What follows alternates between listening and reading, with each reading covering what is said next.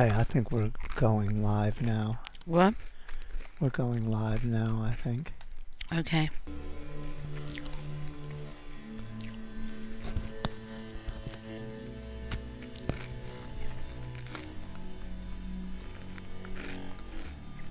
Let me know when you're there, Didi. Okay.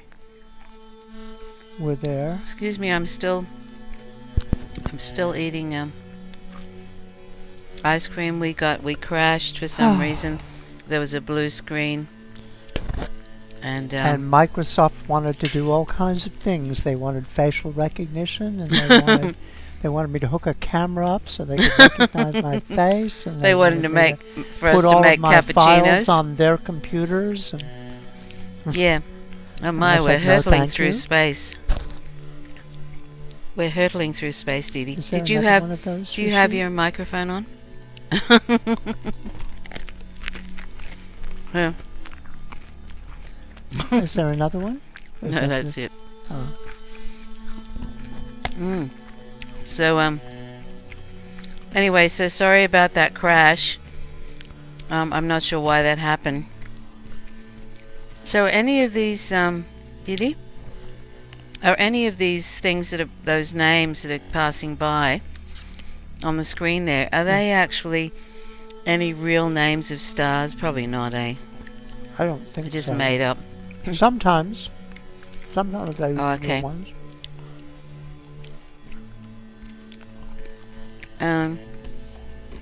So anyway, our apologies for that crash, and I'm not sure if anybody's there yet. no.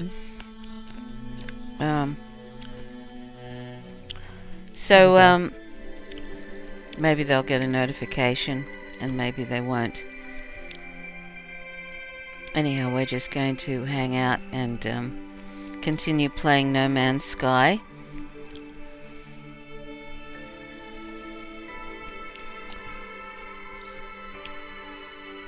So what's happening here, Didi? Well, I'm back on the planet that I was on, and I think I've maybe lost most of my identification of the minerals and animals. Hopefully that's not quite the case. But I will go and take off and go to a different planet, I think, soon. I'm just checking minerals, and if I haven't identified it, I scan them and see what they are. So there looks like there's two other people have popped in. So anyway, please feel free to come and join us. Oh, hi, Jenny. Hopefully that won't happen again. Yes, I think it may have been something that Microsoft did. Oh, really? Yes, because all of a sudden I was asked to give new passwords and to sign up for this and that, and they tried to get me to use facial recognition software. Seriously. They obviously don't know me. God, it's incredible the things they want you to do now, you know. Give us all your details, show us your face. Put all your files on Here, our let's computer. give you a colonoscopy while we're at it. Oh, look at the birds. Or bird things. Flying things.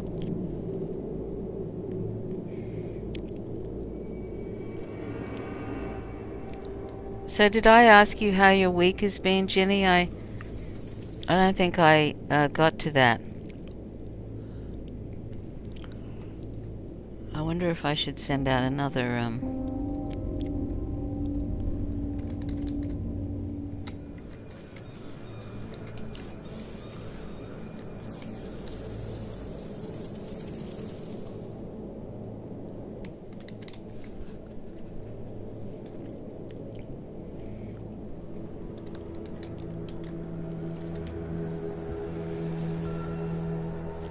I wonder if Justin will be able to come back.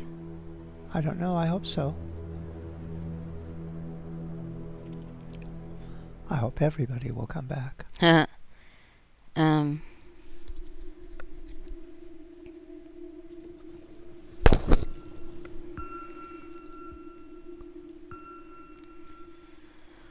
oh, let's see. I'm trying to send out an email to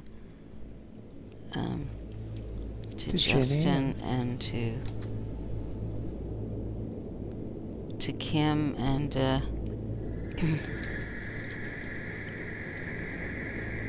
okay.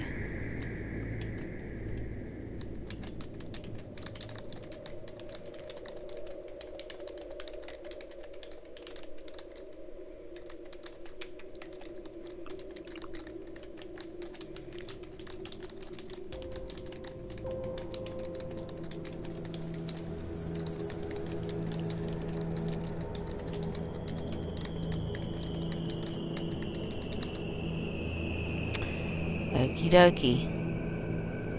So I'll send that out. So let's see. So Ginny said yes, but I didn't reply. It's been good, thanks. Started seeing a physiotherapist, which is working out well. Oh, that's great.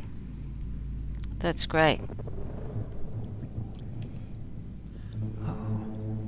I saw a great physiotherapist ages ago when I injured my back when I was doing nursing, and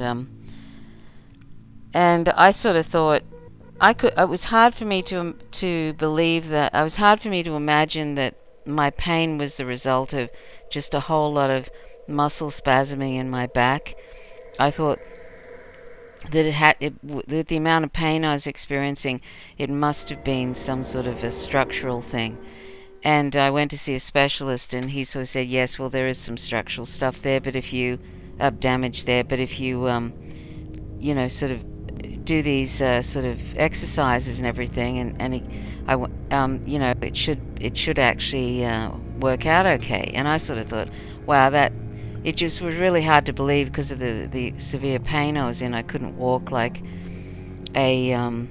a block without wanting to just lay down. It was just really awful, and I'd wake up in the morning and I'd have to roll out of bed. This is a long time ago when it was sort of 1990. This is when you were injured during nursing. Yeah, 1990. 1989, sorry. And so anyway, I was having trouble. When I'd wake up, I'd have to roll out of bed. It was just really crazy. Anyway, I ended up getting into a nursing job where I didn't have to lift people. Really, I just it was a sort of a neuro rehab sort of thing where people that had severe neurological trauma, and you had to do rehabilitation on them. And it was a really good ward and everything, and fortunately I didn't have to. I even told the person when I was being interviewed for the job, I said, I've injured my back, so I can't do anything sort of heavy. And they said, no, that's fine. So anyway, that was a good job, but eventually I had to quit it, because even though I wasn't doing any real lifting, it just over time, it just became, I was having to sort of basically rub liniment stuff on my back, a few times a day, and I was having to see the physio there and frequently, and it just became really crazy. And it ended up, what was happening, it was just the initial injury was causing all these muscle spasms and stuff. So I had to quit that job, sadly. And then they made it incredibly impossible, the compensation sort of board or whatever, not of that hospital, but just made it incredibly difficult to get compensation. I had to go through a solicitor and all this. It was just awful. And prove it. It was actually not even, I didn't even think to get compensation. It was some physio suggested it to me. Anyway, so thank goodness you were in Australia, where they actually have some decent labour laws.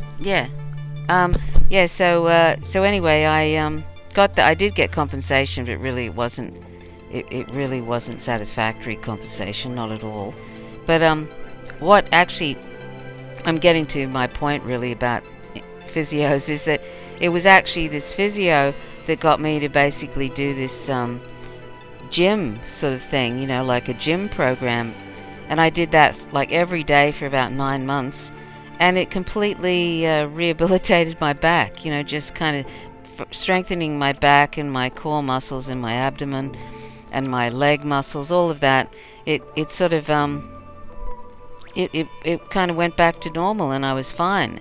And if anybody had said to me this sort of a 9 month, well, I would have done more than 9 months, except they cut out my compensation after that. But if anybody had said to me that a gym program was going to completely, rectify my back, and that I wouldn't be in any more pain, I wouldn't have believed them, So there, Didi? Yeah. Are you there?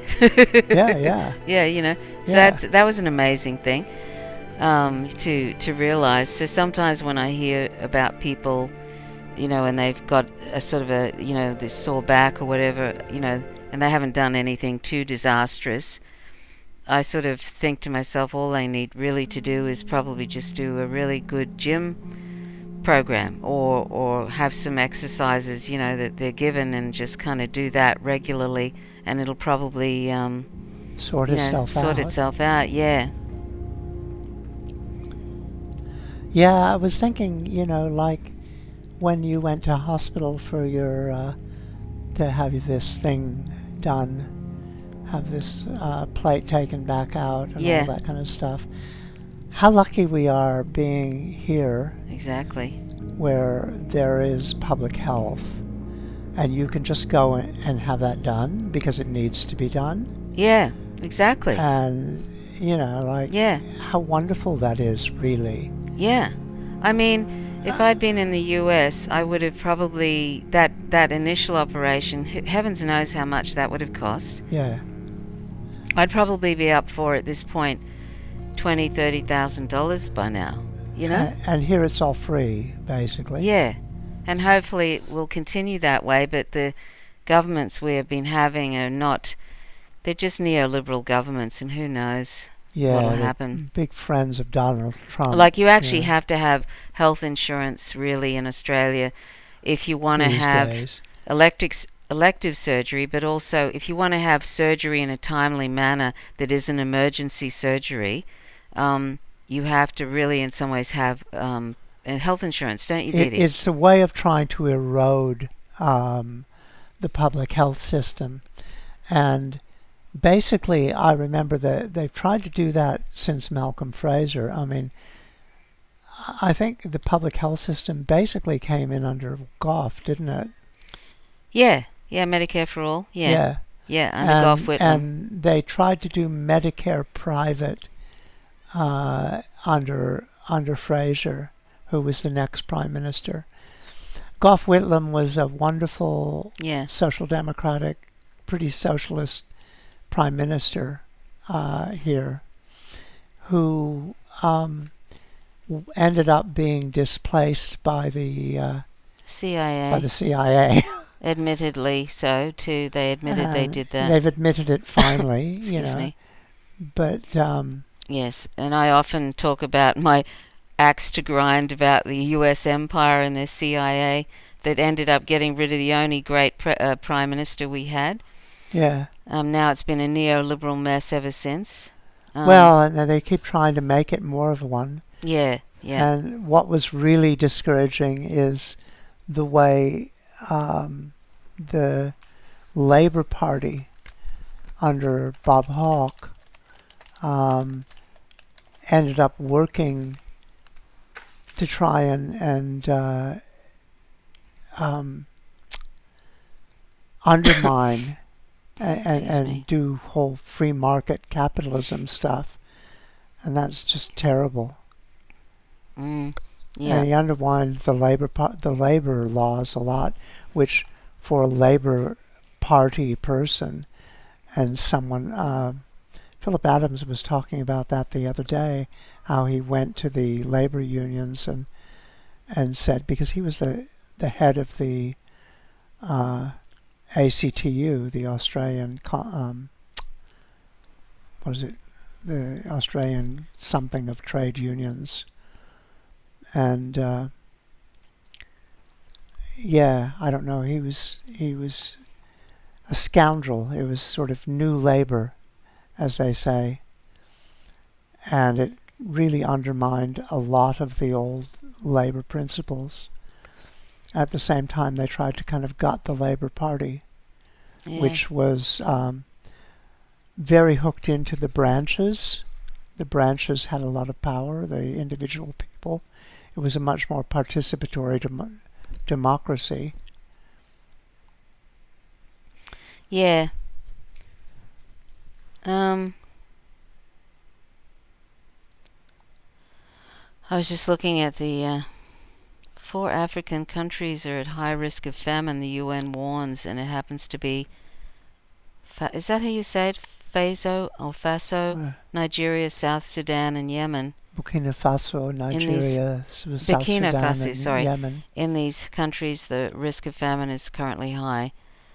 That's nice. Yemen, you can thank the United States for meddling in that and the genocide in Yemen to assist that one. An Iranian foreign minister arrives in Cuba after completing visit to Venezuela. That Mohammed Javed Zarif, he's pretty amazing as a foreign minister. He gets around, and it's really good that Iran is kind of consolidating ties with Venezuela and Cuba and all of that, Russia, because they're going to need all the help they can get in the coming. Although Biden, I don't think, is that keen on. They're all going to need as much unity together as possible. Yeah. I don't think Biden is as keen as on invading Iran as Donald Trump is, but he's keen on Venezuela. Hillary was pretty keen on, I think. Pardon? Hillary was pretty keen on it, I think. Yeah, Biden is more interested in Venezuela and Latin American countries. Oh, I see. It seems like we've lost Justin. That's too bad. Oh. But anyway, I mean, no, I just mean he hasn't come back. Yeah. Anyway, that's all right. He came on for a little while, and we lost Herb. That's too bad. Yeah. Anyway, we're just really pottering around. So Biden isn't winning any awards for telling anybody what's going on, really. No. He's not winning any awards for that. Oh, I saw this ridiculous. Somebody was posted some little video. Somebody'd done this kind of a video where they'd put all the different leaders of the Democratic Party, the different people in their heads on these sort of superheroes. And Donald Trump was also some kind of superhero that was fighting them off. And it was all about voting. And it was so ridiculous because it had, they were all sort of landing and including Nancy Pelosi. It was so ridiculous. If I was on Dee Dee's computer, she's got, the visuals are coming through her computer. If I was on that, I'd show you it. It is so bad. Yeah. And I just thought, you've got to be effing kidding me. Hi, Herb, we were just saying we weren't sure if we'd lost you in that crash. We had to restart the whole thing. Dee Dee, for some reason, Dee Dee's she got a blue screen, which she's never gotten before with any games. Basically, Microsoft was playing silly buggers. Yeah, she's got a really good graphics card, so I'm not really sure why that is. But then again, I've got who knows? I've got a basic, reasonable graphics card. Oh, okay. Anyway, let me see if I can find it. It's ridiculous. And of course, all the celebrities that worship the Democratic Party are all sharing it. It's like, I don't know. They know nothing about this party that they're propping up. Yeah. I think I saw it on Sharon Stone's thing. She posted it. I bet you if you talk to these people and ask them questions, do you know anything about, the Democratic Party's foreign policy? They would not have a clue. I'm not even sure how important that is to them. Oh, whoops. What on earth? Anyway, I'm not sure what that is. I was trying to find this link, but I can't. And all that seems to matter to them is voting out Donald Trump. It's like they think it's all going to be fine when he is gone. And it's not going to be fine. Well, it might be fine for them. They might get what they need, which is you basically get a real Republican in Joe Biden. Yeah, but they don't seem to. It's like they're so out of touch. They're so wealthy and famous, and they live in this bubble, and all they care about is rubbing shoulders with, the Democratic power, basically. And power likes rubbing shoulders with famous people. And all they really, as long as they're getting theirs, and they can once again go back to the White House and have dinners with Barack Obama, and, well, they can do that now, but have dinners with people in the White House, that's all they seem to really care about. They don't seem to have a clue what these people are doing to people around the world. It's just so incredible that you can keep raising money for these warmongers, like Hillary Clinton and people like that. They all do these, give them huge donations and have fundraisers for them, and I don't know if they don't know, like they don't care, or they just don't know, or it's a combination of both, but it's just incredible. Yeah. Like, I don't know if I mentioned this before,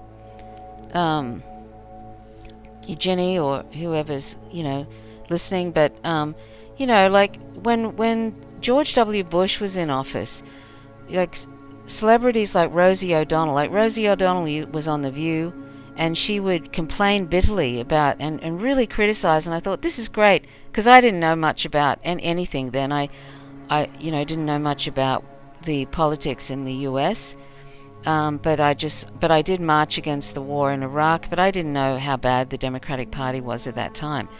But I didn't notice at the time, she was criticizing the war bitterly, and then she left The View, and then when she went back, I think Barack Obama was in office, and then she never said a thing about the wars. And Barack Obama had expanded the wars from 2 wars to 7, and was deporter-in-chief, and he was the drone king.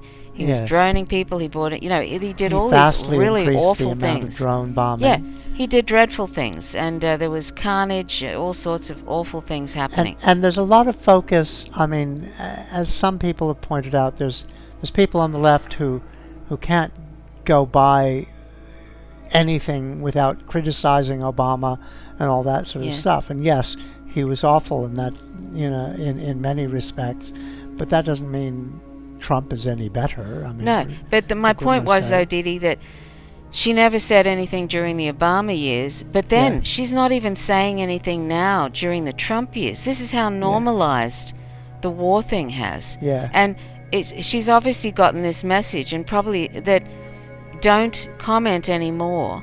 And I'm sure she's got close ties with people in the Democratic Party, and I think the message, whether it was a spoken one or unspoken, is don't go there with the whole war thing. Just shut up, because that's going to go on, whether there's Democrats in or Republicans. So just don't criticize it, because she doesn't say anything now, and this is with Trump in office. She doesn't mention anything about the wars. She'll only mention the domestic issues, which other celebrities will only mention, and which is the kids in cages and all that sort of thing, which was happening under under Obama and Biden. Yeah. But isn't that awful? Like, I just sort of, I didn't notice it so much when she was criticizing Bush, because I just didn't know anything about the duopoly there. I thought I actually believed at that time, and it took me till 2013 when I started watching Breaking the Set. I don't know how I got introduced to that show, Breaking the Set, with Abby Martin, but that was on RT. But it was actually that show that really woke me up to what the duopoly. And Herb is saying, I wonder how many people have been droned under Trump. And yes, Trump has increased Oh the yeah, drone he's increased the program. drone, and not only that, he's actually he's actually made it now that they don't record the casualties. Yes. So there's no reporting on casualties Yes. anmore. He's so not better. No, just because he's worse. Obama did bad things He's that worse, way but there will be doesn't no make reporting Trump on the casualties. Good in any sense. Oh, there's Jeffrey. Hi, Jeffrey. How are you? Excuse me. So yeah, the Obama is actually Trump has actually increased the droning, and he's not reporting any of the casualties. So most of the casualties are not these so-called insurgents that they claim to be. They're extrajudicial assassinations without any sort of trial or anything. Yeah. And these insurgents, in quotes, are just most of them would be just trying to defend their country from an invasion and occupation.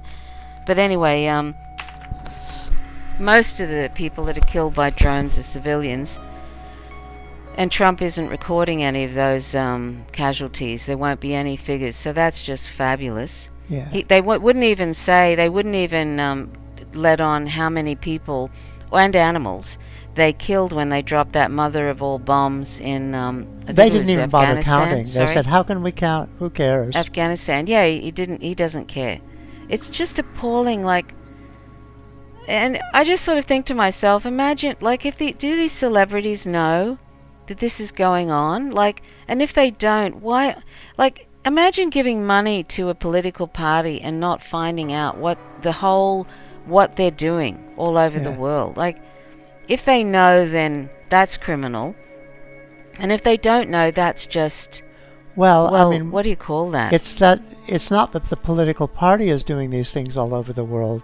It's that the U.S. empire is doing it. Yeah. And political parties are just two groups of power possessors who want to argue about who gets to be in charge. Yeah, but they're the ones Most that of are them know each other.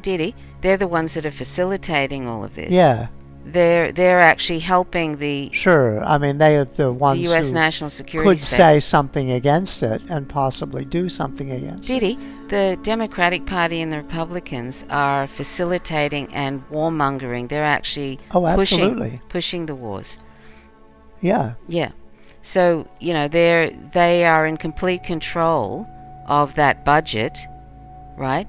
Yeah. So they're actually in these $1 trillion budgets for the military industrial complex and the weapons, and the weapons industries rubbing their hands together.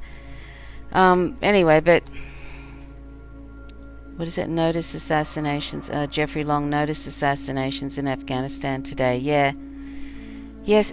Here they are claiming to want to have peace with the Taliban, meanwhile drone bombing them. That's hilarious.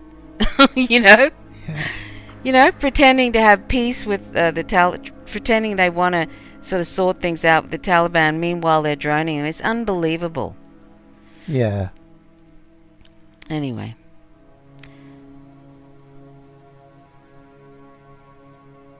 And see, I don't know. And see, this is the other thing. I don't know, New Mexico has the first state to elect an all-woman of color House delegation. Well, that's nice and everything, but that's not the point. The point is, what do these women stand for? Do you know what I mean? Are they neoliberal nightmares, or are they actually progressive in the real sense of the word?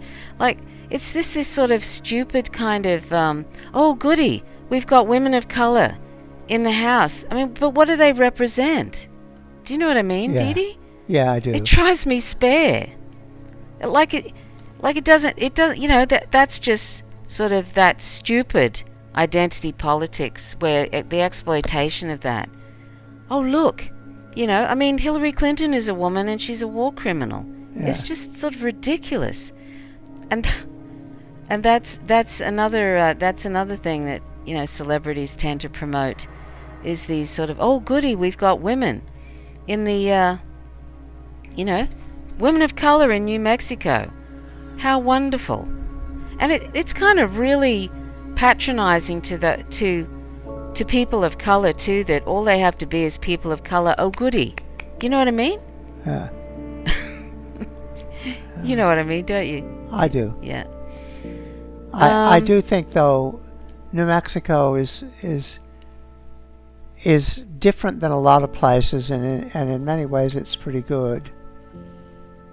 Yeah, but who? I don't know its- who those women are. Do you? No, I don't. No.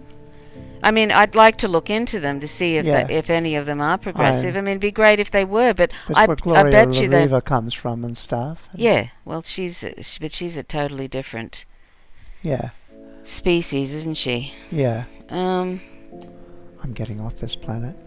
right. What's wrong with this planet? There's superheated rainstorms every 5 minutes. Oh, okay.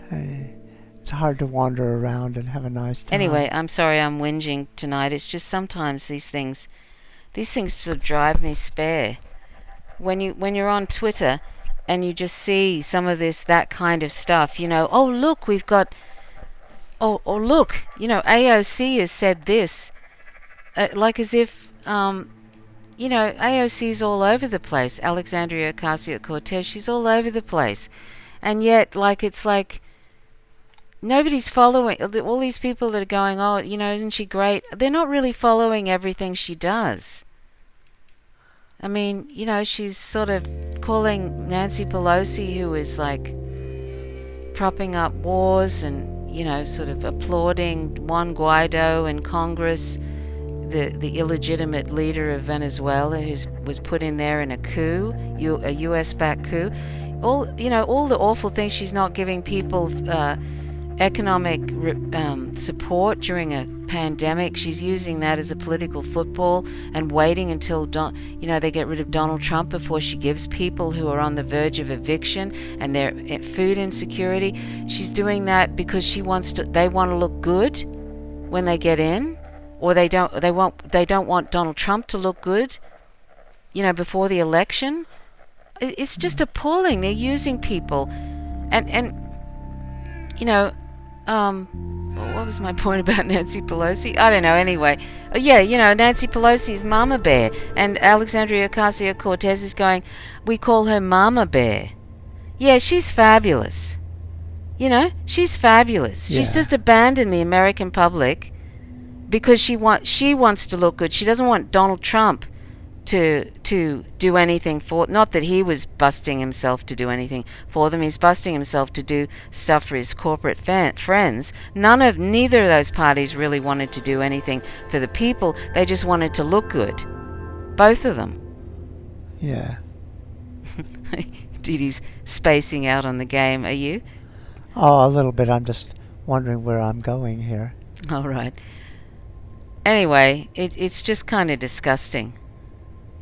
It's just disgusting the way they're treating, And I mean, we've got a government here that won't give people on New Start. This is the unemployment benefits we've got here, which is more than what you could say the U.S. government gives to people, right? But they haven't increased it for 25 years. No, they haven't increased it for 25 years. And so it's actually not enough well to below the anymore. poverty line. Yeah. It barely even covers people's rent now. The unemployment benefits barely covers that, and they have nothing for anything else. They know that. They have different things here, just to explain a little. They have age pensions, which are about twice what the dole is, and pensions for people with disabilities, which are the same as age pensions. But the unemployment is so low. I mean, the pensions you can barely get by on. You can do all right, just barely. Yeah. The idea that you're going to get by on the dole is just ridiculous. Yeah, but this is how the major two parties are, and you'd be familiar with this already, Ginny. And Jeffrey, you're not from Australia, but the major parties here, the Labor Party and the Coalition.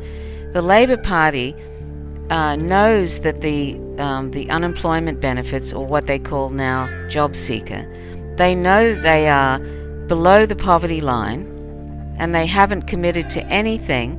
They haven't committed to And during anything. COVID, they doubled it. Yeah, during COVID they doubled it, and even though the Labor Party, not the Labor Party, but the coalition that's in government, but the Labor Party, But only for a few months. yeah, but only for a few months, They're and then about they're to cut going it to, out. and then they're going to, yeah, drop it back to below the poverty line again. Yeah. Actually, it's in December they're going to do that, Yeah. which is just disgusting. I mean, and considering that we have a sovereign economy which can afford to support these people in the times of a pandemic and beyond, that's absolutely what we can do. And this whole deficit myth is just a myth. That is, and if you read Dr. Stephanie Kelton's work called the deficit myth, that explains why these governments are lying when they say that the government budget is the same as a household budget. That's a lie. It's also a lie when they say federal taxes fund spending. That's an economic lie. And she's like a highly acclaimed economic professor in the world, and sort of, like she's given speeches at Congress and all sorts of things. She's actually very famous, and she's just stating facts about a sovereign economy. It's a bit more complex for countries like Australia, which are small and really vulnerable to global trade issues.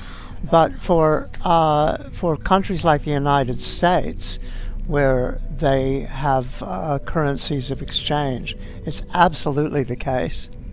Yeah, it's not the case, though, Didi, that the sovereign economy can absolutely afford to pay to support people in a pandemic. Oh, they can, and they can absolutely afford to pay people decent employment benefits, and they could afford and they can do a federal job guarantee, but they won't. Yeah. Because they want people to be desperate so that they will go and work for peanuts for corporations. So it's all a neoliberal mess.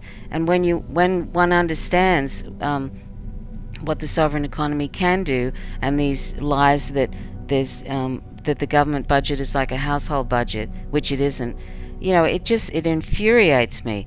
And I tried to get the Labor Party to have Dr. William, Professor, what is his name, Didi? The guy from this. I know who you're talking about.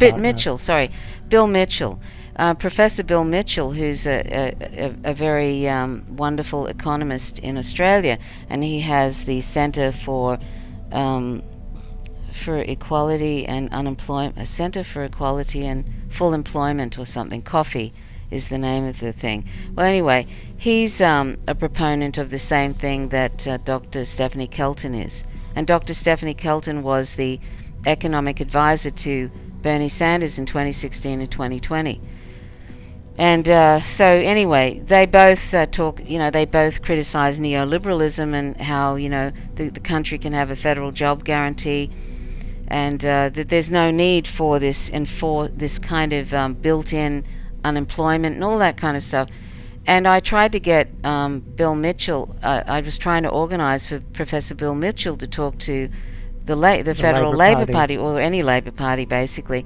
And she just kind of initially showed interest and then just kind of blew me off and never followed up on it. One of the senators here, Senator Brown. Yeah, Bill Mitchell, that's right, Herb. Just kind of blew me off basically, even though Carol Brown, yeah. Carol Brown, yeah. And I just thought, Jesus. Anyway, so I sent a book to Ella Haddad, who is a wonderful state Labor leader in Tasmania. She's Shadow Attorney General. Shadow Attorney General. And we're kind of friendly with her. And I sent her Dr. Stephanie Kelton's book, The Deficit Myth. And hopefully she'll have a look at it, because it totally applies to the Australia's sovereign economy.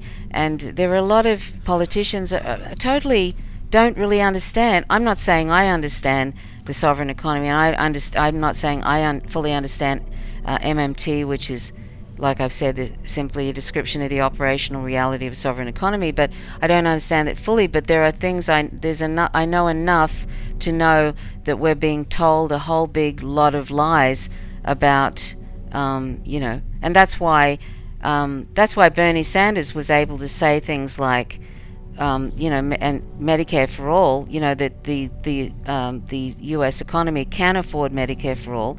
And it turns out with that Yale study, a recent Yale study, that Medicare for all can save the U.S. $450 billion a year and save the lives of 70,000 people on top of already saved lives with the ACA.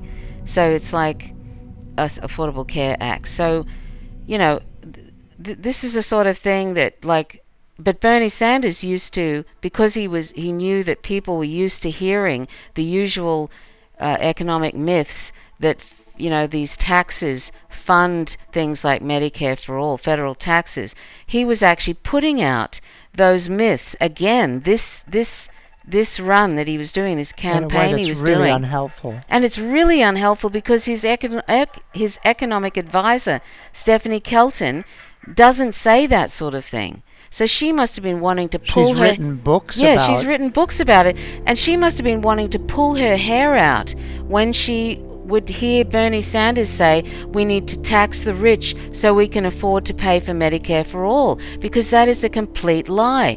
And Stephanie Kelton, his economic advisor, must have been wanting to pull her hair out when she'd hear him say that. You want to tax the rich, but not for that reason. No, you want to tax the rich, but not for that reason. We don't, taxing, anyway. You don't need to wait until you tax the rich to do that. I'm sorry, I'm off on a rant with this because it sort of drives me spare. But the thing is about this is that people always think, oh, I don't want my taxes to pay for these social programs of people I don't like. For example, you'll hear Republicans, it's a big no-no to ever suggest, sorry, one of the little cats, I thought he was attacking the other cat, but he wasn't. The thing is that people mistakenly think that their federal taxes are paying for social programs for people they don't like. For example, Republicans, it's a big no-no to ever suggest to Republicans that you're going to increase taxes, right? And Republicans are always complaining about, oh, I don't want my federal taxes to go towards those migrants. I don't want my federal taxes to go to. I'm generalizing. And gay people and all those. I'm generalizing here because not everybody in the GOP is like that. Although I don't know why anybody would be in that. It's kind of out there now. But anyway, so you'll hear people complaining about that. And the thing is, if they understood how this sovereign economy works and that federal taxes do not fund spending, they wouldn't be. You could say to them, well, your taxes are not paying for these programs. The sovereign economy is going to be paying for that, and so, you're not paying for it. You can basically say that to them. You're not paying for it. And taxing the rich, even though that's important to do that, but not for the reasons we think it is, taxing the rich is basically to isn't going to pay for anything. So when Bernie Sanders puts out this economic myth that we need to tax the rich like Jeff Bezos so that we can pay for these programs, he's putting out, and he knows it too, this is the crazy thing, he knows what he's saying is economically illiterate because his economic advisor is writing completely the other, what I'm talking about. She's writing about federal taxes not funding spending. So he's putting out economic myths, and he's feeding into that narrative that that is the exact thing that the Republicans are saying, I don't want my federal taxes to be paying for those migrants and yada yada and those LGBT people and all of that. He's putting out that narrative, and that feeds into it. So people are going, oh no, you're not going to tax me anymore, or I don't want my tax, it just feeds into that. We can't afford Medicare for all because that will mean that I will be taxed more. What gets You me see, is hang on, like Deirdre, let me finish this thought, and then I'll. Okay. And that's why it's so important for people to. I hope I'm explaining this okay, but this is why it's so important for people to understand. Unapologetic vegan. But what's that? Unapologetic vegan says good Oh, morning. hi, Jenny.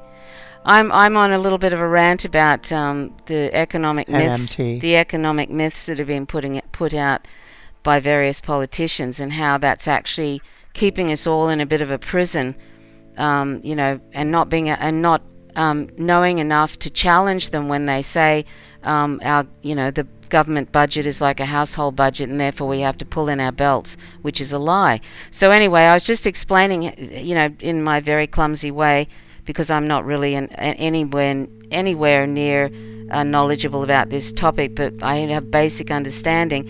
And if we understood this thing about the sovereign economy, when politicians say to you, well, the government can't afford to increase New Start, the unemployment benefits for the whatever, or they the can government always afford or the government can't afford to pay for Medicare for all. These are complete lies, because you'll notice that in the United States, the government will always has plenty of money, hundreds of billions of dollars for war, right?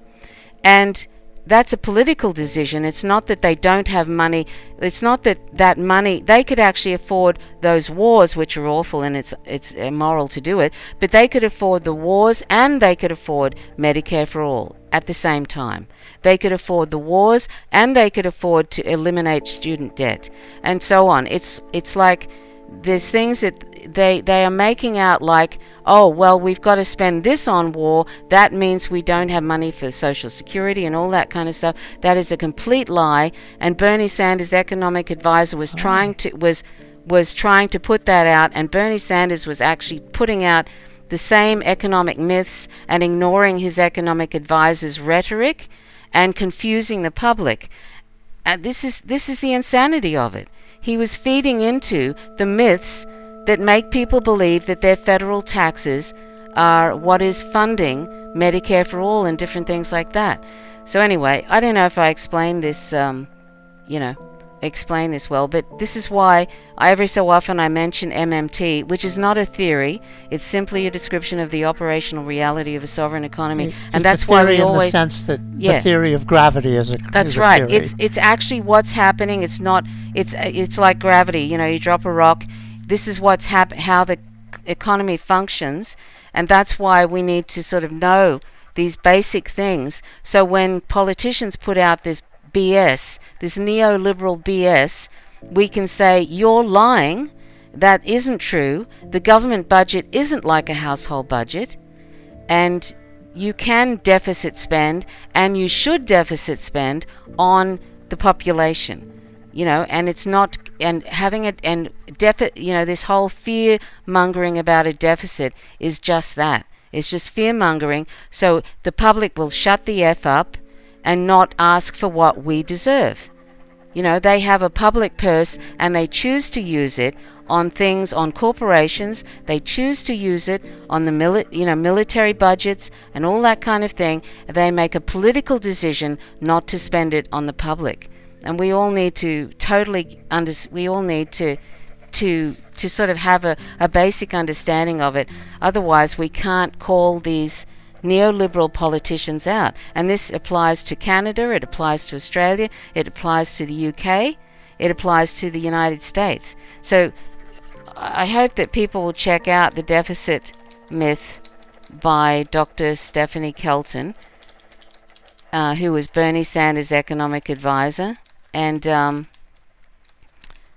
it's a book you can actually, she's made it so it's easy to read, fairly easy to read. It's not like, it's not kind of an awful heavy duty sort of thing. It's easy to read. So I think everybody, particularly on the left, needs to sort of we need to kind of grasp that. Holly says that Obama said the federal budget is like a household budget. Who said that? Obama. Holly. Who? Holly said. Holly just said. Obama said. Oh yeah. See, that's the thing. They put out this stuff so that people will shut up and eat their peas, as somebody said, and it's like, and they will basically, if they say to you, "Oh, look, we can't afford that," that is a lie. That is a total lie. Because, and you can see it's a lie every time they do the military spending budget. They will give hundreds of billions, and that's not why it's a lie. It just happens to be a lie in the whole. But it's like you can see that it's the political will. They decide we're going to spend hundreds of billions of dollars on this military thing, and then we're going to tell the public, which is a lie, that we cannot afford Medicare for all. No, there's not a winner yet. Oh, is there a winner? Anyway, I'm finished my little rant on the MMT thing. Yeah. Sorry. You need to interact with the people a little bit more, Tracy. Yeah, I'm sorry. It's just I never get the opportunity to really have that rant. Well, yes, but also have a sort of. It's so frustrating because you keep hearing people like Bernie Sanders saying something that they actually know isn't true. Yeah. You know? Yeah. It's terrible. And in terms of the results, Biden's ahead in Georgia by 0.1%, which is basically 4,000 votes. He's ahead in Nevada, and there's only 1% left to count. In Nevada, 4,000 votes isn't a lot. In Nevada, with 13% left to count, Biden is ahead by 1.8%, which is 30,000 people in Nevada. In Pennsylvania, he's ahead by 30,000 people also, but it's only 0.4% in that state. And he's ahead all right. What? Jeffrey said he's ahead all right. Did he? Does anybody know what's happening with this this Supreme Court thing? Like, I mean, you know, you know how, like, what's happening? Like, why isn't anybody? Why isn't Joe Biden or somebody telling, or his campaign team or whatever, telling us what Donald Trump is doing now with the legal thing? Like, I know that the legal thing isn't working out in the courts, like, because they don't have any evidence, and well, so honestly, I think Biden doesn't tell anybody anything because they don't try not to let Biden say anything. No, but can't Kamala Harris say something like, can't she say, look, they're not doing any good in the courts? Because I heard that was the case, because they don't have any evidence. Like the courts are saying, Dee Dee, I think the news has said that. I don't think they want to get in the position of gloating or... That's not gloating, though. You just keep people up to date. Yeah. Because we don't know what kind of shenanigans they're doing. Yeah. I don't want to find out in a day or so that the Supreme Court has decided all those mail-in ballots are not going to be counted anymore. I don't want to hear that. I think there is the preparation for that already, and they can't say anything about it because of the Supreme Court. Yeah, but I mean, I don't want to find out that that's the decision and therefore now Donald Trump wins. I don't want to find that out suddenly. I'd rather have some sort of a indication that it's probably going to happen like that. You know what I mean? I don't want that to be dumped on us like that. We kind of know that that's what Donald Trump is trying for. Yeah. And the Supreme Court has said the votes have to be separated, the ones before and the ones after the actual date of the election, day of the election. Yeah. But they didn't say that it couldn't be counted, but quite possibly they will. Somebody has said the Supreme Court's not likely to take that action if, in fact, Biden wins without Pennsylvania. Say that again. They're not what? If Biden wins and Pennsylvania doesn't make any difference, then they're unlikely to say that, because why would they want to create problems where the Supreme Court is interfering with the election if Donald Trump's going to lose anyway? Right. Yeah. Yeah. Because it's not a thing of it's in principle anything. Yeah. Yeah. They're only doing Okay, this. but this just at the court level though. If the courts are saying, I'm sorry, but you just the hearsay of something is wrong, and then literally handing them a post-it note where somebody says something's wrong, right? Yeah. That's not evidence. If they say to them that's not evidence, right? Can that sort of nonsense actually get past the courts to the Supreme Court? Well, I would say no, because the Supreme Court has to function on evidence too. It has to have some sort of basis for its decisions, even if it's a shonky basis. Yeah. But like they actually, and the Supreme Court is there to make sure whatever is happening is constitutional. It's not there to exercise judgments in its own right. But yeah. I mean, that whole thing with Bush and Gore, that was like, what was that, 8,000 votes, and that's why, and that was, Gore actually won the popular vote. Sure, but what happened there was that, and the Supreme Court is not allowed, and I've paused this for a minute, I guess I can leave it and you can just look at the little animals running around. Yeah. Are you gonna get knocked off though? No, if you're just standing I think there? I'm okay at this point. And the military ballots need counting. Yeah, I bet you Donald Trump. Yeah, and Gore didn't he wants fight. The military ballots The counted. Democratic Party are as limp as can be when it comes to actually stand. Like the GOP just railroads things through, and they don't give an F about anything. The Democratic Party, and I mean Obama had a fucking majority, when he got in and stuff, and he majority in both intentionally houses blew couldn't it. get anything through. Yeah. Anyway, but like I'm just wondering if this Supreme Court, he's wanting to involve the Supreme Court, and I feel like he's going to try and say to them, I'm sorry, you can't count any of the ballots that were mailed in on election day, even though he asked them not to count any of those ballots. I think the problem is that is supposed to be up to the states. The states have the power to decide how the electors are chosen for the Electoral College. Yeah. State by state, and the federal government is not supposed to have anything to say about that. Yeah, and why is he? Why is he involving them though? Like, because he's hoping he can get away with something. But they have to actually function within their power to some degree. I mean, it's like Donald Trump can say, "Well, I sent the police in there."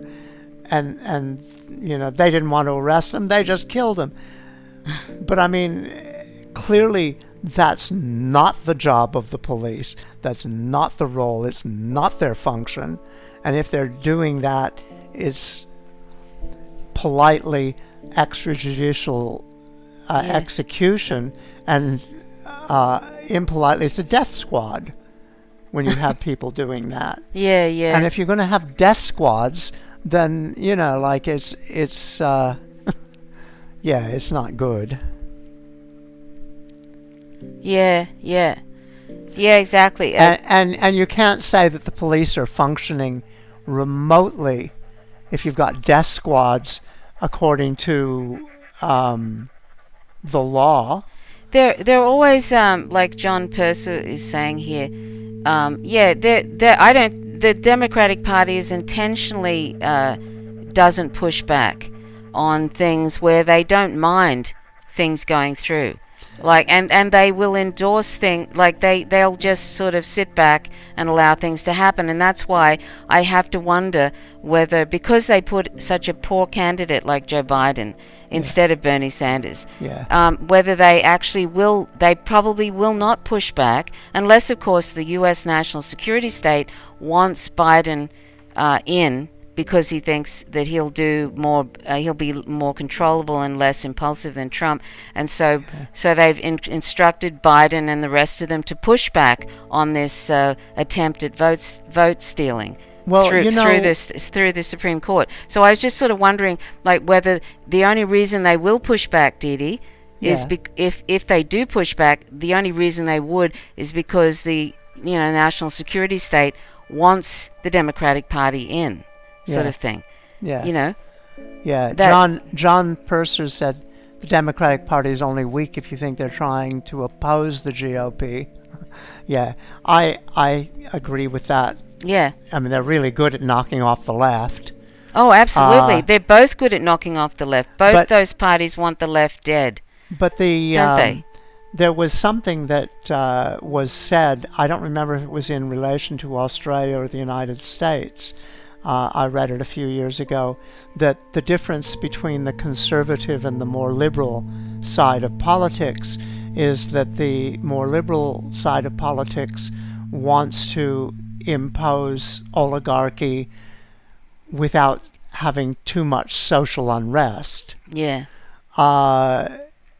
And that's the only difference. And I think that applies to Australia and the United States pretty much equally. I think that's about right, too. Yeah. And in that sense, I think really the Democrats, the DNC, doesn't care. I mean, I think they're happy to see these laissez-faire capitalist oligarchy, helping of the elites, things get passed.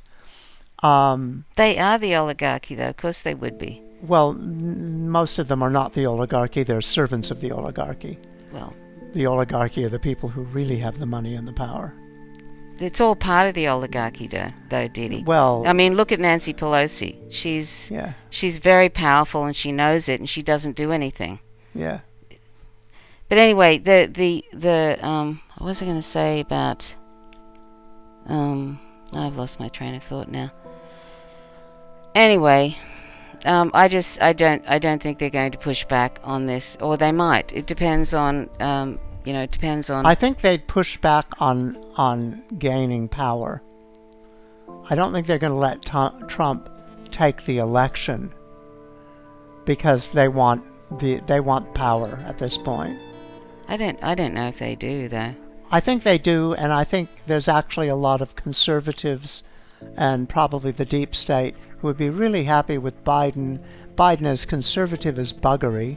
I know they'd be conservative, but I mean, seriously and truly, and he's much more controllable. How dedicated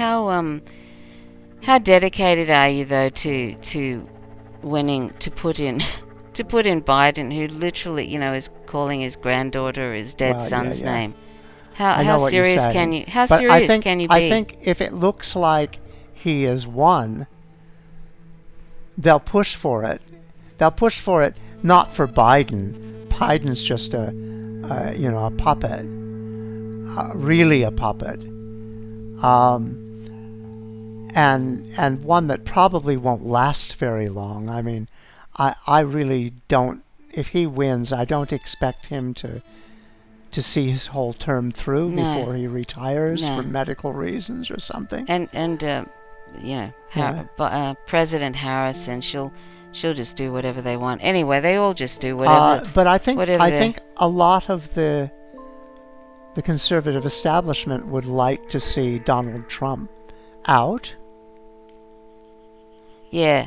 And I think that's what I was going to say. That somebody described Donald Trump as he's a incompetent imperialist. Basically, he's not really able to. He's failed.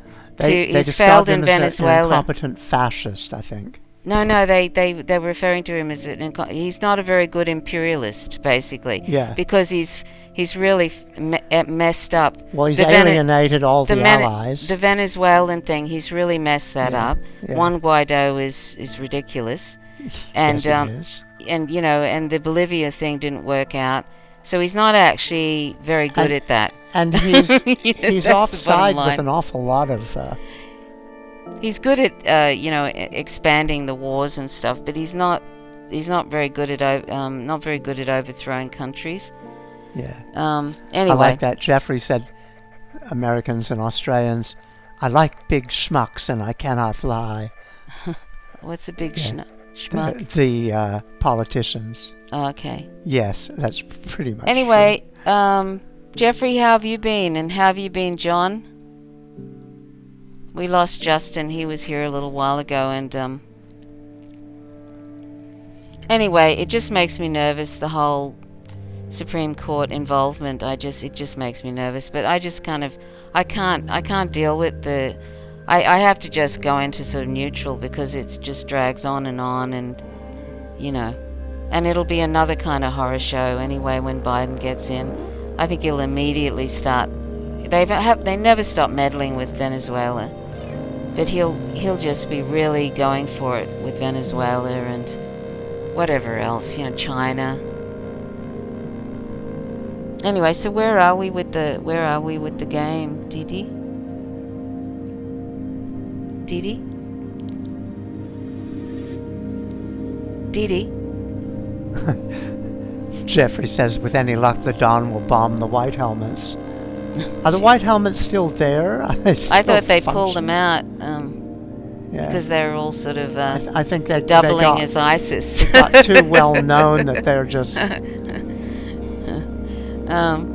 they're too busy doubling as the sort of kind of ISIS-like characters. That the White Helmets were just tools and a complete fabrication.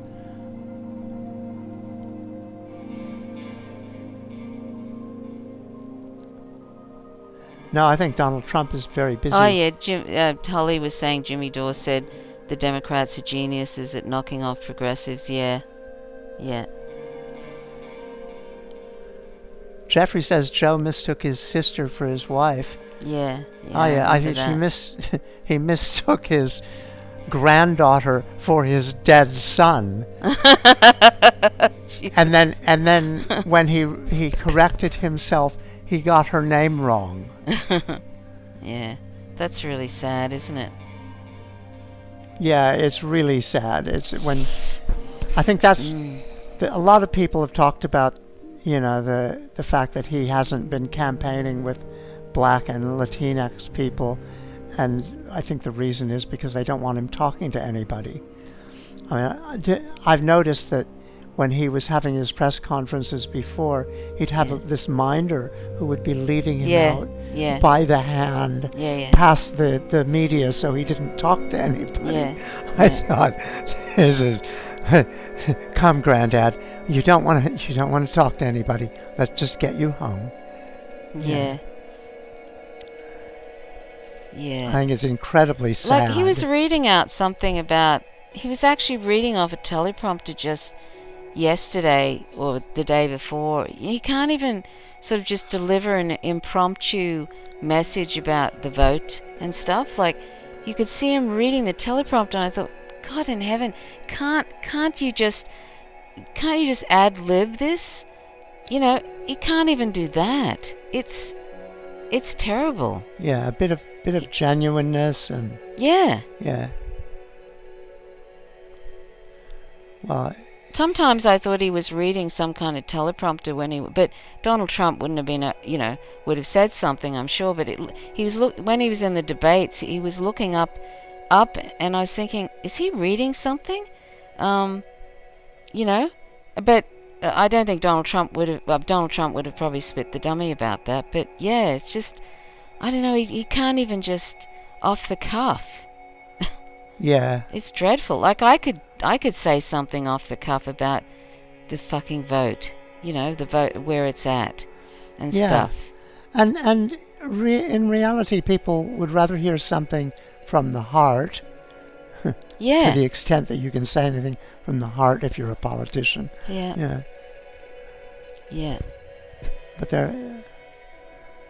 But yes, he's so challenged. Yeah. God, this is really beautiful. The greens and stuff in this, isn't it? Yeah. Yeah. This is a relatively nice planet. I haven't had to run and hide in my spaceship for a little while. That's been good. Mm. Yeah, this is a very green planet. I come and visit this guy and see who he is and what he wants.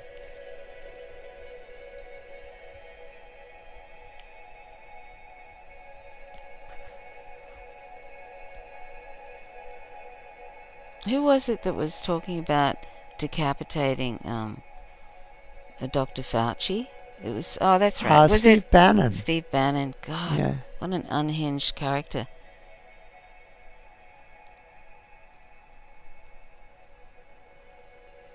The same guy who was trying to choke his wife, I think, Steve Bannon. Anyway, yeah, dreadful. Imagine saying that on television. Did they leave that on? Was that on Fox News that he said that? The what? Was that on Fox News that he said that? Steve Bannon? I don't know if it was in Fox News. I'm not sure where it was. I'm not sure where it was. Yeah. Who's this little guy, Didi? This guy is just somebody in one of the little habitations. There's a small habitation. It's like a little way station. They've got a trading post, and he's one of the species which is dominant in this particular solar system. Oh, yeah. He's the Viking. Right. So is anybody... I'm sorry, I probably shouldn't be talking about the Trumpy thing. It's just sort of, it's driving me... as I'm sure it is everybody. It's driving me a little bit. I just want it to be over. Yeah. But anyway,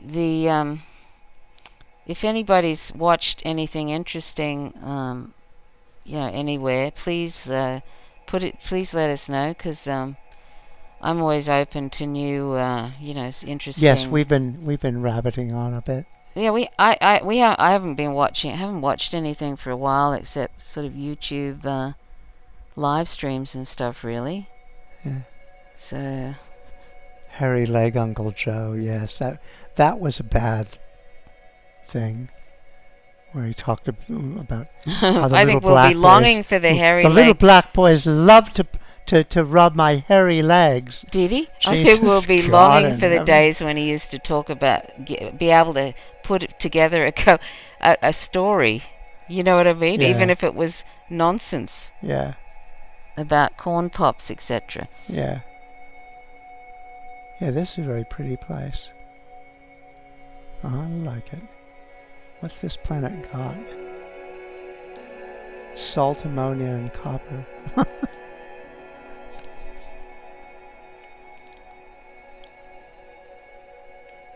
Did anybody see the little video that's going around where all the different people in the Democratic Party are dressed up like superheroes, and Trump is sort of dressed up as some kind of Fish asked superhero? this before. Yeah, I'm just wondering, because there's more people here, and it was it's ridiculous. It's Herb just says you want ad ridiculous. lib, Trump's your man. Yeah. Yes. I can do without those kind of ad libs. And it even had John McCain in it, Dee, as if John McCain was somebody to... I mean, people...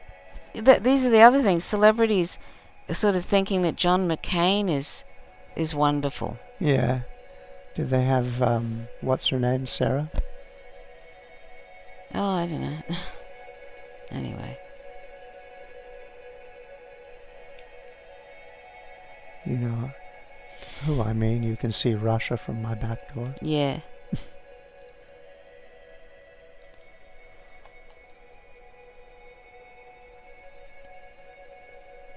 Okay. I'm going to go off and see what the other planets in this I think system are actually like. McCain helped introduce the idea that anybody can be up for presidency or whatever when he introduced Sarah Palin. I think people sort of thought, gee, I could do that if she's like that. I mean, when people realized how kind of ignorant she was, I think a lot of people sort of thought, wow, look at this, Yeah. somebody who really doesn't have any qualifications at all is is an assassination away from the presidency, and that just opened the door to these, Yeah. Holly says, and Biden said about desegregation that he didn't want his children growing up in a racial jungle. Who said that? Yeah. Biden said Biden is such a good friend to in a racial jungle. To black people. Yeah, Heartbeat Away, that's the one. Yeah, I mean, because like if you and it's like, look at now, people can go, well, I just need to be wealthy and I can. I mean, oh God, Anyway, it could get worse. Yeah, like between Sarah Palin and Donald Trump, it's like, oh wow. As far as not being able to really put coherent sentences together.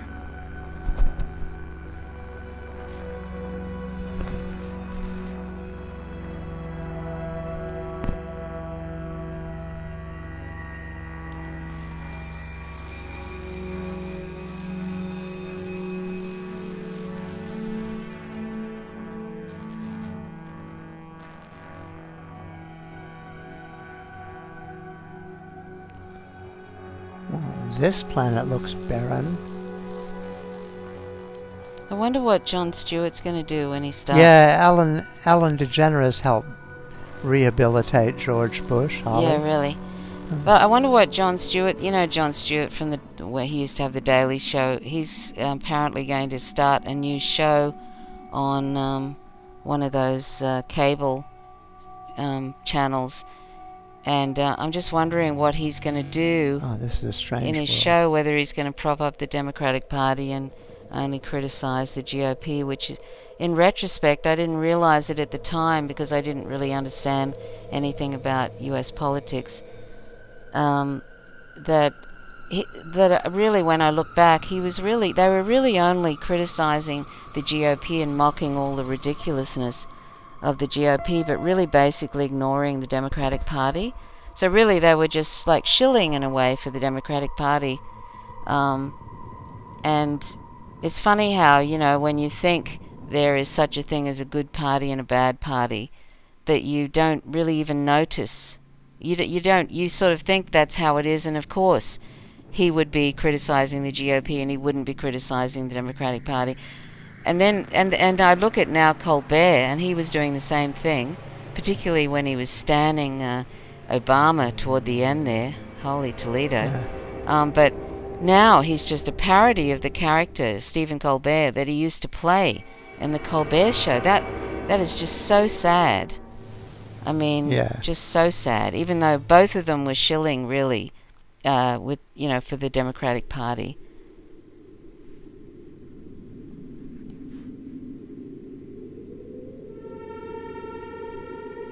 Oh yeah, I remember that, Holly, when they said just close the door at McCain's funeral and then they could have a war crimes tribunal with all the people that were there. That was a good one. Yeah. That's when Michelle Obama started rehabilitating George W. Bush when they were passing back candy, when George Bush was passing candy to Michelle Obama, and she was sort of like helped the rehabilitation of that war criminal.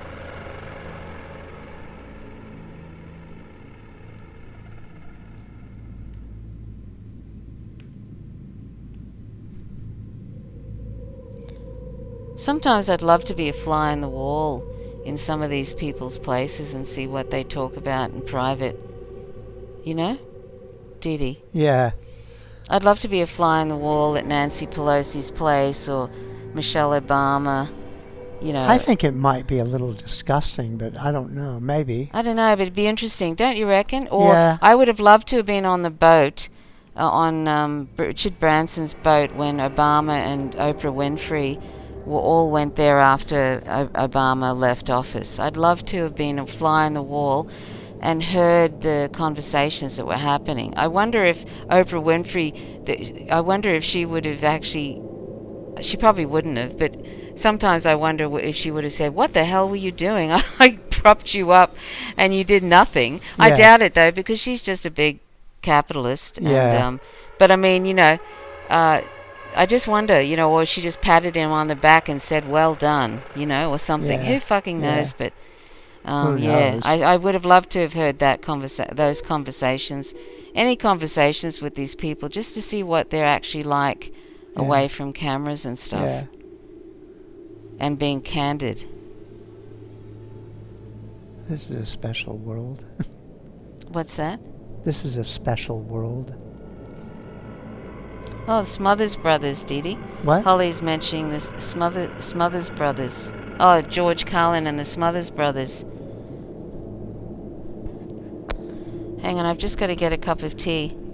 Anyway, please The excuse Smothers me Brothers if I've were just great. been I love them. sort of crapping on tonight. I hope it hasn't been too...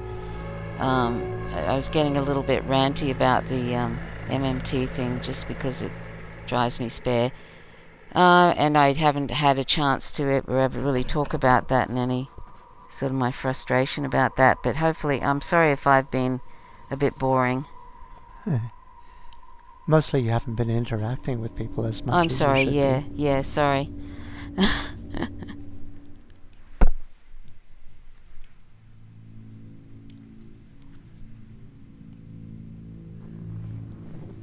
So how have you been feeling about everything, Holly? Parenti? Is it Parenti, Michael Parenti? Or are you talking about a singer, Franti?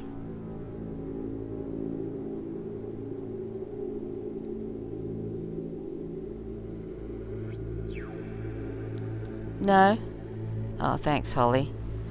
Holly says I'm not boring, but sometimes, I don't know. I don't want to... I know a little bit about a number of things, but I don't know a lot about a lot of things. And I don't want to seem like I think I know lots about lots of things, because I don't. Or everything about everything. Yeah, I certainly don't. So if sometimes I kind of carry on about something, it's probably it's more my frustration rather than, Yes, anything. That's right. You shouldn't try and act like you know too much. I don't know any. I hardly know anything about. I'm sure there are a lot more. There's a lot of U.S. citizens that know a lot more about, particularly the internal stuff, the domestic politics, than I do. I don't know. I don't quite find understand. It's actually. interesting. There are certainly people in the United States who know a lot about the internal politics, but there are an awful lot of people who don't know that much, and I think there are a lot of people from other countries who know more, partly because you need to study empire. Yeah. Unfortunately. Yeah. I kind of wish we didn't live in an empire, but... Yes. Holly said, I just want to survive, can't wait until it's over. Yeah, really. It's awful, because it really is like that. It really is a lot like these people hold all these, like 330 million people's lives, or there's a number of them. There's 50 of them that are the 1%, or is it 1,000? I don't know. How many people are there that are doing in the 1% over there that own more than half the wealth of the American? Oh God, I don't know. But anyway, many. yeah, all these hundreds of millions of people, and they basically hold their survival in their hand, and they hold the world's survival in their hand too, with this non-action on the climate crisis, basically, which, it's arguably sort of all over anyway, because it's run away, but still, just let's pretend that it isn't run away and that it's not all over. Yeah. They are not going to do anything, or they're going to trim around the edges.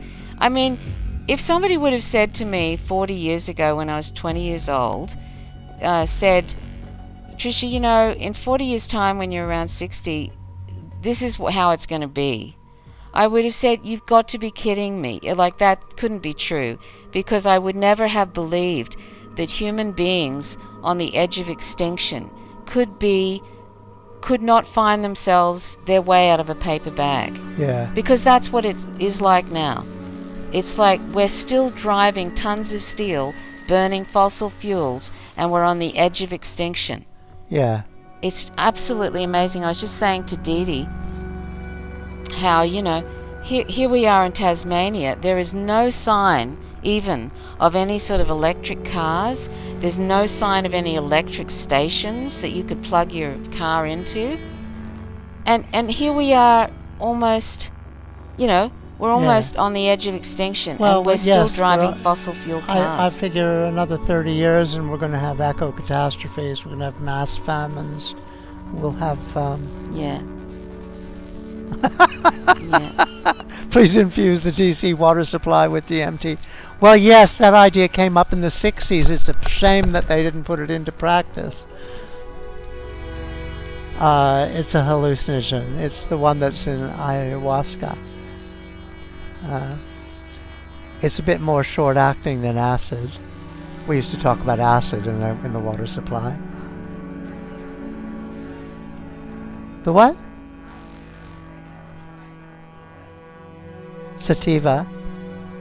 Sativa, yeah. Yeah, have people tried smoking or chewing sativa? Sativa divinorum? What? We're not encouraging it, of course not. Yes. I didn't hear it was frightening. I heard it can be if you OD on it. But I think it's very easy to OD on it.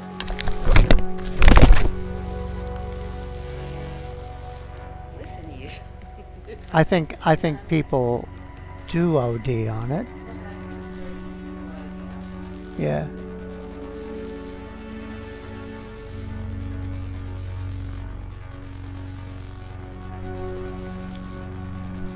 I think a lot with hallucinogens is, as the heads in the old days used to say, set and setting. Depends where you are, or what your environment is, and who you're with, and what your state of mind is like to start out with.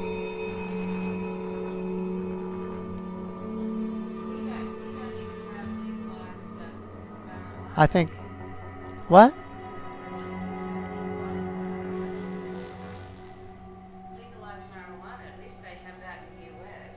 Yeah, Tasmania hasn't legalized marijuana yet, but we're major producers of wine, of whiskey, and of opium. We're the largest legal source of opium in the world.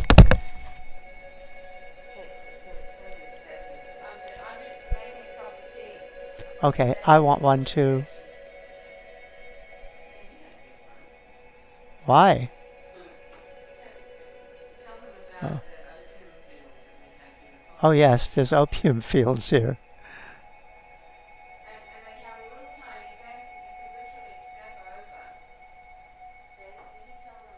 What?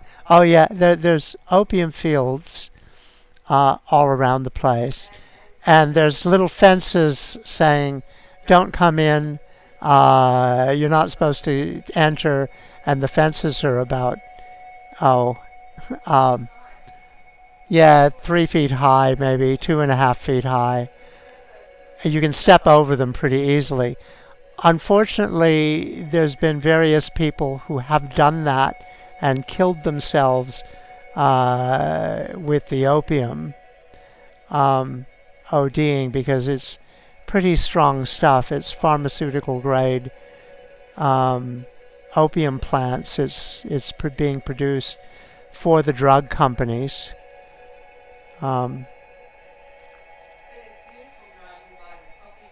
It is. It's beautiful driving by the poppy fields. We've talked a little bit about, wouldn't it be good to have some just for the end of the world, for when medicine is no longer available. But I don't know. I'm just glad that I'm as old as I am, because I would hate to be young in this world. I fully expect to be near the end of my life when everything falls apart. And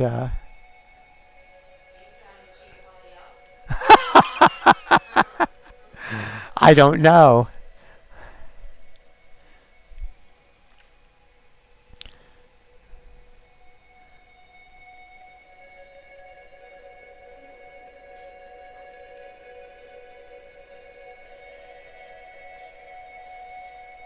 It's kind of fun.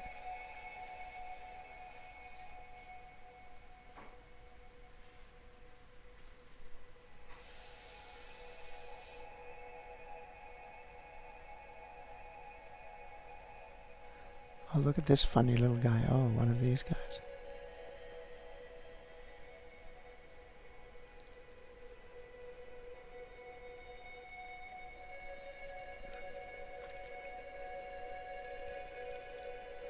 It's kind of pretty here in this world. I think that's one reason I like games like this is you can go off to a pretty world.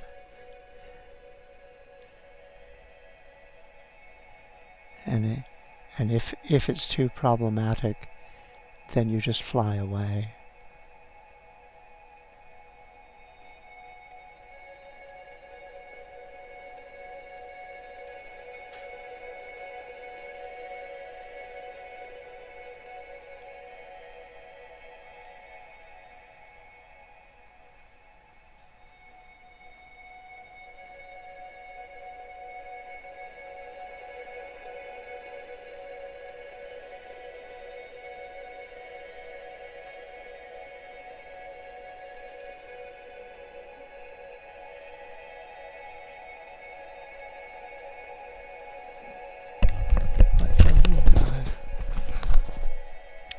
Hey, yeah. Hello. Hello. Hi, Eve. Eve.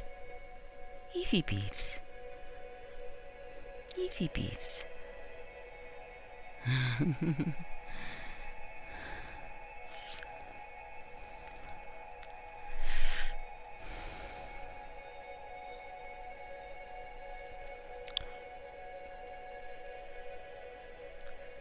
It's really beautiful the colors in this, hey? Yes, yes.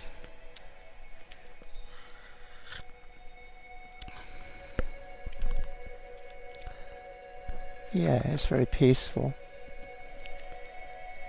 Nutmeg city limits.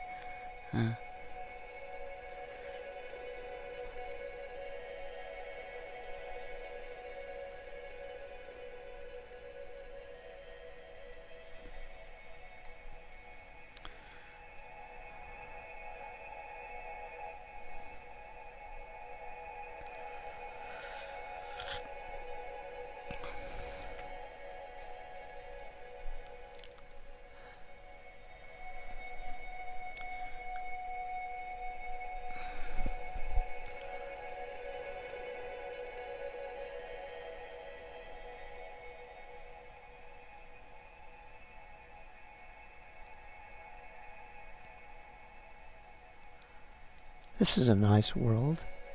The weather is pleasant. Yeah.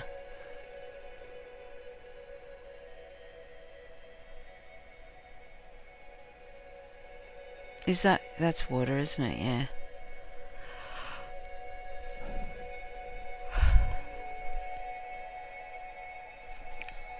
Maybe I'll build a little base here.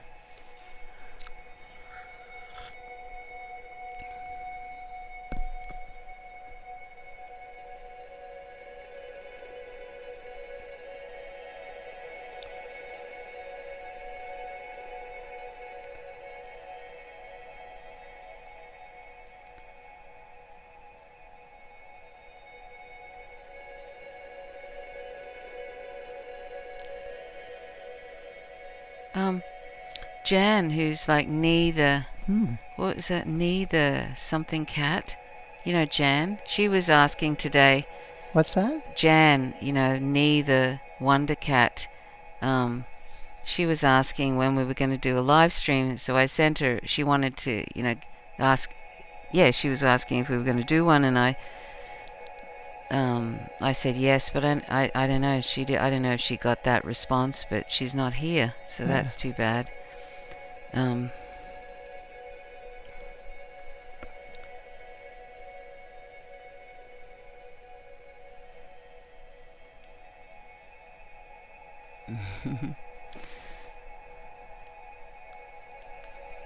So there's a Georgia recount. Excuse me.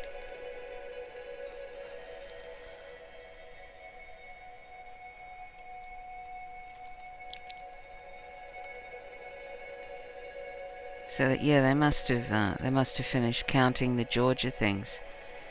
So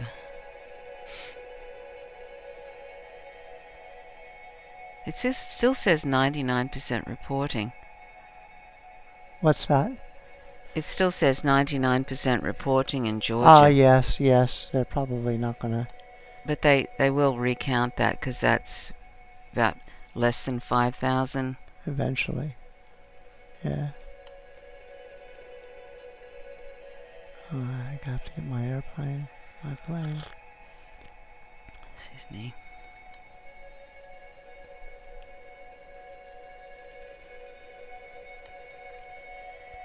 Oh, okay. What? Okay, Jen. Thanks Okay. for dropping in. I hope you got the email. I sent an email out. Okay, see you, Jen. Have a great day. Yeah.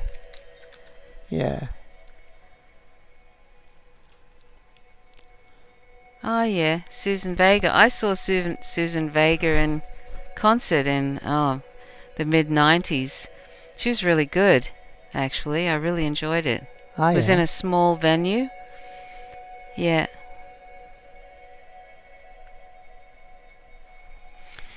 My father used to work in this venue. It only had, I think he could only put like maybe it was 3,000 people in it, 3 or 4,000. And he was just doing like part-time sort of, casual work after he retired. And he used to get me into all these different concerts. It was in the late 70s, and yeah, and so I got to see all these different ones. Like I got to see Richie Blackmore's Rainbow. Like he just get me into anything really. So as Richie Blackmore's Rainbow, I saw what's the name of that duo? That sang that song Only 16. Anyway, I can't remember them right now. Then there was I got to see James Taylor, and that was good. And what else did I see? Alice Cooper, I got to see him. Who else did I get to see? Anyway, yeah, I got to see the Beach Boys. Yeah, I got to see all these different acts that I probably wouldn't have. Elton John. There was a lot of them I wouldn't have paid for. I can't remember who else there was.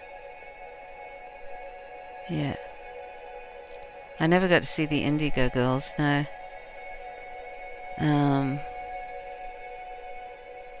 I saw Fleetwood Mac, but I paid for that. I saw the B-52s, but I paid for that one. I saw the Eurythmics, I paid for that. I saw Nick Cave twice. I paid for that. Turns out Nick Cave is very clueless about Israel and propping up apartheid. That's nice.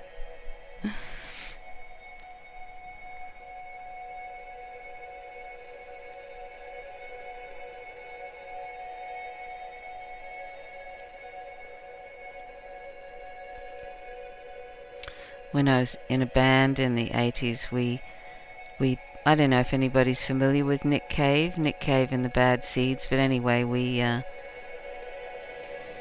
were one of many bands that supported Nick Cave at the Melbourne Music Show in the late 80s, and he was very good. I really enjoyed it. There wasn't that many people there at the time, and they were a really powerful, interesting band, Nick Cave. Trish used to be in a band, and she was the lead singer, and she opened for Nick Cave at one point. Well, me and there was a lot of other bands, darling. We were all sort of, in line before him kind of thing. Yeah, Mercy Seed is great.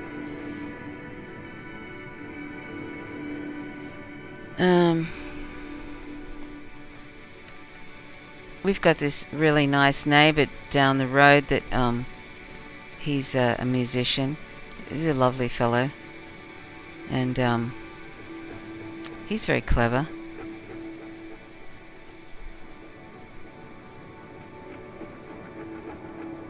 So where are we now, Dee Dee? What?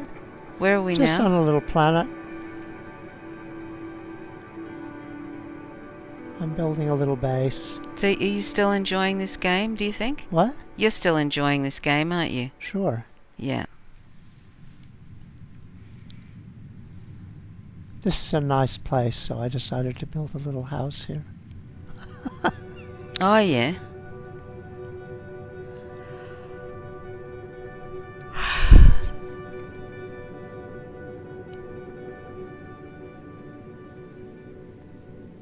Are you familiar with the B-52s, Holly?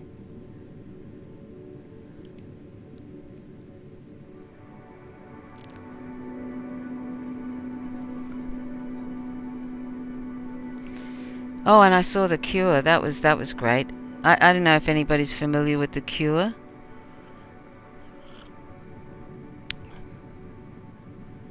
I paid for that one.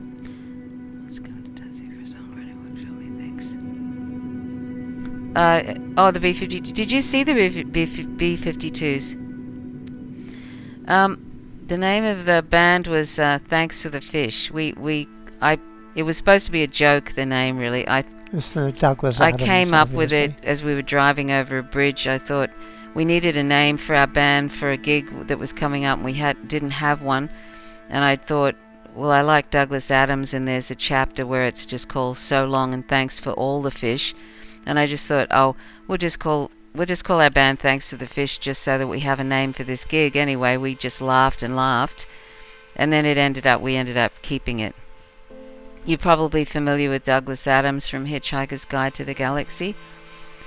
So that's sort of and we asked him, if he was okay with us calling. We wrote to him and calling our band that name, and he was totally fine with it. Oh. Not that it should have been fine. It wasn't exactly the name that he has. So Long and Thanks for All the Fish. I told my father what the name of the band was, and he thought it was good because he thought it sounded Christian. Isn't that funny, No. darling? Did he? Oh, no. Isn't that funny? Yes. I laughed. Yeah. I thought, okay, well, if you're happy with that name because you think it sounds Christian, that's great. I think that's hilarious. Yeah.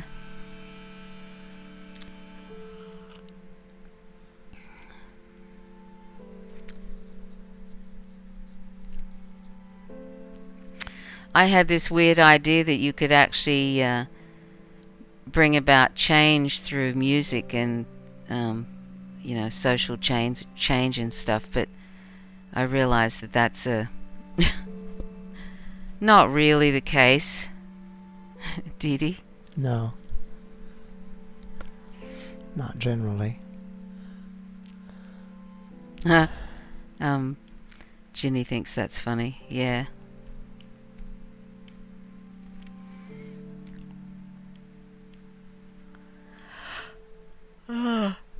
Excuse me. Yeah, The Cure were good. Yeah. Now this is for teleporting anywhere around the universe where I've got another teleport system. The fish was the symbol for early church Christians before the cross. That's what Yeah. Herb said. Is that right, did he? Yeah, Oh, I didn't know that. that's because Christos and Pisce, which is the fish, look very similar with the Greek letters. Oh, okay. The three letters. Have you got cars that we've seen cars that have the little fish Yeah, that's because on the of that. back? Yeah. Which is funny, isn't it? That they would think to do that on a car. Hmm. Yeah.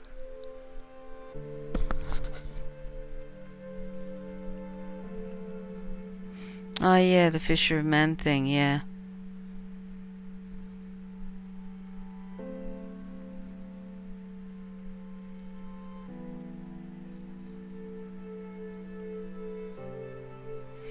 Did anybody see that report I think it was about a year and a half or 2 years ago from the Real News Network, about the Vatican and the sort of the shenanigans that was going on at the Vatican?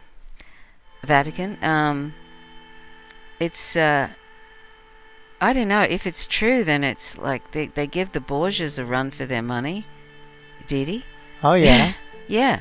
What was going on there? I don't really want to get into it here because it's kind of a bit sordid and stuff, and I don't know if my video will get suppressed. But maybe I'll find I'll see if I can find it and post a link. And I'm sort of thinking, geez, if this is true, you know. Yeah.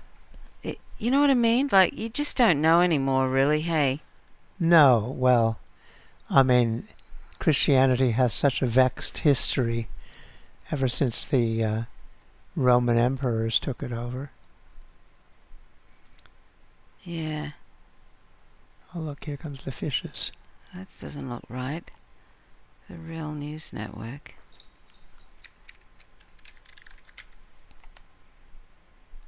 There we go.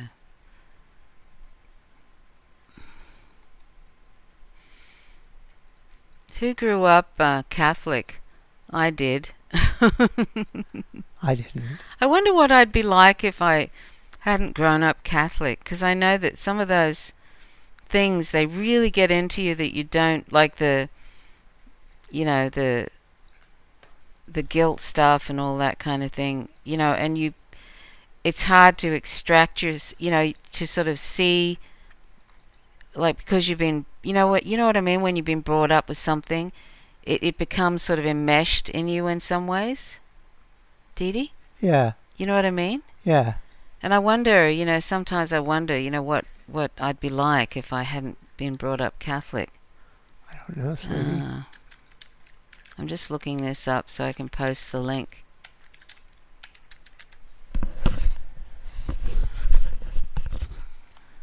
But I kind of abandoned the whole Catholic thing when I was like 13. I sort of just didn't really believe in an all-powerful being sort of doing this and that. I don't know that your mum is particularly really Catholic either. No.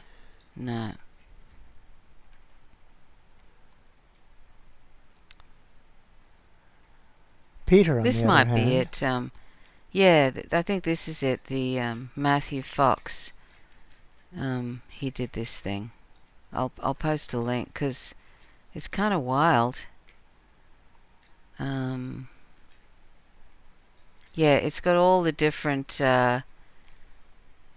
If it's real, let's see. So there's about 8 parts to this by Matthew Fox about the Vatican and everything. And there's about 8 parts to it, and it's kind of pretty wild. So I'll just post the first. Where is that? The first one. This is one of the titles, but there's like 8 of them.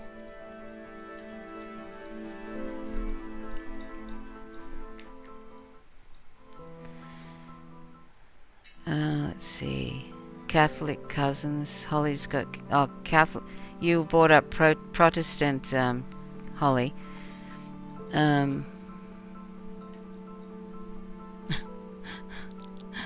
Let's see. I think I saw that Brother, Sun, Sister, Moon. Was that about St. Francis? Herb? Yeah, I remember that. That's a long time ago. Let's see. And Jeffrey said I got kicked out of Sunday school for asking the wrong questions. Haha. Age 6. Jeez.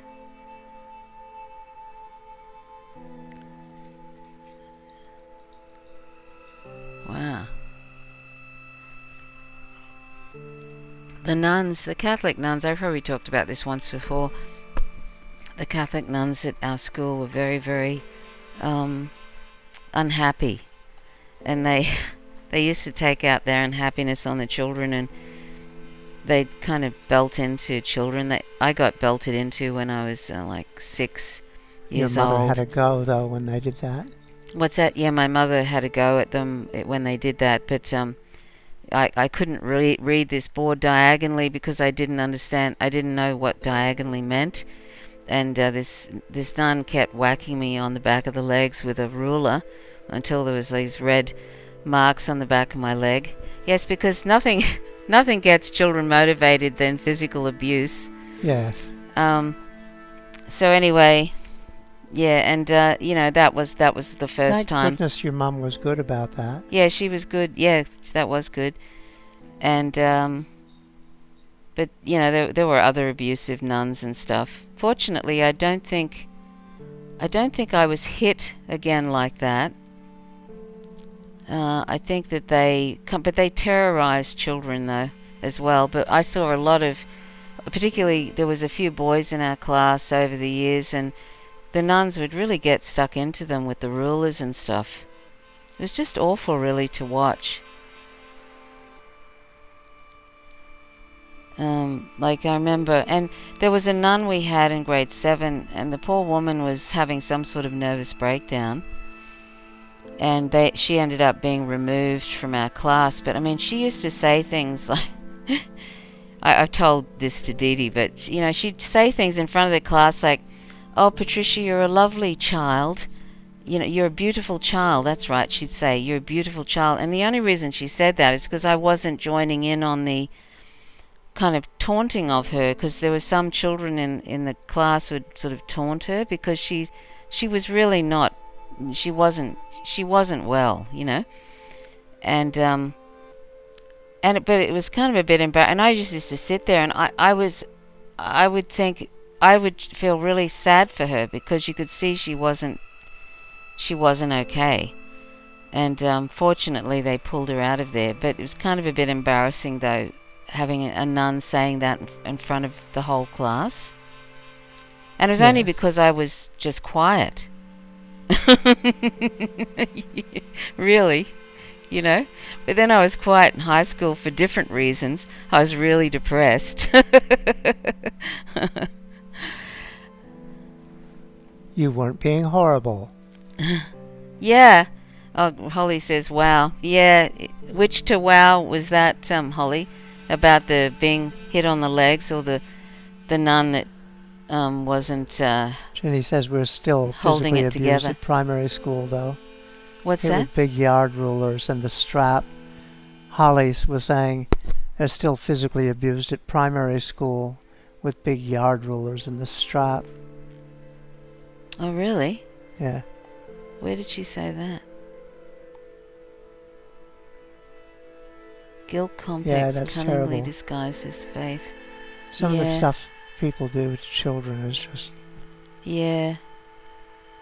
But they were so unhappy. And what is sort of sad about that is that those nuns are like, I think they probably wanted to just be able to pray and, do stuff like that. And instead, they were kind of forced to teach children. And you really have to have an aptitude to that.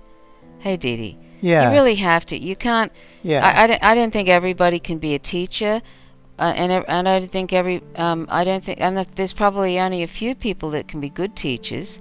And so forcing these nuns that didn't become nuns to be teachers. There might be some that might have, but most of them probably didn't want to be. That's not why and they... and they were kind of forced into it, basically. And they were really unhappy. I don't think there was one nun.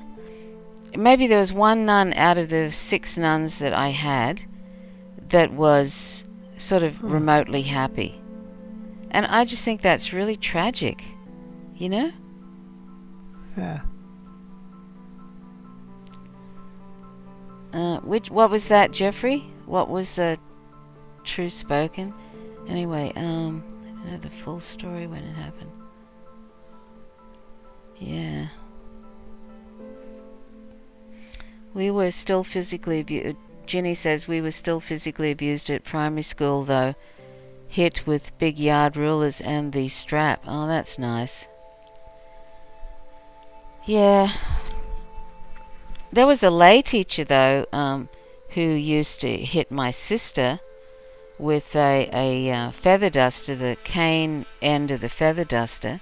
That was really awful, and she used to have sort of, these stripes. But fortunately, when we went to this girls' school in high school, and they weren't into that sort of thing, into corporal punishment and stuff.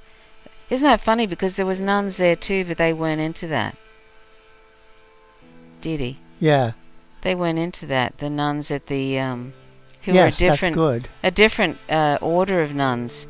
Like Yeah. the order that we had were Franciscans, which is really sad because, St. Francis is sort of very, Yes. kind. Well, so it said. Yeah, so And so that was it said, who yeah. he was supposed to be.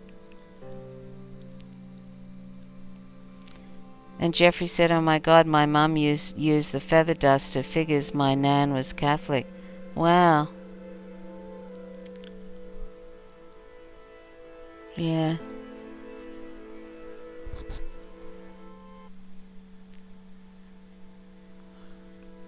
It's kind of horrible when people use, things that are everyday objects Yeah, really. in Isn't that messed up? for torture. Yeah. Obviously, it was a totally fine thing to do. Yeah.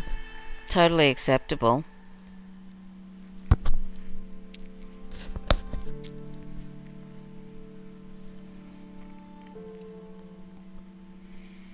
I think it really messed up my idea of, being able, like, wanting to do maths, with being sort of abused like that in a math, over a maths issue. Kind of put me off doing, following up on maths. It's amazing Even though how I'm good at it. often- I'm good at maths, like doing just simple stuff like, multiplications and additions and things like that, aren't I? It's amazing how often school will put people off math, Yeah, it's sad, the isn't way it? people are treated. Mm. Yeah.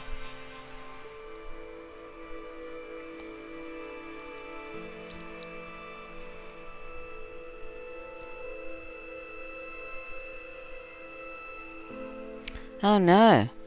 Did they wash your mouths out with soap, Jeffrey? That's disgusting. Oh, yeah. Did they do that? Was that at Oh, school? wow. That's disgusting. Mouths. Yeah.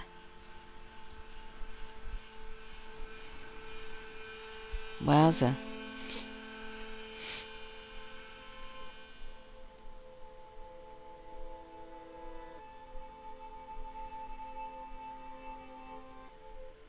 Yeah, it was all child abuse, Jenny, yeah. Just awful.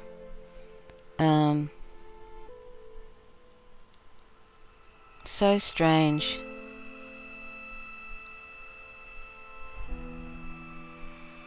Yeah. How can you do that to little children, Yeah, really. Yeah. School was such a School is so sort of terrible dysfunctional, isn't it? It's really just about social control, It is. isn't it? It's just about social control.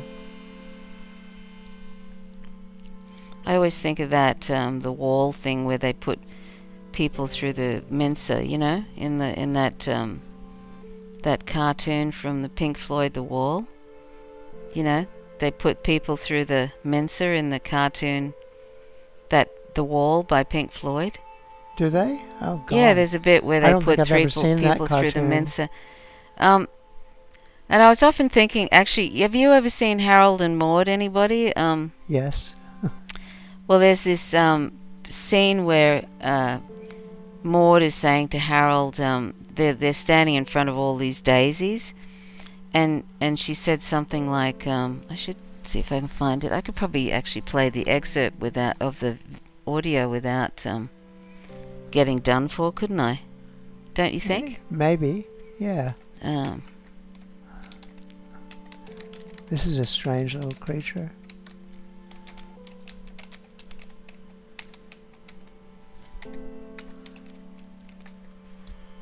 and she basically sort of says, where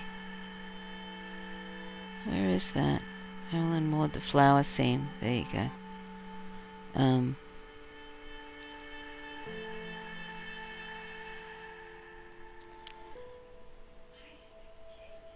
Hang on a sec. Let's see if I can turn it up.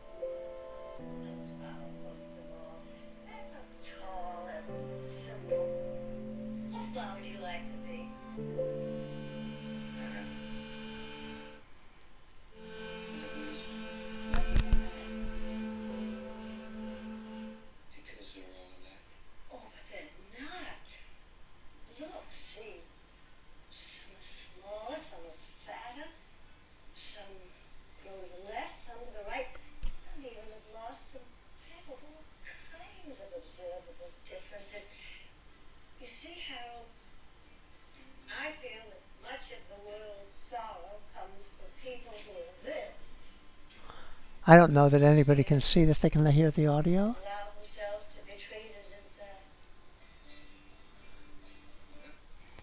Yeah, that you've probably seen that. Hang on, let me see if Can anybody see? hear that? Yeah, listen. See? Yeah. It's not. Oh, sorry. It's not very loud. But anyway, Harold and Maud. It's there's just the scene. Actually, I'll post the link and people can have a look at it. I love that movie. Yes, it's a wonderful movie. It's a very old. Oh, Nandi just stood on me. He's quite heavy. Now he's doing meaty paws on my stomach. So anyway, Harold and Maude. That's an excellent movie. If anybody has not seen it, and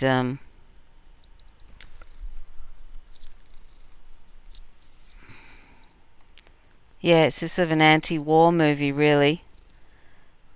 We actually bought that, didn't we, Didi? Yeah, we have it. It makes me sad. Yeah.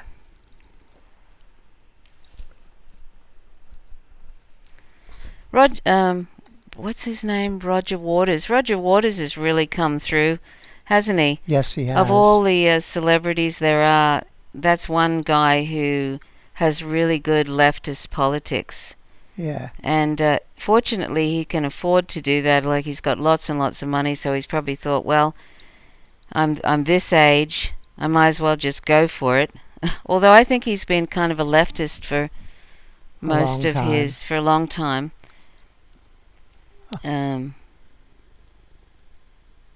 Oh, you've never seen Harold and Maude? Herb, do check it out because it really is. Yeah, because it really is very good. It was sort of from what, 1968, Didi, was it? Yes, something like that. Something like that. And the woman in it, she's a wonderful actor. What is her name? Ruth somebody or other. I can't see it. Ruth.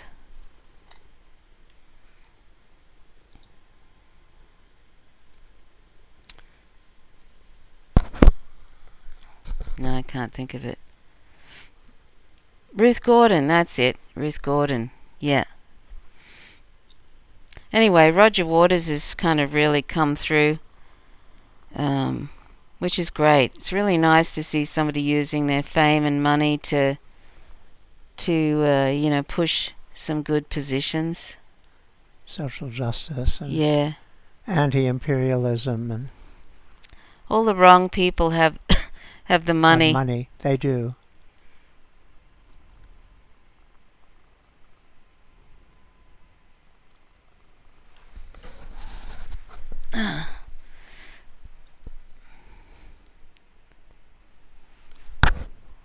I wish we sort of had some kind of barter system instead of money. It'd just be so much more fulfilling, don't you think, Dee Dee? Yeah. Well, money is a kind of a barter system, I suppose. Yeah, but it's got nothing real with it, though. It'd be nice to sort of be able to, like, you know, sort of make something or grow something and then exchange that for something else, or do some services for someone and then they do something back for you, or something like that. That'd be nice.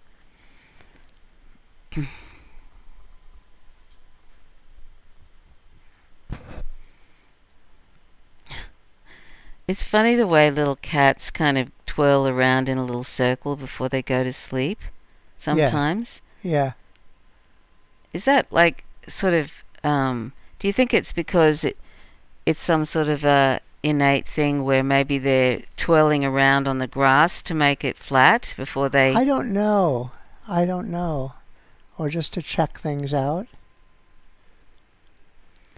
Check things out. Oh, he didn't look like he was checking anything out. but then he doesn't have to worry because it's all safe in here. But yeah, maybe that's it. Check out and make sure you're not going to lay on something pointy or on a scorpion or something. I don't know. Yeah. Nesting. Oh yeah, nesting. Yeah. Hello, you. We're talking about you. Yes. I have a little cat bed on my table, and Aoife, he sleeps on there sometimes, and he was just doing a little twirl. Hello, you. Sweetie guy. And Jeffrey says, has anyone seen the short animation in Shadow? No. Have you seen that, Dee Dee? The what? In Shadow? The short animation? No.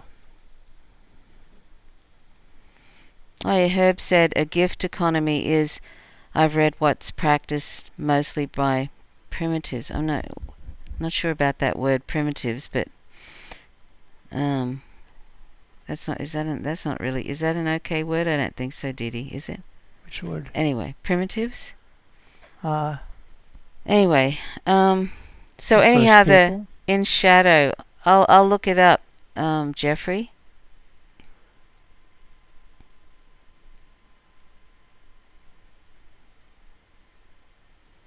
There used to be these little cartoons on which were they were like little ants doing things, and I haven't seen that for years now. I'll have to look it up. Remember that, Dee Dee? No. It was sort of like little cartoons, and there'd be ants, and they were all kind of doing things, but it was really like beautiful visuals and stuff. And it was just so sweet. I should look it up. Let me see. It was some sort of French thing, I think. Ant cartoons.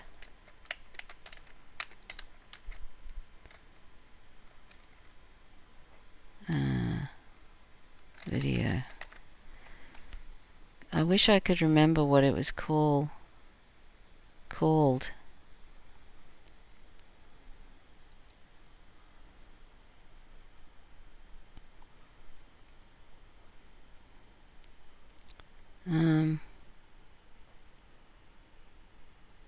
Lava, no. I don't know. God, it was some sort of French thing, I think. Let me see.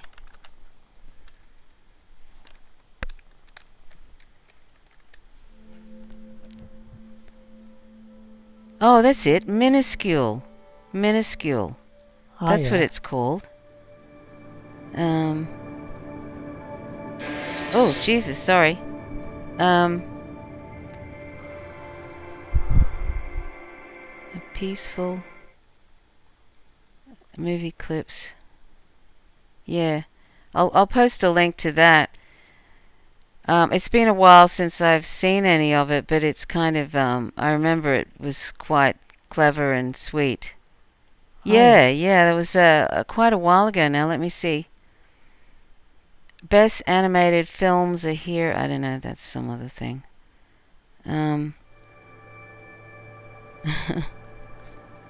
Oh, no, it's not that long ago. 2016. It seems ages ago now.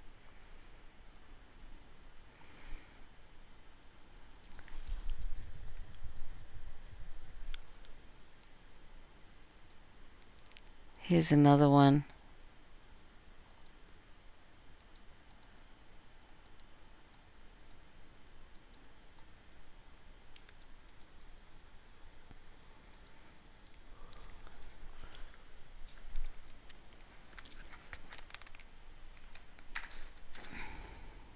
So, Ginny, you remember that site I was telling you about, Danny Dumbrill, who lives in China, and he was doing different things, kind of presenting different things about China, and I think he was trying to counteract the anti-Chinese propaganda that's being out now. But I think I might have given you a bit of a bad advice about following that channel, because as nice as he is, he did something on Tibet recently, and like I know that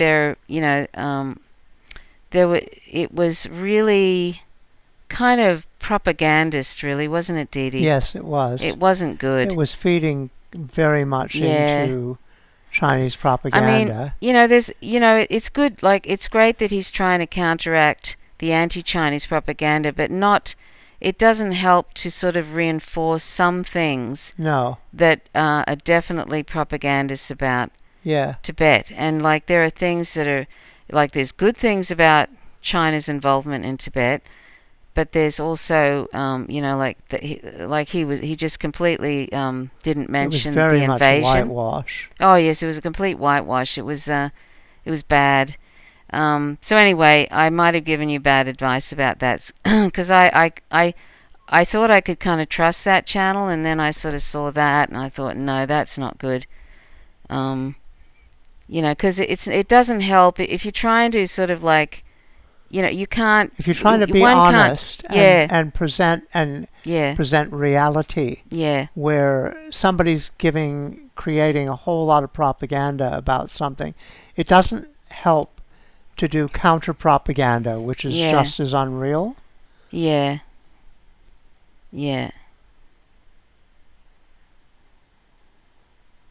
Anyway, that's what I felt about the Tibet thing, anyhow. Yeah, I agree with you on that. And there was something that sort of particularly stuck out too, was the Panchen Lama. Like, he sort of said, oh, the Panchen Lama was, kidnapped or whatever because he was in danger, sort of thing.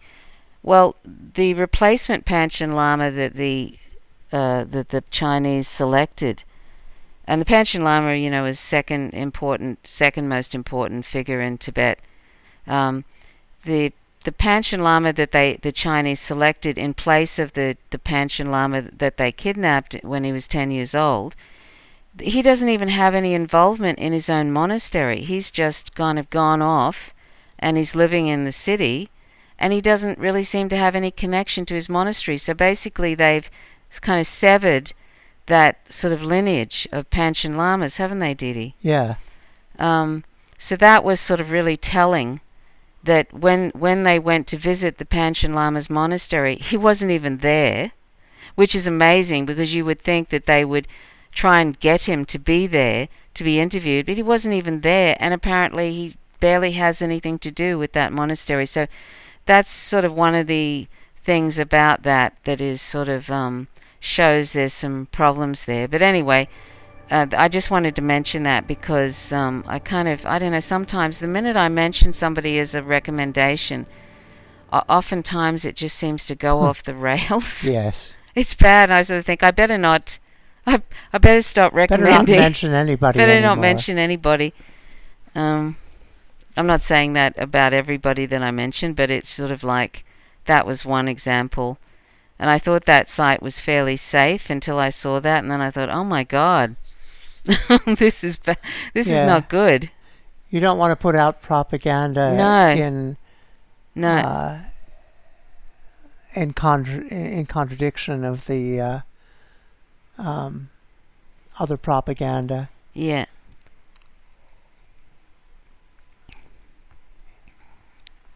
I mean, he didn't even sort of explain why the Dalai Lama and all the.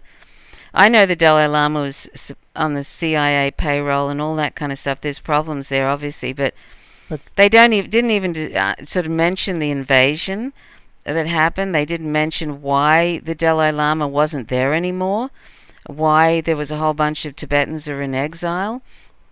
You know, it's ridiculous. It was like completely revisionist, and it made out as if the Tibet was an absolute, you know, cluster F, didn't it? Before the Chinese arrived. Arrived, by the way, not invaded. Dalai Lama owned everybody, was their slave. Yes. Oh, it was dreadful. All kinds of nonsense. Yes, I mean, it's just dreadful. And I'm sorry, that's not I'm sorry, right. no.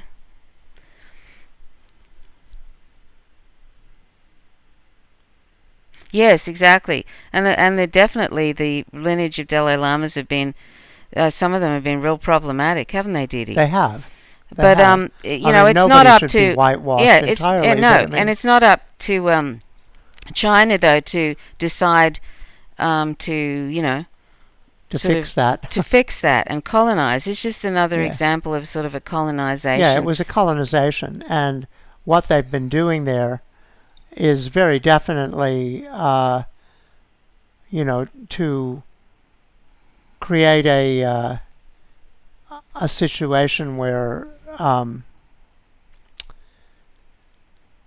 they're assimilating people, and that's always been something that colonialists try to do, is assimilation. Yeah, and they've also, you know, and even if it was the case that Tibet was always like China sort of thing, which is what the narrative is, isn't it?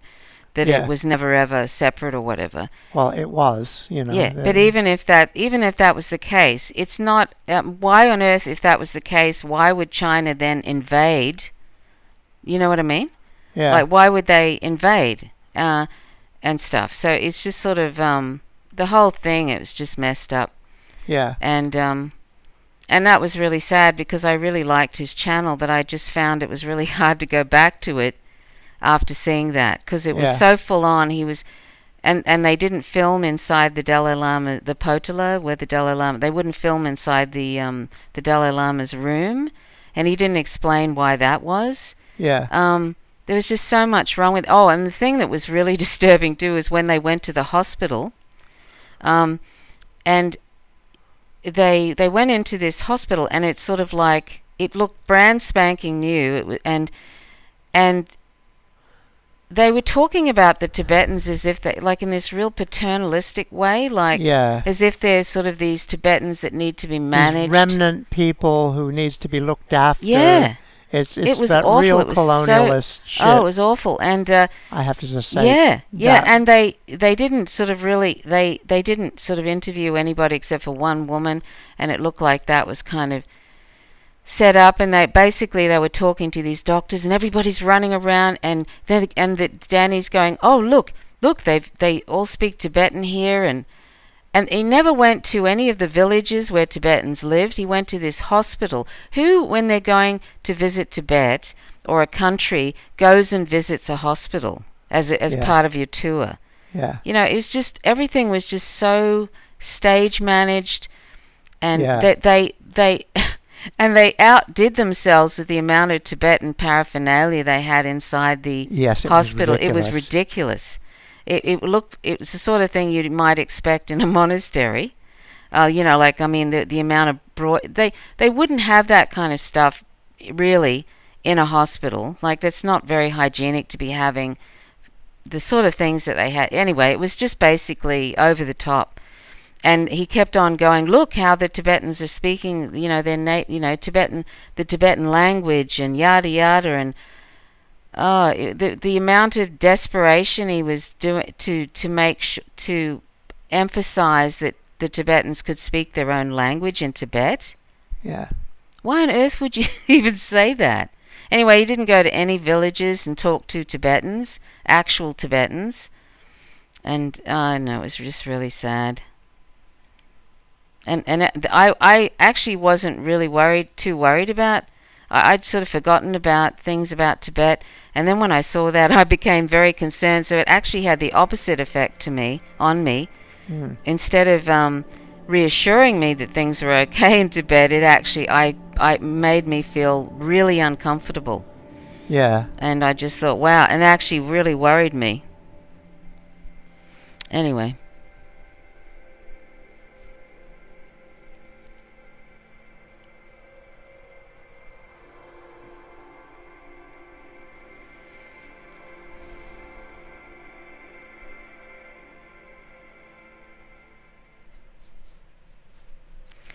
We used to have I used to have well, I've had a lot to do with Tibetans in my life, and Tibetan Buddhism and stuff, and quite a few years, probably about 10 years. And I've been to Himachal Pradesh, where a lot of the Tibetans and the Dalai Lama are in exile. And yeah, it just wasn't comfortable. It wasn't. You saw it too. Did you see it, Yeah. Dee Dee? Yeah. Did you see some of it? Yeah. Yeah. Yeah. Well, I spent all that time working in Nepal, and of course that was working with the Tibetan community, a lot of it. Yeah. Yeah. Well, hopefully, the Tibetan language is definitely intact outside of Tibet. I hope it probably is intact inside Tibet, but definitely outside. Yeah. There's quite a healthy Tibetan community in Himachal Pradesh, and there's some in where is it? There's a number of places in India, and all over the world, really. Tibetans are all over the world, really, aren't they, Didi? Yeah.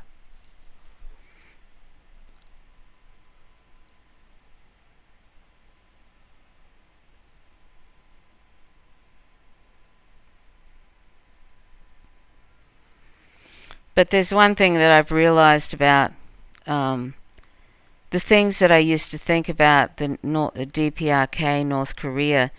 I used to, even up until 2011 and 2012, before I came across real leftist independent journalism, I used to think that DPRK must be a hellhole to live in. And then John... Well, that's because it's always presented that way. Yeah, that's right. And we're totally so propagandized about... Including vegan stuff, Oh, about veganism being Yeah, that they're eating their dogs and they're eating everything and they're eating each other. And what was that about veganism? Well, there's always these things, the Koreans are... That's got nothing to do with veganism, though. That's bad animal groups. Oh, yes, but I mean, it's put out in that framework. That's just racist animal groups doing that. Yeah. But the propaganda that's put out by the U.S. National Security State about DPRK is just astonishing. Because when I realized, when John Preisner and Eva Bartlett both went separately to DPRK and they were taking all these films, they had a unsupervised, unguided, non-guided tour. They were free to go all around the place, and basically that they had free healthcare, that they had really good education programs like for children, really lovely sort of housing situations, and they were free to sort of go all around the place. What else did they have? It was really, really quite good, wasn't it, Didi? Yeah. John Preisner, he went there from the Answer Coalition. Yeah, I remember just seeing just a pure tourist site where somebody said, well, I always wondered and decided to go to DPRK as a tourist. And he said, it's actually not hard. And he got there and he said, I've never felt safer. And he took all these pictures and he said, I could go wherever I wanted. Nobody, I had a guide that was showing us around, but I wandered off and talked to people and, it was quite amazing in a lot of ways. Right, yeah. And so like here I was back in like 2011. I remember reading something, where people were about DPRK, where people were cannibalizing each other, and also and that the prisons were just a horror show. And I just remember I used to have nightmares about DPRK, like North Korea. I used to think, oh my God, we'll never know the terrible suffering those people, the torture and the horrendous, horrid lives these poor people will never know, and we'll never be able to help them. This is what I used to think, that sort of thing, worry, like thinking, oh my God, those poor North Koreans, Yeah. And then it was only like 2 years ago now that I found out what it's really like there, and I thought, oh my God, and that's when I realized, that's when it really, really clicked into me how how much we are propagandized, that there was no source of information that I came across that wasn't just absolutely full of just complete propaganda. Extreme, Yeah. And that's not to say it's a perfect place or anything like that. Just to say it's nothing like it's presented. Yeah, I know. Yeah. It's not remotely like it's presented. It's amazing. And the way I don't know what Kim Jong-un is like, but they continually like to make him out to be some sort of cartoon cutout villain character who's, a complete idiot sort of thing. Yeah. He's not a complete idiot. I don't know anything about him, but the way they constantly throw, like, the racist stuff that they do about North Korea and about the leader, including that stupid movie, The Interview, all that kind of thing. They keep that racist, xenophobic stuff just bubbling along, and they've been doing that for a long time about China. China's sneaky and creepy and trying to get into everything, and you can't trust them, the yellow peril kind of thing. They've kept all of that shit just, bubbling along, haven't they? So that they can then bring it up whenever it's convenient, like right now, Yeah. Yeah, it's sad. It is. It is bad. Andy says Noam Chomsky's Manufacturing Consent and John Pilger's Hidden Agendas were real eye-openers for me. Yeah. I haven't seen Hidden Agendas. Is that a book or a documentary? Has anybody seen John Pilger's about the NHS in the UK? I'd like to see that one about the the neoliberal takeover of the free healthcare system there. Oh, that's really pretty.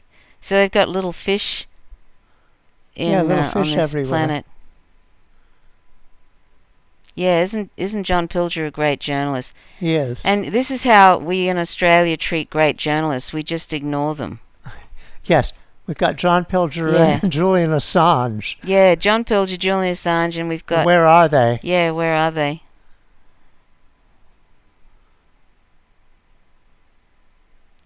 Yeah, one's dying in a maximum security prison, and the other one they just ignore.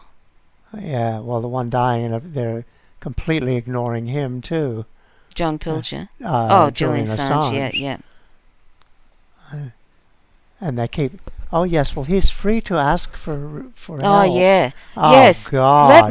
Let me just give you an example of the BS from Australian politicians. We regularly contact them about this. When I say regularly, not every week or anything, but because it's pointless, and then also I want to reach through I just want to, it makes me so angry how they reach through the phone and strangle somebody. Yes. Just let me see if I can find this most recent thing from. Oh, where is that one? Oh, there it is. What's the name of that? Katrina Billick. Katrina Billick. Yeah. She sent me some nonsense just recently. I can't. Oh, this might be it. Is it? No. Oh, maybe I won't be able to find it. Anyway, she sent me some awful. I might be able to find it. Or maybe I diced it.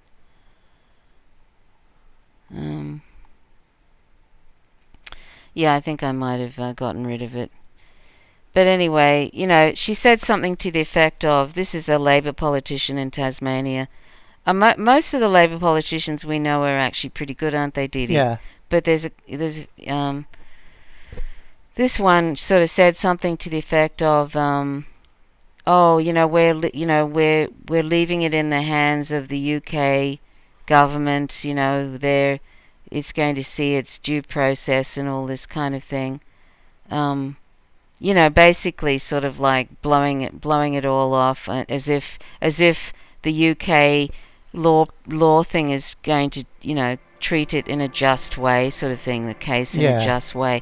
And if they bothered even reading if you replied back, if they even bothered reading it and responding to it, and if you said to them, oh well, it's just a kangaroo court what's happening over there, the thing is there's never any follow up with it. They just put out this flat catcher response that's absolutely disingenuous and makes no sense whatsoever. And you're supposed to just suck it up. And they do that over and over again here about Julian Assange. Yeah. Like all of them, this is the stock answer you get. They used to say, oh, well, he can access the consulate anytime he wishes to. Yes, he could have just really? left the Really? Yes, he'll just leave Ecuadorian embassy Ecuadorian walked over to the Australian. Yeah, and there'll be no they would have problem. helped him. No worries at all. Yeah, pretending as if he's able to just wander over to the Australian consulate and get help. I mean, this is the sort of disgusting, disingenuous nonsense that we get from Australian politicians continually. Yeah. About Julian Assange. Yeah. Oh, it's awful. And, if I wasn't already disgusted with the federal Australian Labor Party, the way they've treated this Julian Assange thing and the silence about it is absolutely just astonishingly appalling, and it makes me so angry. Yeah. Like, we don't live on the mainland, so we can't really... If I was anywhere near that, the leader of the Labor Party right now, the Anthony Albanese, or the any of these other federal politicians, I'd be camped outside their effing, fucking store, their fucking offices, with a sign, basically shaming them. I'd be shaming them. Yeah.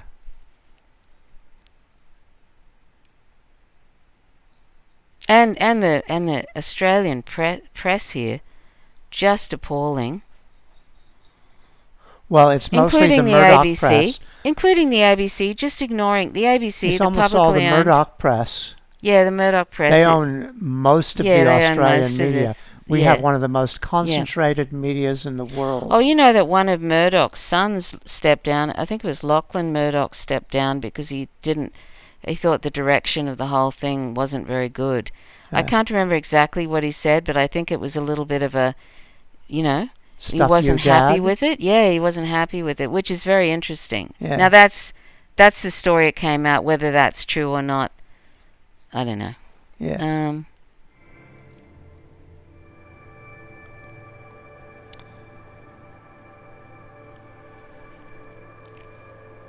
Yeah, the ABC is just... Yeah, Andy, the ABC is sad. What did I see the other day? I mean, they're pushing the anti-Chinese propaganda here, the ABC. It's China's gotten so sick of it, they just said, no, you can keep your wine, you can keep your coal. Yeah. You're not going to bring any of that stuff into our country. Yeah. Yeah. Yeah. Which, that's been the major trade partner for Australia. Jeffrey says the ABC is post modern women's weekly. That's hilarious. Yeah. If nobody's familiar with the magazine, the Women's Weekly, then you're lucky. But it's hilarious. Well, actually, I don't think is it as bad as some of the others, Dee Dee? Like they sell it The at the ABC isn't checkouts. as bad as some of the other stations. No, I can't remember now what I don't know. We see them and have a laugh at the checkouts. You know, when you're buying stuff and they'll have all the magazines. Women's Weekly is dreadful. They'll have all these magazines and the ones that are particularly funny are the ones about the royals. Completely ridiculous. They're hilarious. Stuff about the royals. every issue, when we see it when we're shopping, and buying groceries, every issue they're just full of nonsense.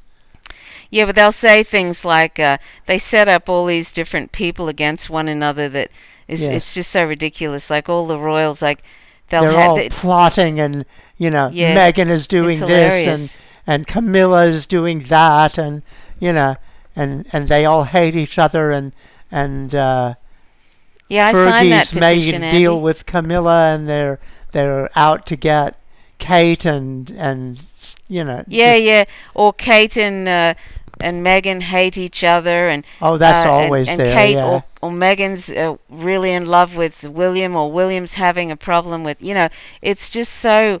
I mean, they must sit around the table. They must sit around the table and sort of okay. So what story are we going to make up this week? We've already done this. It doesn't have to make sense. Let's just put together who's against who. If this was a soap opera, who would we have? It's just amazing, and people actually. The thing is that what's worrying is people actually buy it. And Meghan it's a terrible waste of Meghan trees. is divorcing Harry, and Harry is disgusted, and he's run off to Daddy, and yeah. And they've just had a new child, and yeah. and it's just ridiculous. Yeah, it's hilarious. But it's just amazing to think somebody actually buys so, and it's just terrible. It's like, who buys that stuff?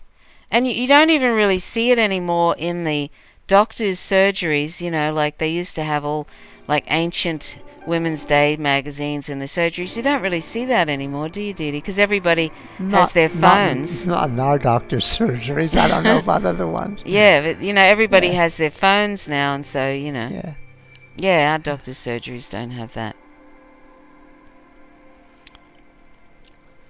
But then we go to a good doctor. Yeah. Okay, I'm going to get off this planet now that I've built a couple of bases. Oh, yeah. So you've got bases. I built one underwater. Oh, okay. That was fun. What are those little things that are running across the... They're solar collectors, and they're closed at the moment. But there's batteries here. See the batteries? Right. And so there's power in the little room. Does anybody follow Philip Adams? Like, I haven't listened to him for his late night. I listened to him the other day. Oh, did you? On the way into the hospital. I haven't listened to his late night live now for quite a while. He's not late night live. He's in the afternoons. Oh, he doesn't do late night live anymore. I don't know. I don't think so. I always thought he would call it late night live. It'd be on at 11 o'clock, but he'd actually tape it at 5 o'clock. In the day. It's no, an ABC, or played in the day. ABC. I don't He was know. talking to Barry Jones. Oh, okay. Well, if anybody sort of listens to Late Night Live, I haven't listened to him in a long time, and I'm just wondering whether he actually challenges anything about U.S. empire, or is it sort of like just trimming around the edges and interviewing people that aren't really, sort of and in he's the know? absolutely right about He's saying the Murdochs grasp for YouTube control under the pretext of fair news. Yes, it's just rubbish. No idea magazine, Jeffrey said. Yeah. No idea. That's about right. I had no to laugh. idea. I heard the story that when I love that. that at some point when Women's Weekly was going to go on Wouldn't that be fantastic, Didi? yes, To have a magazine called No Idea Magazine. Oh, that's funny. Sorry, Didi, what was that? that That's hilarious. there was Women's Weekly, and I think at some point they were talking about they went monthly, and they decided not to call it Women's Month. Oh, is Women's Weekly now monthly? Is it? What? Is Women's Weekly now monthly? No, I think it's weekly now. Women's Monthly. That's hilarious. Or fortnightly or something. Heavens above. Okay. Okay. I'm off to another planet. It'll take a few minutes to get there. Excuse me. Oh no, we're hurtling through space. Yes. You're not going to leave me with that going, are you? What? I'm going off to a different planet. Oh, okay. I'm going to go to all the planets. Is it on autopilot? The what? Is it on autopilot? Is it on autopilot? Yes, kind of. When you put it on pulse engine, it just kind of goes until it gets somewhere. Oh, okay. Or runs out of fuel. What kind of fuel does it use? Tritium. Tritium, okay. I've been to Camberwell. What? I'm just, somebody's talking about Camberwell. Excuse me. I used to like reading Mad Magazine. I remember in primary school. In the 60s, yeah. There was a one of the kids in my grade 6 class had a Mad Magazine. Yeah. Yeah. Well, growing up in the United States, we, 50s and 60s, Mad Magazine was always there. Yeah. Oh, I wish this election was over, Didi. What? I wish this election was over. I'm sorry, it just kind of comes into my head, and I just want it to be over, and I want... What, the election? The election, Oh, yeah. I just want it to be over.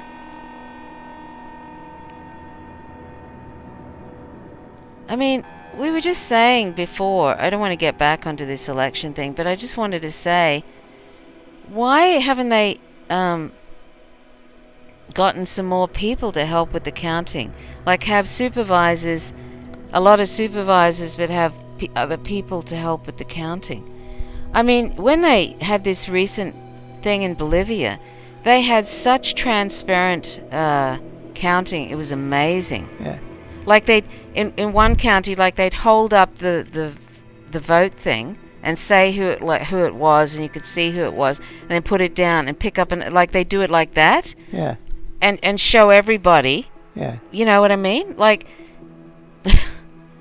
Yeah. so much better than this nonsense. You know? Yeah.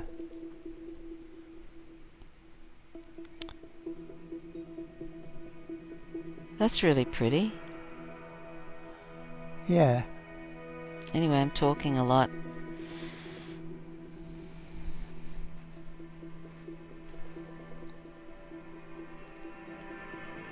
I don't think I have anything else really to sell. Oh, look.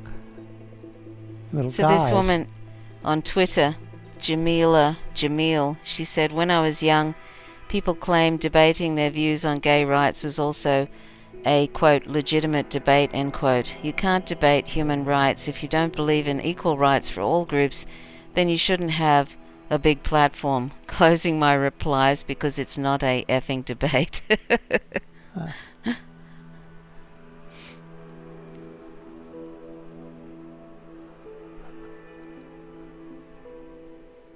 Look at these funny little guys. What's that? Oh, here we go. Here's Donald Trump carrying on Twitter.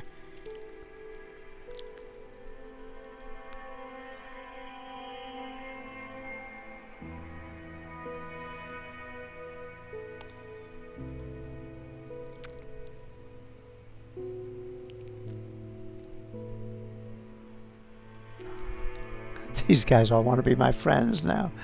Hello, you.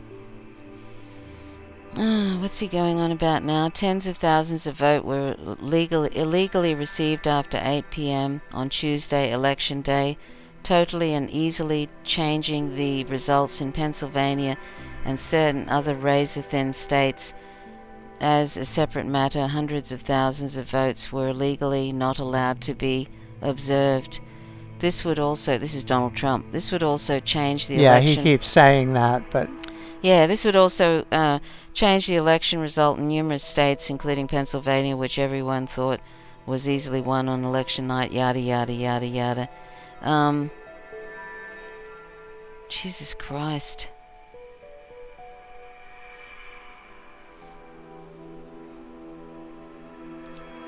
And the amount of people that like his fucking comments. They're just fucking non-thinkers.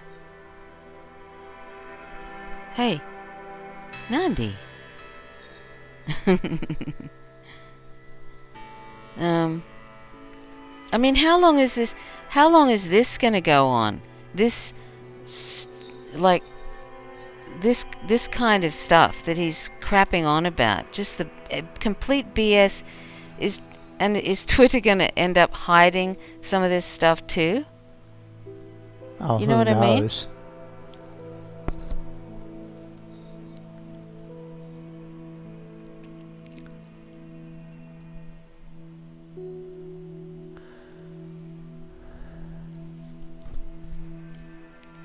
Yeah, he really is. It's just... Oh, really? Shenanigans in Milwaukee, more votes counted than registered voters. Oh, that's not good.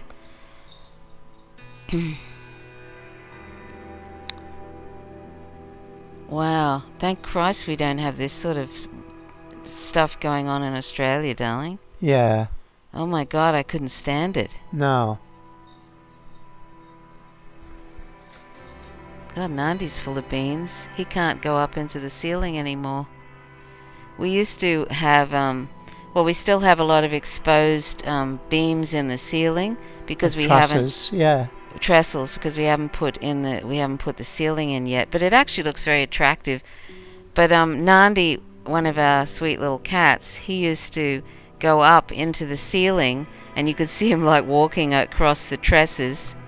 And now we've filled in some of them now and put in ceilings in a couple of the rooms, and now he can't get into the ceiling anymore, and he's up there looking like, why can't I get into the ceiling? Look, he can, but he has to go that way. He's looking he's looking all sad. He says, why can't I get into the ceiling anymore?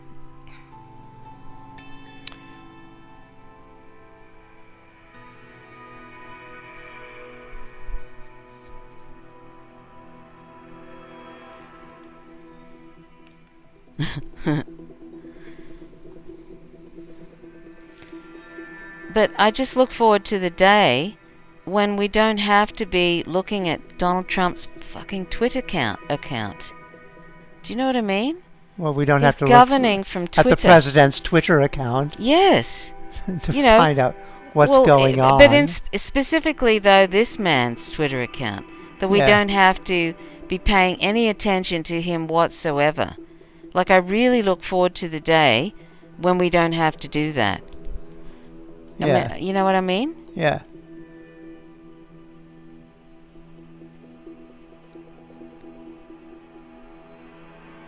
But I bet you if I go to Joe Biden's account, he won't have said anything. It'll just be these platitudes.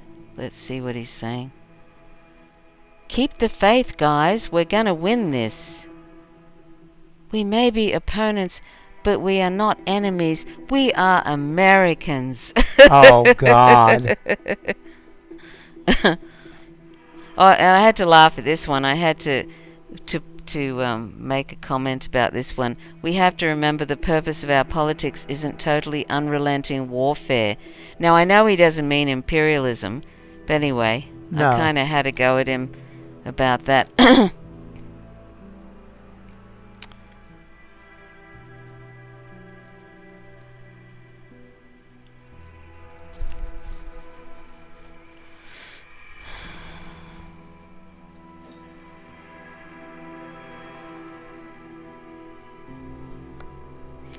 So what are you doing today, Holly? Anything exciting?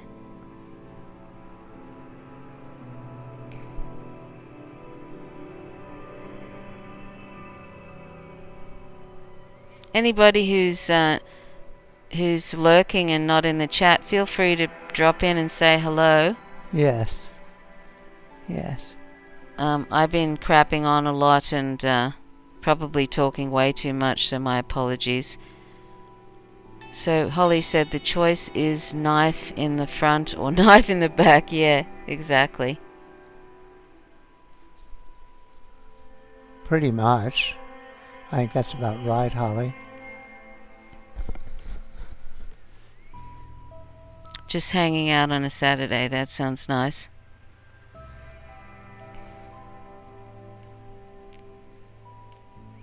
So, do you think that is it coming to any sort of conclusion, the voting? Well, like, yes, it's clearly. no, but I coming mean, is it going to be like in the next few hours, or is it going to be in a day? I mean, can't they give people any sort of idea? I would guess it'll be a couple of days. A because couple they're of all days. Going, oh, Jesus. Going to want to be very, very bloody careful. What? They're all going to want to be very, very bloody careful. Oh, yeah. Yeah. Go home, Uncle Sam, you're drunk, yeah.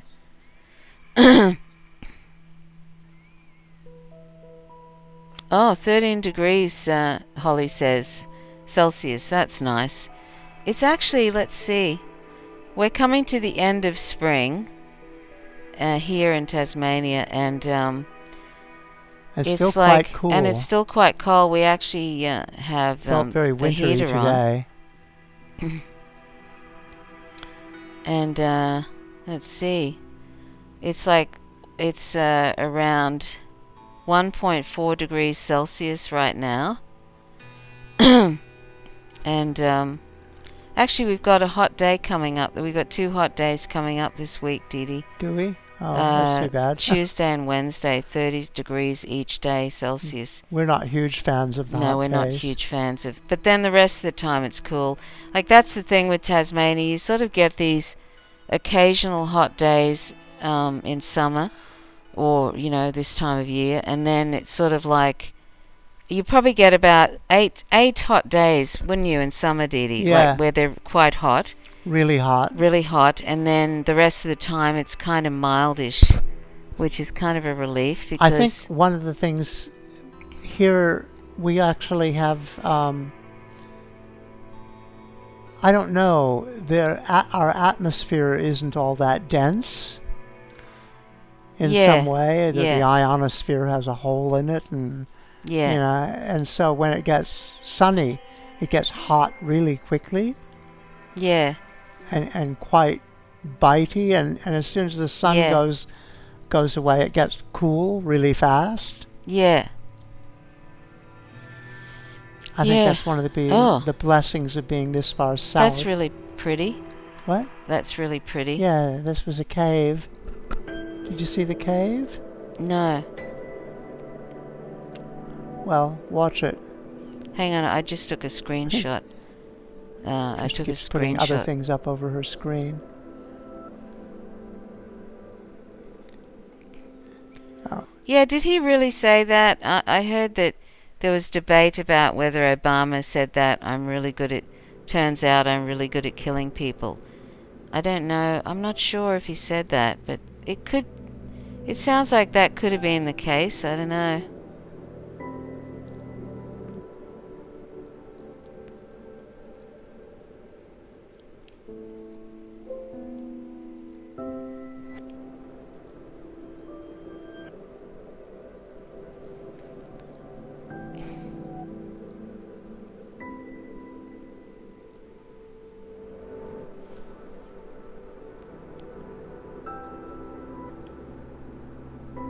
Let's see.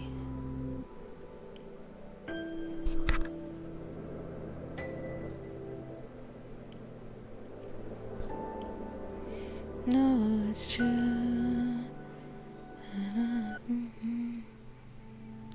I doing?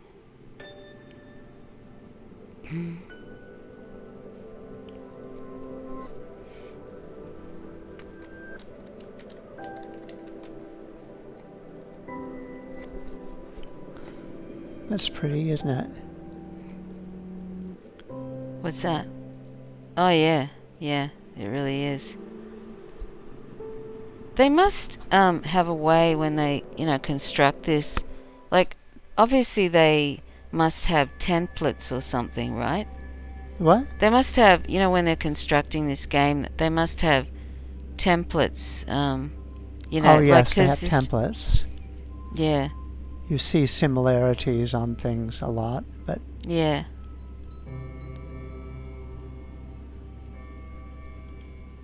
Let's see. I fell back down into the cave. What's the International Democratic Union, Andy?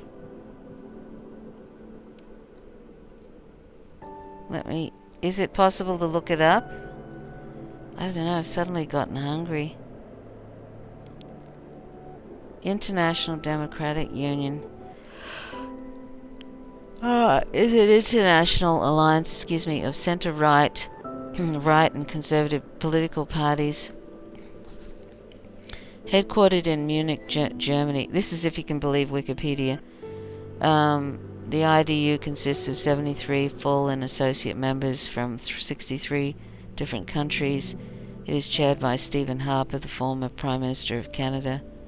Don't these people ever stop? Oh, there's actually a website here. Hi, Rooney.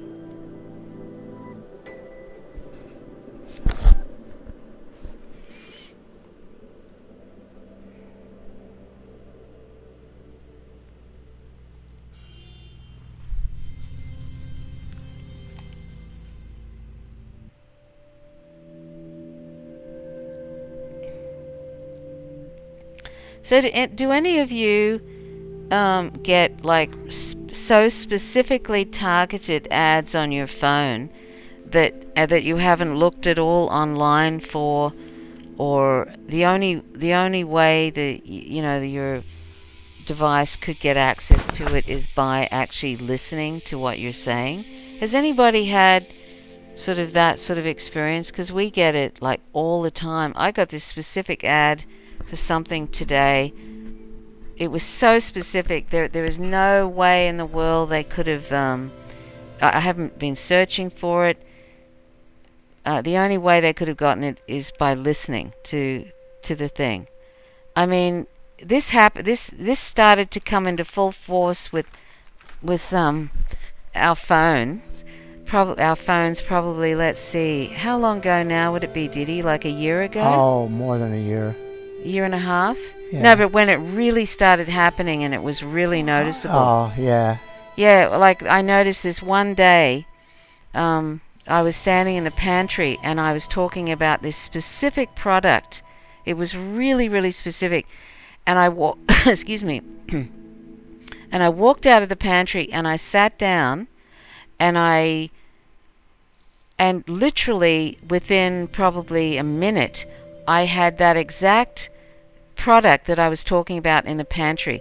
And there is the only way they could have picked that up is by the device listening to what I was saying, and either algorithms picking up that. It wasn't something that you would normally consider or think about. Exactly. And that's when I just thought, oh my God, that was the first real kind of where it really hit home that there was no other way they could have gathered that. It was so specific and such an odd product.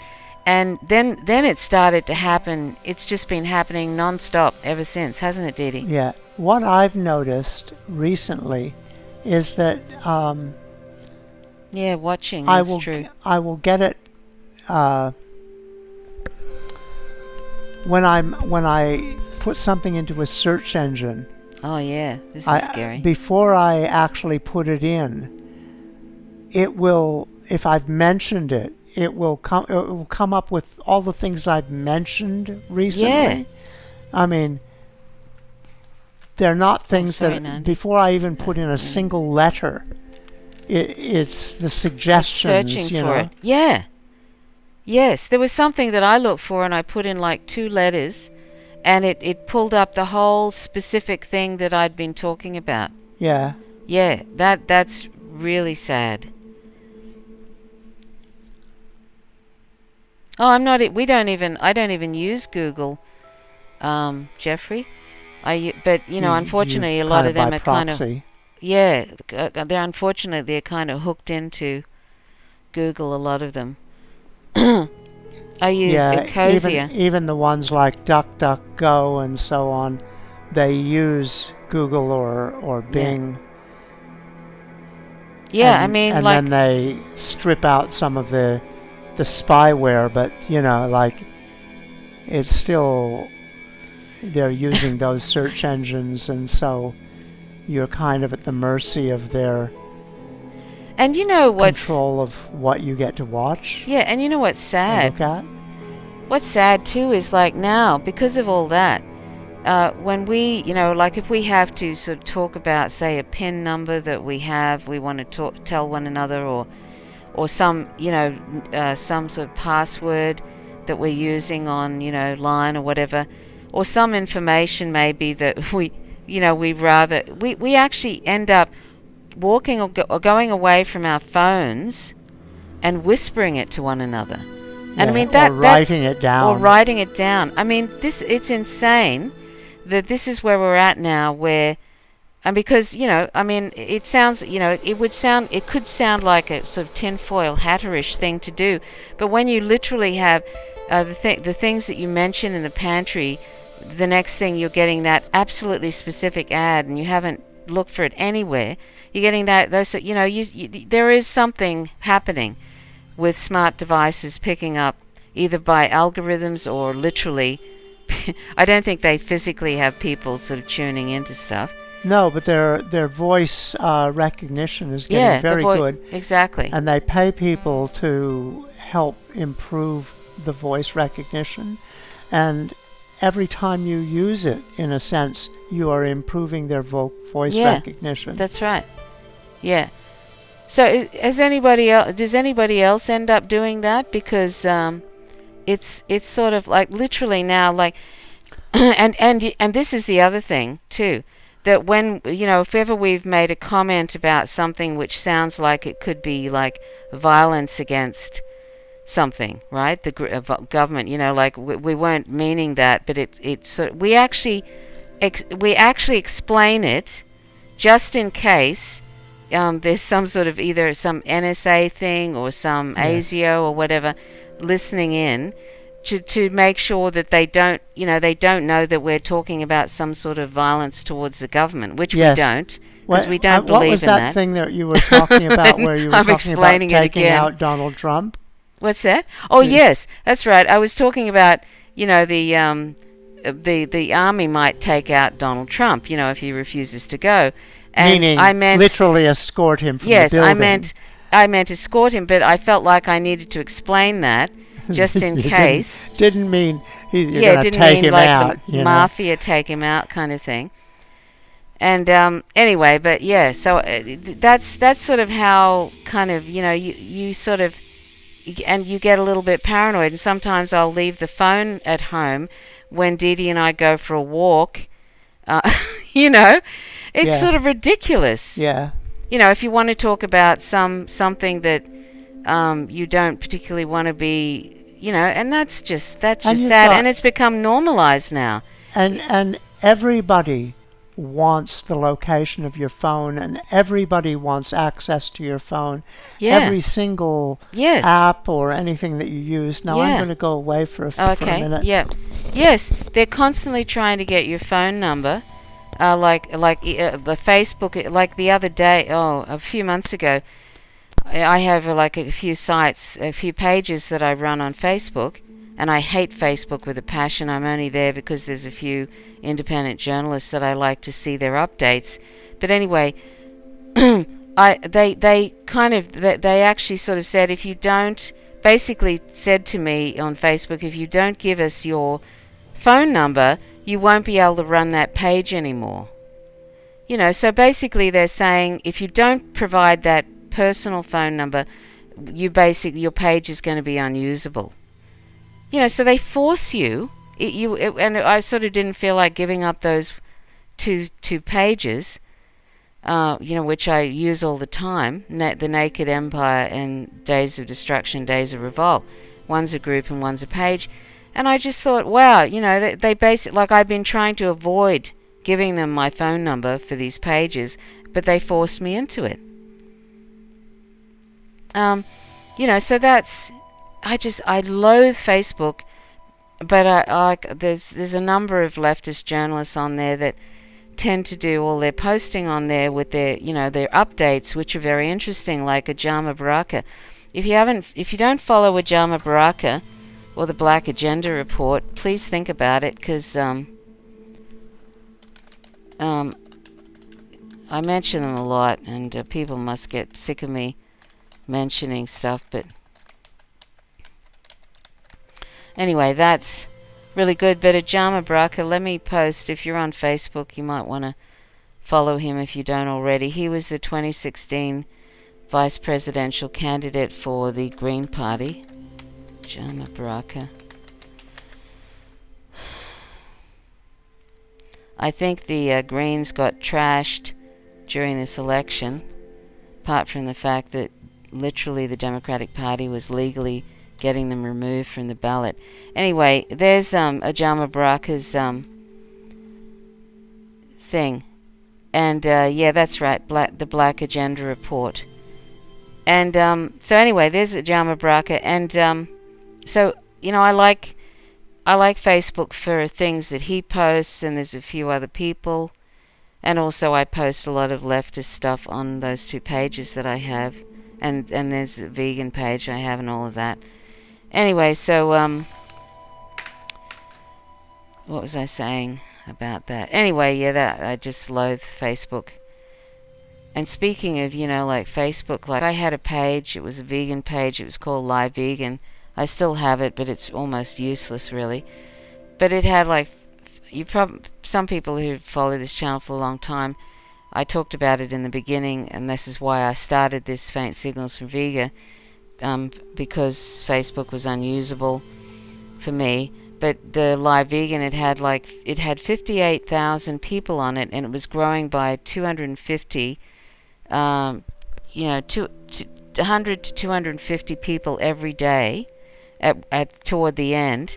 And then suddenly all their algorithms came in, and then it just went to a screeching halt in 2012, and it's been going backwards since then. And now it's at, 51,000 or something. It had 58,000 in 2012, and now it's 51,000. But if you post anything on that page, Live Vegan, hardly anybody sees it. Like, you might get like 2 people of a page that has 51,000 or something on it. People. I mean, it's insane. So that was a vegan page where I did vegan education from 2009 to 2012, okay. And it got 58,000 people, and now it was completely unusable after that 2012 when the algorithms hit. So they completely destroyed something that was actually was like I had sort of campaigns I think happening. It was actually the largest vegan page on Facebook. Yeah, at that point. It was. It was the largest vegan page on Facebook at one point, I think. And and so that was really devastating, because I felt like I was really getting traction with people, and it was sort of I felt like it was kind of and there was people from many countries, like Latin American countries, all over the place. And then that happened. I was really upset about that. I'm upset about it, because it was just this terrible destruction that Facebook did to, I'm sure, lots of people's pages with that kind of thing. But it was like veganism was, it was really slow taking off. At 2009, it was so slow and glacially slow, and I thought, oh my God, this is never going to take hold. Fortunately, it has now. We're not quite sure why or just exponentially, I think, through different people talking about it and stuff.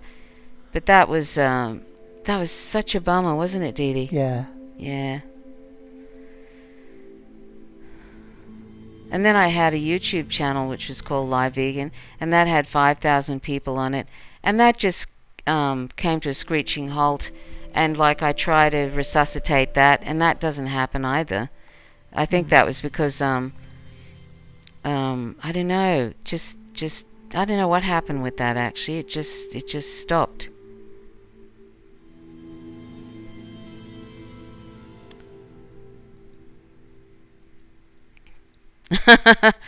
Jeffrey said, I invented it in Camberwell and it looks like a carrot. I don't know what that means.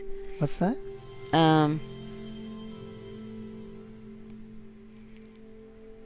Lots of, not lost of, I meant. I don't remember. Which is our best motion picture ever? Whitnail and I?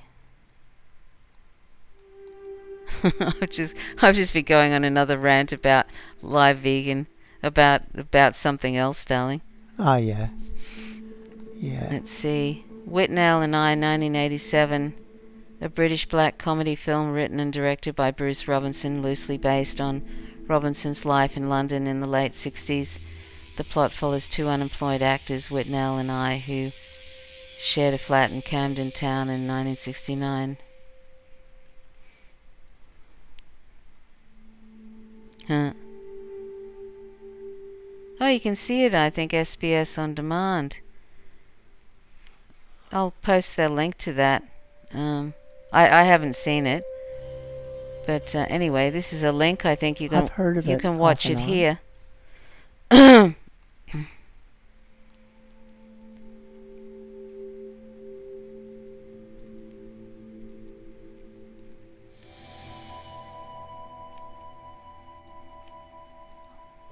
Oh, come on.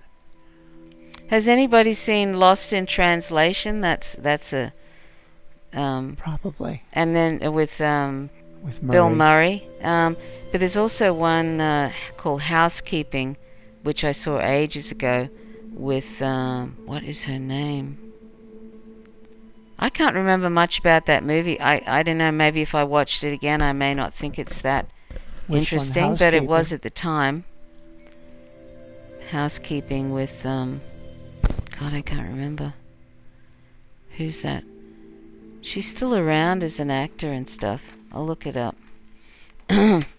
Yeah, Lost in Translation. That was really great.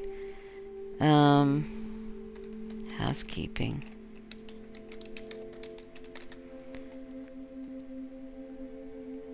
Yeah, 1987. Yeah, it was a really quirky film. That's Housekeeping.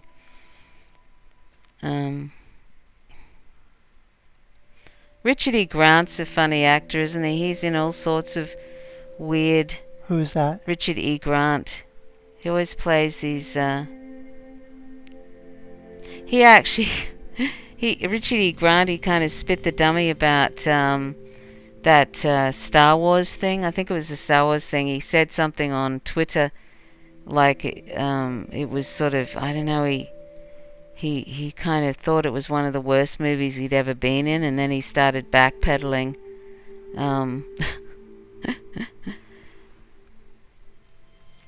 Because you don't diss your own movies? No. I was surprised that he didn't. I was surprised he did that, really, because I think you can get in trouble for doing that sort of thing.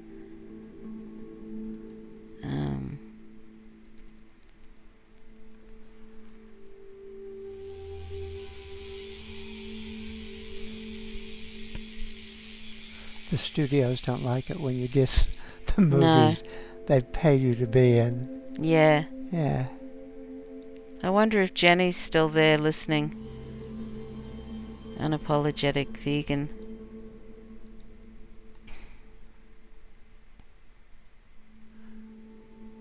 I don't know, we're just kind of rambling around today.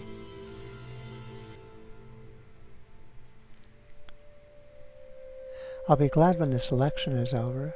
And you know what I noticed, speaking of algorithms, Sorry to Bother You is a great film, Andy says. I haven't seen that one. Which one? Sorry to Bother You, it's called. Ah. One of my favorites was, oh God, what's the name of it? You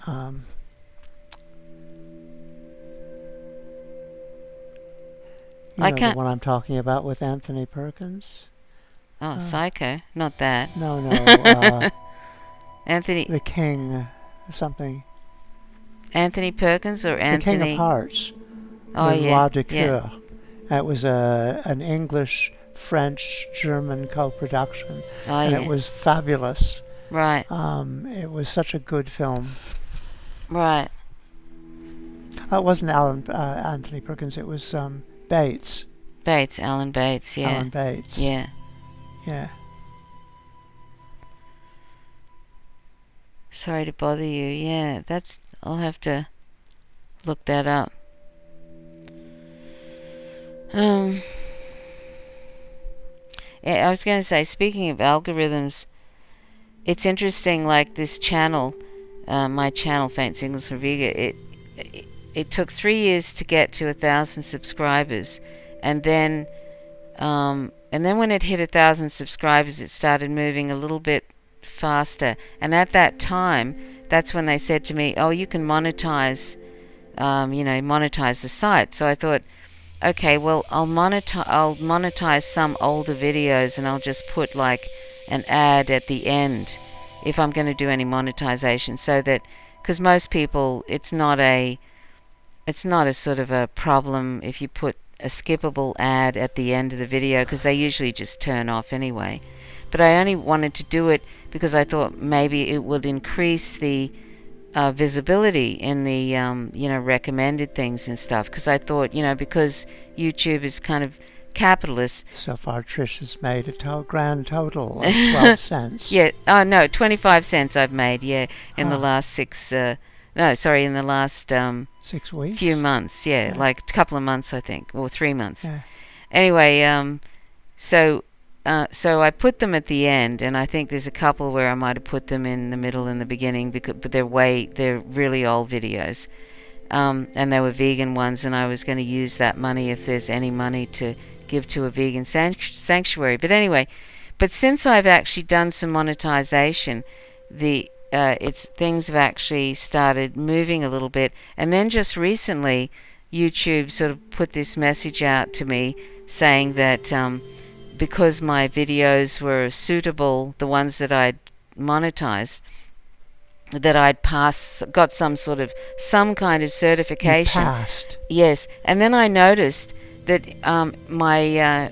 that people seem to be seeing my channel more, and literally in the last, I don't know, week, I've got about 200,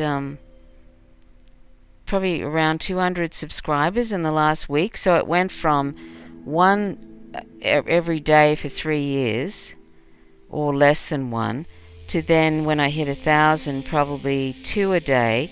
And then when this change happened with them saying, yes, your videos are sort of, they're suitable for whatever, then it suddenly, I think it's gone up to between, I don't know if this is a permanent thing, but this is what's happened recently, from between 5 to 10 a day.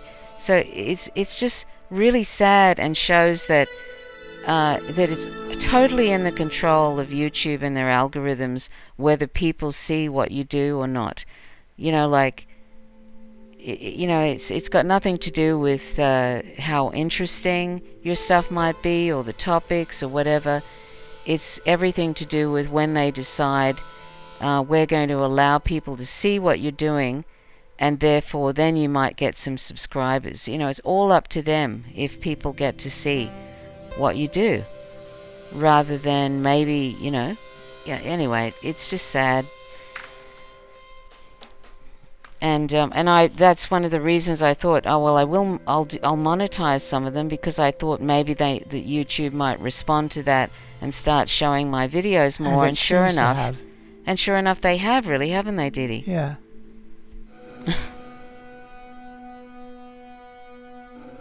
Yeah, that's right, Herb. 25 cents. Woo-ha! We're gonna go out and eat in an expensive restaurant, aren't we, Didi? Yes. Yes. And we might even have our own coffees instead of sharing them. Sharing a coffee.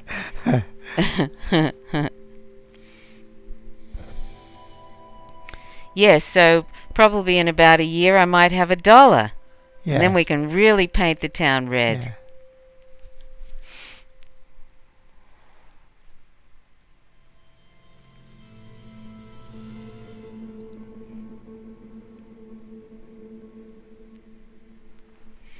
Anyway, I just sort of thought I'd give you a little explanation about what's been happening to the channel lately.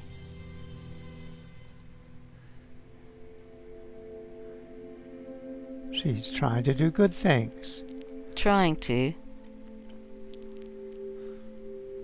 And these things are kind of fun. Huh? And these are kind of fun. These live stream things. Yeah. Sure. I like them. I like them, but then I get to play Who's he what's No Man's Sky.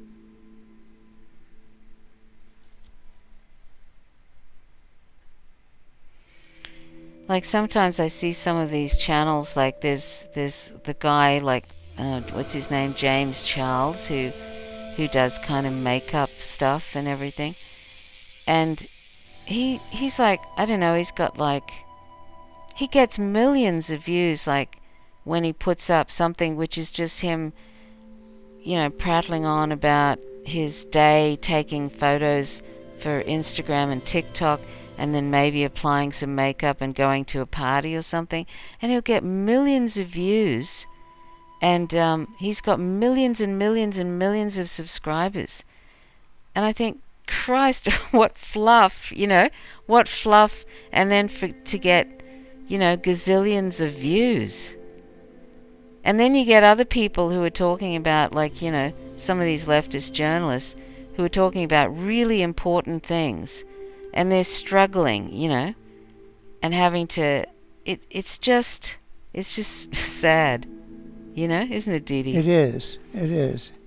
It's really unfair and really, it's like typical of the world. Yeah. That people who are trying to do good things actually have the hardest time. It's like... Oh, Lisa's here. Hi, Lisa. Hi, Lisa. It's like anybody I'm whinging, who works... Lisa. Whinging about algorithms and censorship and stuff. Wow, this is a really beautiful planet. Yeah. It's very red. It's very red.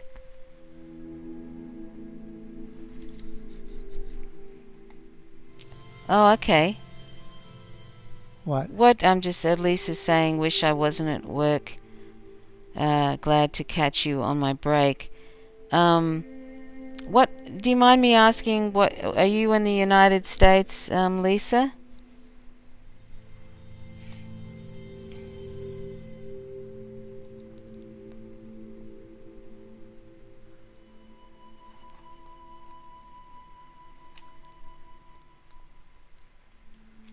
Oh, Massachusetts, okay.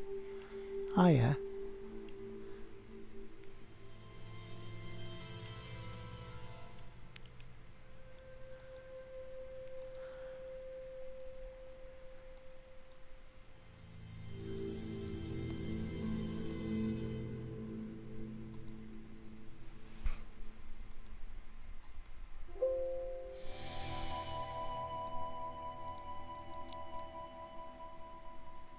I'm just getting some little thumbnails for future games. Some what? Just getting some thumbnails for future games. Excuse me.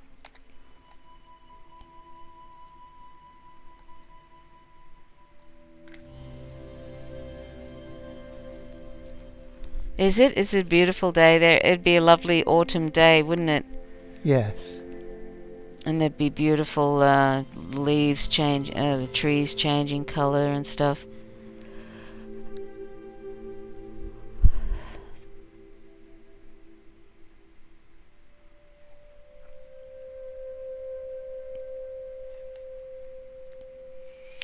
So, how many people do you think are in the chat now?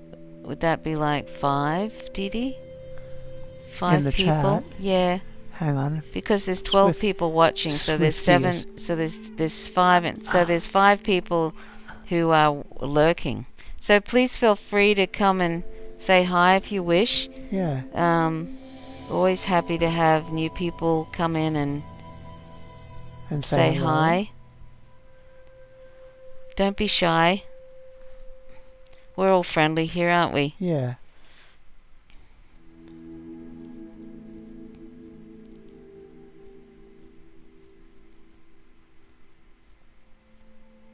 That's an interesting animal. Yeah. The animals are often pretty interesting.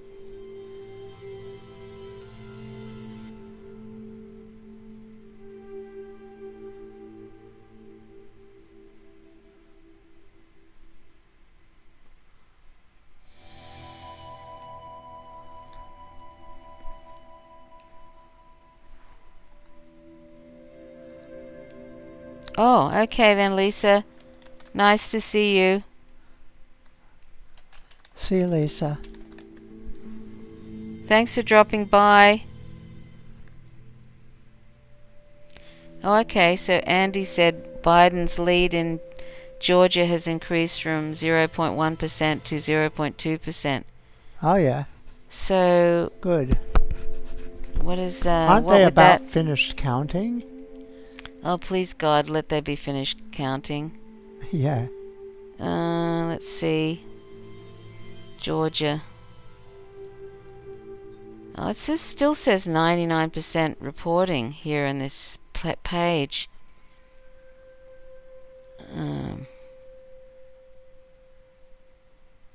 Christ.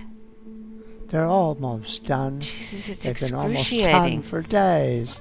I thought they might be finished. I thought they might have called Pennsylvania by now. Yeah. You know? Wouldn't you think? Well, or several, Georgia. They've been 99% there for ages. Hello, little one. Yeah, and this is the thing, like Ajama Baraka was talking about, the Democrats engaged in party suppression in all the key states by going to court to kick the Green Party off the ballot. Now, I'm not a fan of the Green Party. I don't like Howie Hawkins, like he was sort of basically talking about Russiagate in the beginning, like endorsing it in a way, and also didn't seem to have a very good position on Julian Assange. I don't know, that might have improved as he went along, but I would have thought that they would have had a much more finished candidate before they introduced him as the candidate, like that he'd be as informed as Jill Stein, but he didn't seem to be to me. But anyway, putting that aside though, you know, the Democrats sort of, getting, like, this question is, did Joe Biden win Wisconsin because the Green Party was denied ballot access? So there's a, sort of a nationalreview.com talks about that. And he also said The rulers just told you today that nothing changes. This is 22 hours ago. Nothing changes, and we have been telling you the same for months, that for the colonized and exploited in the US, and especially globally, nothing changes with whoever is sitting in the white people's house in January. We must continue to organize and fight against the pan-European white supremacist colonial capitalist patriarchy for ourselves and for the world. Well, yep.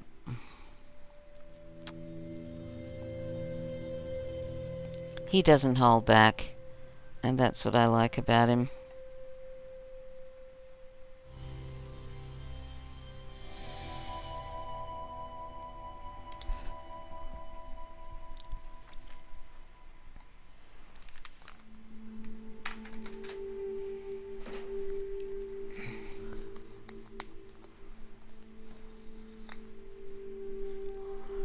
And something here about Georgia Democrat Stacey Abrams approved GOP's gerrymandering effort, lawmakers claim in court. This was Ajama Baraka said, Sister Erica Keynes has a position a little different than the narrative being pushed by the black misleadership class. What do you think? Anyway, that's Ajama Baraka from the Black Agenda Report. Excuse me.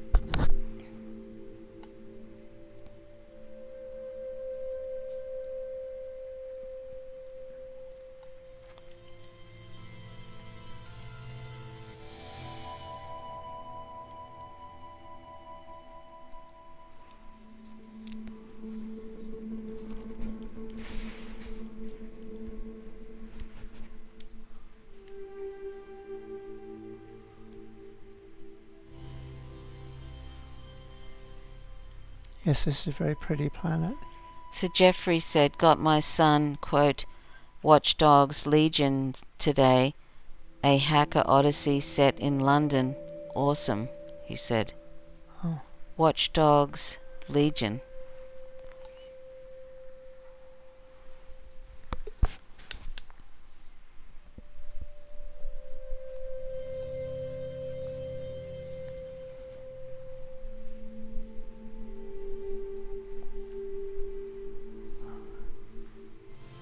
Time to go.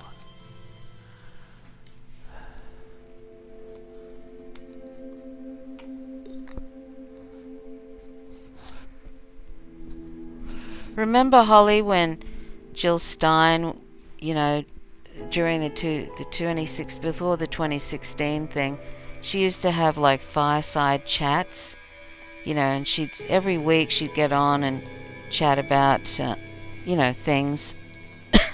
Excuse me, and I don't recall like Howie Hawkins doing any of that. I don't know. They just seem to be totally absent. Oh, hi, Jan. We were wondering where you were. I'm glad you sort of found it and Hi, how are you? Turned up.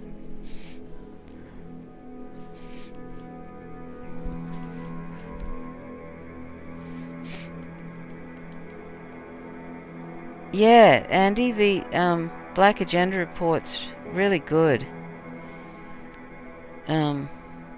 I find them really good.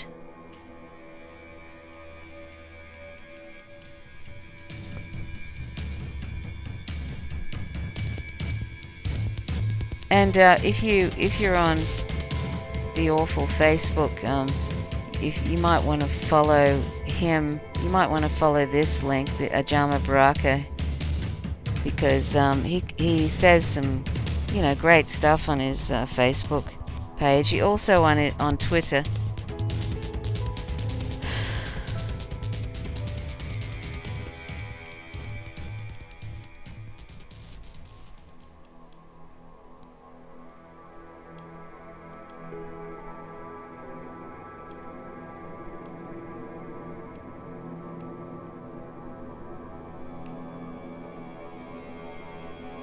Oh, you do? Okay.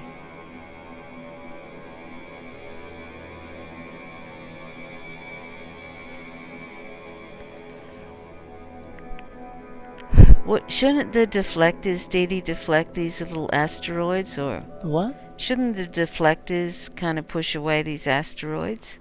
Well, it kind of does. They don't actually hit me. How come you're having to blow them? I'm mining them. Oh, okay. That's where I get my tritium. See? Gold, tritium, Oh, okay. silver. Yeah. I saw this funny thing.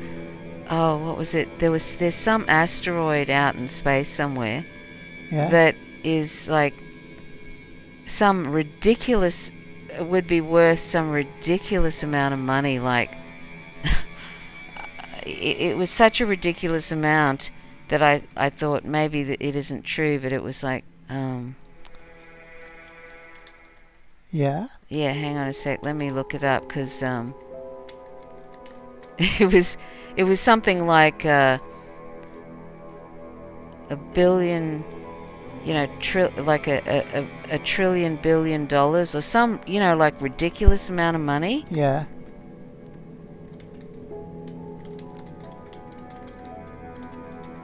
I'm going to go back to my freighter.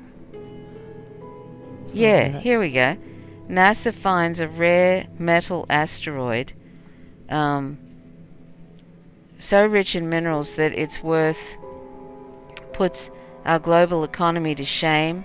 Think 10,000 quadrillion Jesus. compared to the no. world's economy, which is worth about 142 trillion in 2019. The rare heavy metal object called 16 Psyche is one of the largest celestial bodies in the solar system.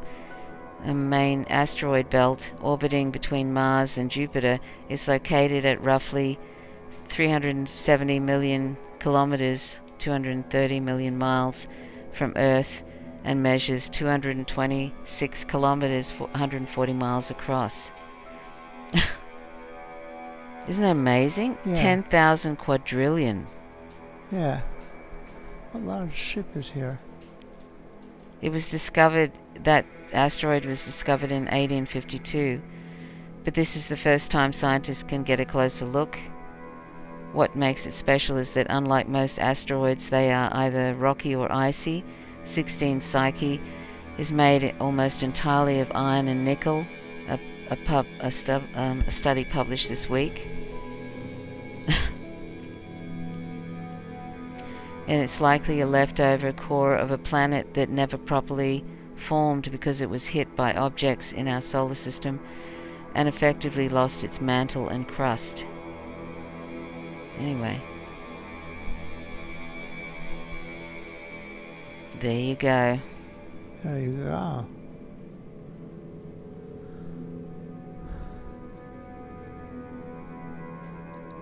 There you go.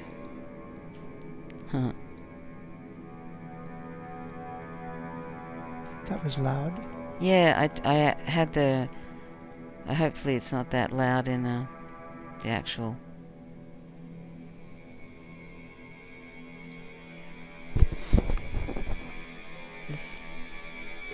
No, I think it's okay.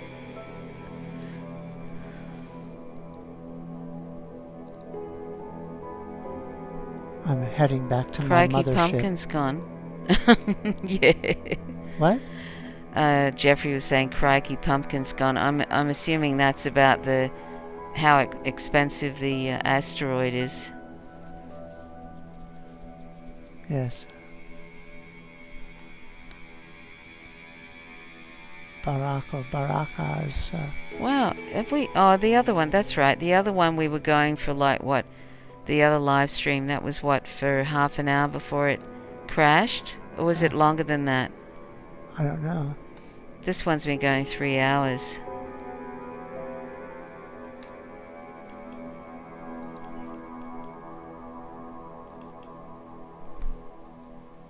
What you doing, Heath?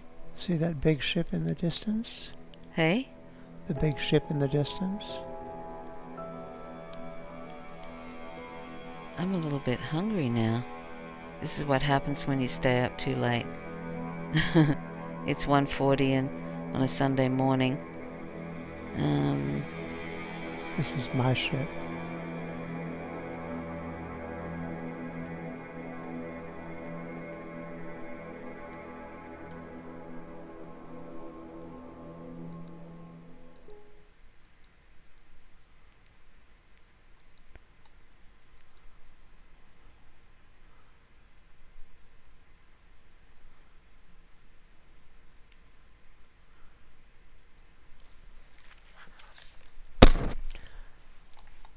This is my Explorer.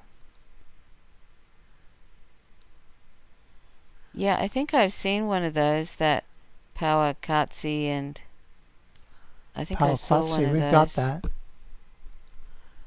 They're excellent. Conosequatsi, and I think Conosequatsi actually made me a bit ill, where they had the big speed up of technology and stuff. Crazy way of life. Yeah. Indeed. It was quite a strong movie.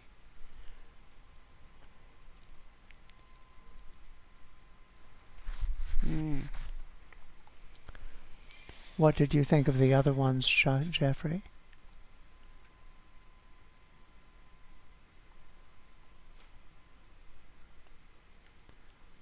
Check on my expeditions.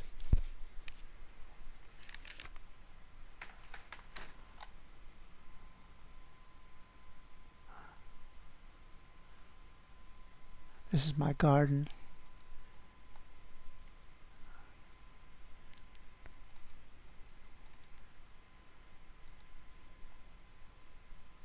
Toast with jam and sliced banana on top as a yummy snack.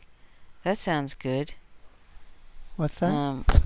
I'm trying to be good and not eat too late before I go to bed and stuff.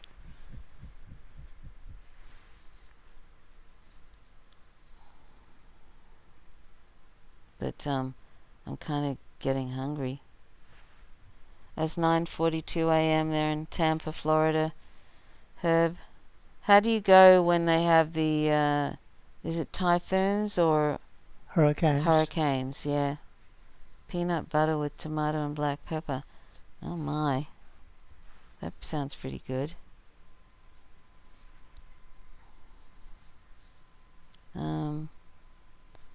I could probably have some avocado on toast. Avocado on toast with some chili.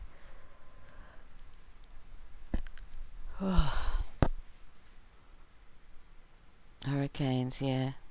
That would scare me, Herb, the hurricane. Like wind, I find a bit scary because, I mean, there's really not much you can do with the whole, wind thing. Like, at least sort of with mild flooding, you can kind of do something. But with wind, really, what can you do? Hey, Didi. Yes. While a razor thin race in Georgia cannot trigger an automatic recount, the losing candidate is allowed to request a recount if they lost an election by less than 0.5% of the total votes. Yeah, I think it's sort of Georgia's, what is it? It's less than 5,000 votes, isn't it? Yeah. So that's fair enough. Georgia, I think, is 4,000 votes. Yeah. It was last I looked. Yeah, fair enough to have a count after that. As long as it's fair and supervised. Everything's so insane there, and so, I mean, the countless stories you hear at state elections and federal elections about about people sort of not being told that they haven't completed a ballot properly, or that they they forget to reinsert it into the machine, or to have it scanned. They weren't told that it's a provisional ballot. Yeah, being told lies. All these different rules which make it difficult for people, instead of trying to make sure everybody gets a chance to vote. That's kind of the principle of Australian voting. You try and make sure everybody gets a chance. Yeah. Well, it's compulsory. It's compulsory, but yeah. And which I really appreciate the fact that it is. Yeah. And then, you just go in and... You can always bugger up your ballot if you really want to, but yeah. I mean... But, there's none of this obfuscation and trying to... and suppression, voter suppression. That really doesn't happen here, does it, Didi? No. And they, you can it's be illegal. in and out of it. If you go to an actual polling booth, you can be in and out in 10 minutes, can't you? Mostly. I mean, occasionally you get some that are a bit more crowded, but Most of them, no, you can get in and out real quick. Yeah. Excuse me.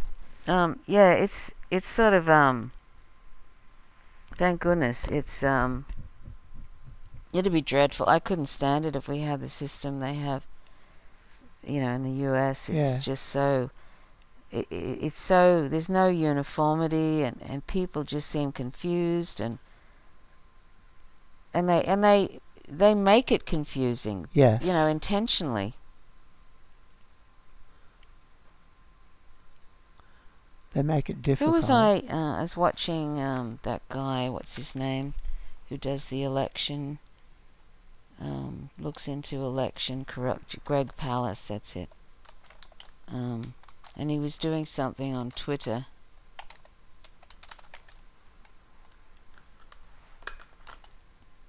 I'll see if I can find that little excerpt, because it's it was sort of interesting.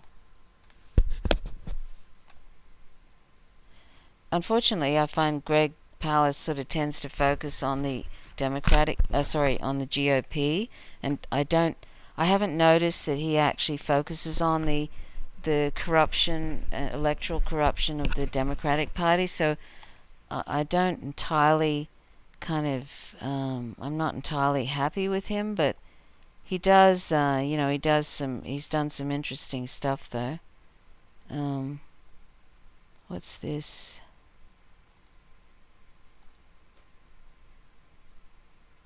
This might be it. No. That's not it. I don't know. I don't know if I'll be able to find it to play it.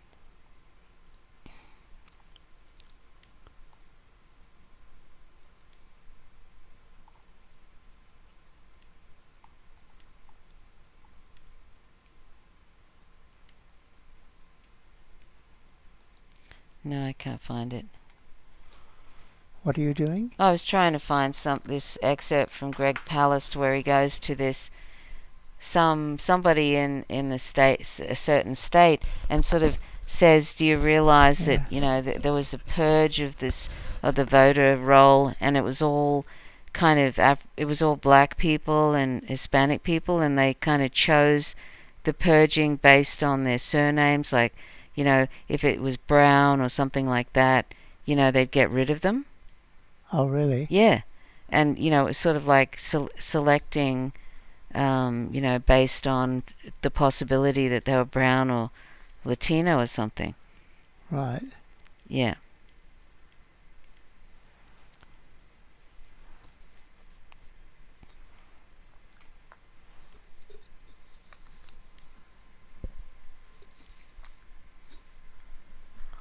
We haven't quite worked out, Herb, how, how you can actually build a bunker for for a fire, if you wanted to actually stay in the bunker while the fire was going over the top. Where you can actually a separate air. Where you could actually have a safe air supply that. Because you'd have to have tank, and it would have to be the space would have to be airproof. Yeah, you'd have to have an airproof, fireproof space. Yeah. Sorry, when I say it'd have to be sealed, completely sealed. Otherwise, the fire would suck all the oxygen out. Yeah. So if you have a completely hermetically the fires sealed, get really crazy. What's that? Yeah. If you had a hermetically sealed bunker, like how do you sort of safely supply yourself with air, sort of thing? You'd have to have a tank. A tank, and then have that like released compressed air, right into like a scuba tank or something, into the environment, sort of thing. Environment, yeah. You'd have to be absolutely sure there was no way there was any access from the outside into it, Yeah. Otherwise it'd be dreadful, wouldn't Yeah. it? I don't think I could risk that. Hey, you know what I mean? Because if you make a mistake, you're finished. Yeah. Like if it sucks all the oxygen out, that's the end of it. Yeah. So yeah. And it's weird, we saw these bunkers, didn't we, Dee Dee, online, Yeah. which had these sort of things that were allowing it to be have access to the outside.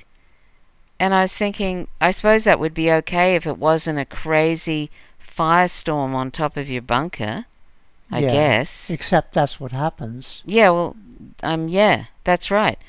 And The so we crazy were sort of firestorms thinking that wouldn't be very safe No. at all.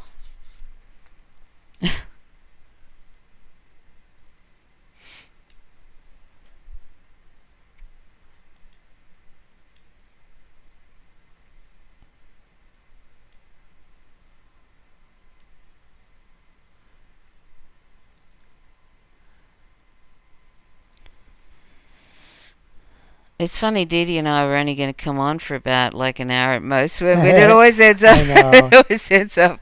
We just Yeah, we say that and then it prattle ends on up for being a lot hours. longer. Yeah. Although the last one, which was a week ago, was 6 hours long. I Yeah. don't think that'll be that long. But No. yeah, we're in a forested area. Yeah, and like in the beginning of 2019, or in the end of, was it 2018? Was it? It's Hang on, not exactly was it the end of forested, was it the end of 2019? That was when the Yeah, fires that were, was wasn't when the it? fire was. Yeah, across the river, 180,000 was it hectares of forest Yeah. burned, A and huge amount a huge of amount, the and we area could of Tasmania actually yeah, burned. and we could see the flames on the hills across the river, and we thought we were going to have to leave because there was going to be ash coming across the river. There was ash and stuff coming down Yeah, that was bigger than the palm of your hands. I mean, yeah, bits of bark, charred bark, and so on. yeah. It was pretty scary. Yeah, it was scary, and we thought, And you couldn't go outside for more than a few minutes, even with a proper air filter. yeah, it was bad. Like Yeah, you go outside, and it was sort of really awful. yeah, it was. Made me feel really claustrophobic. Because it sort of, the whole house, it was just, the air outside was blue, and yeah, and we actually bought an air filter for the inside of the house because Yeah, our house wasn't completely sealed and stuff. But anyway, I was thinking at the time, oh, if you had a bunker, just say if you suddenly found yourself engulfed in flames, but I don't think you would suddenly experience that because you'd have some sort of a warning that it's coming. yeah, But I was wondering about the bunker thing, and then I sort of saw how inefficient and ineffective the bunkers online appeared to be, yeah. and so This kind is- of gave up that idea. Not that I would ever want to hang around for, it'd have to be something that was such a surprise that you'd just run into the bunker kind of thing. Hey, Dee Dee. Yeah, But it doesn't really kind of happen like that if you're paying attention, does it? no, not generally. Not generally, no.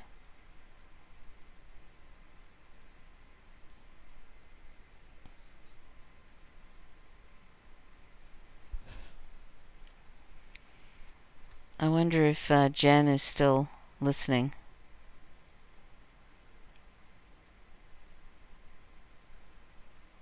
Though he's very sweet, or she.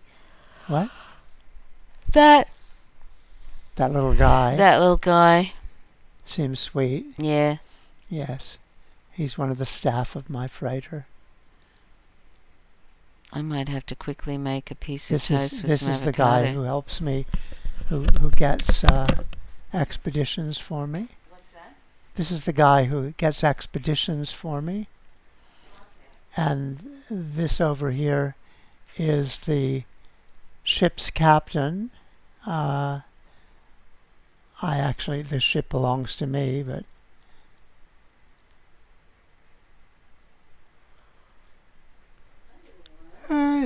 it's quite a big ship.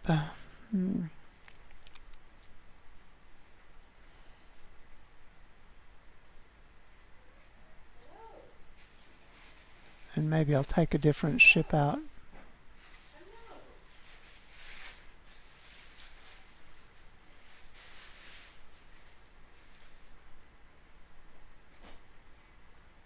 take this one out for a little bit.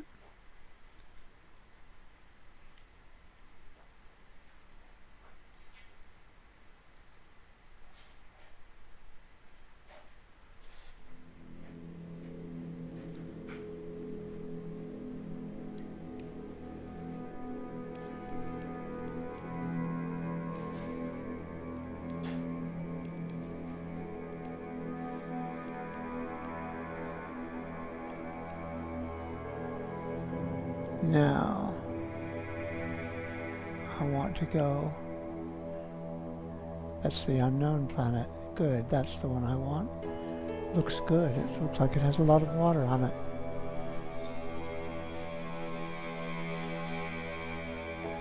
I hope it lives up to its promise.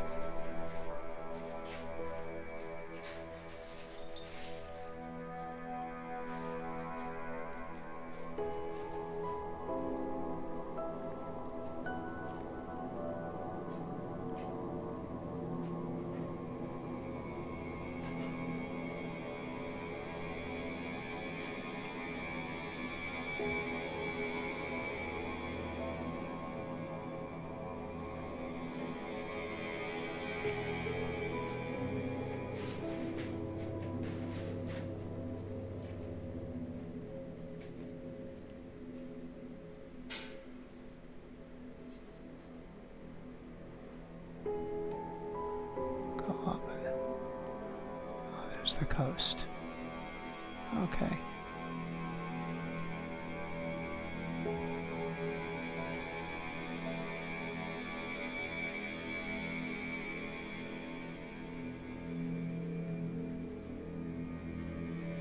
Ah, this is a cactus planet. Oh.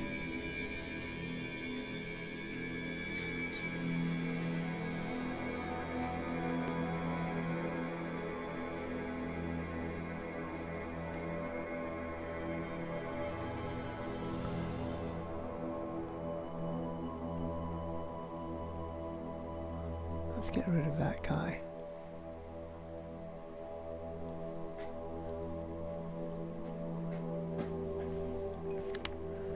Oh, Jeffrey's in a rainforest in Queensland.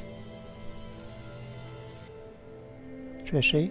Oh, Jeffrey's in a rainforest in Queensland. Yeah. Oh, Must be up near Cairns. lovely. Triffids, yes.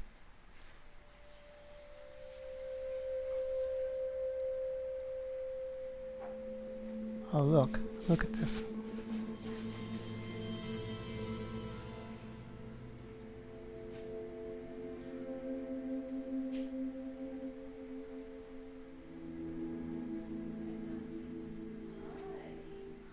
Look at these guys.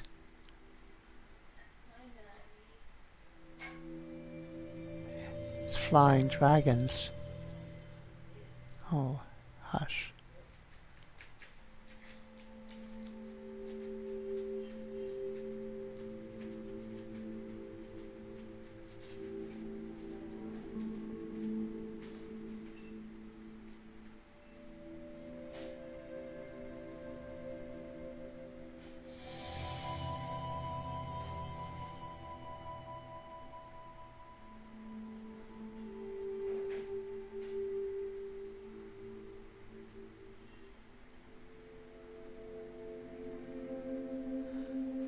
That's kind of fun.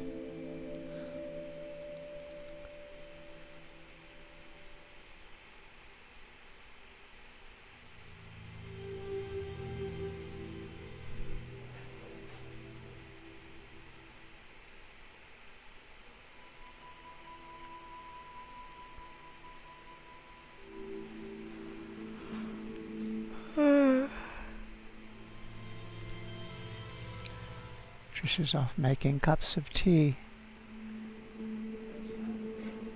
Hi. Looks like Mars. Looks like the Sonoran Desert in some way, except it has water. I think I called a number of... there's a planet that was a lot like this. I called it after names in New Mexico.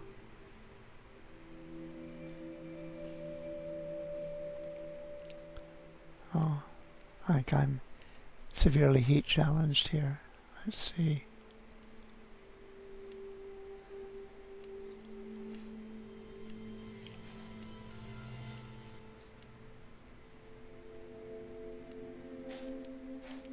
There we go.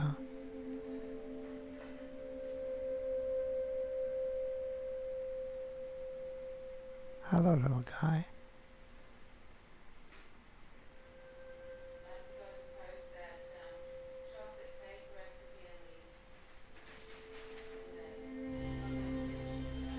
The what? Well, you're bad. Oh, yeah.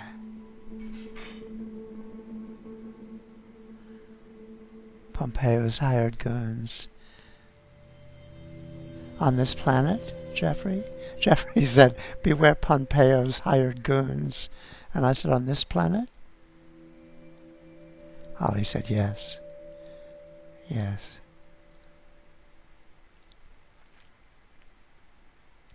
Yes, I'm an expat.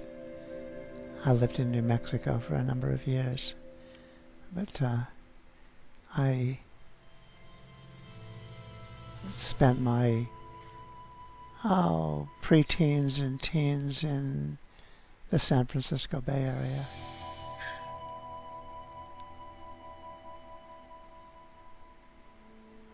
Which is a lovely part of the world. It was fun. It was the 60s.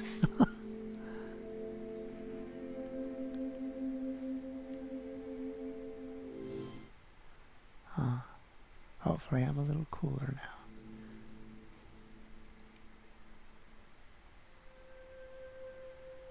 The jellyfish creatures. Oh no, I think they're electric jellyfish.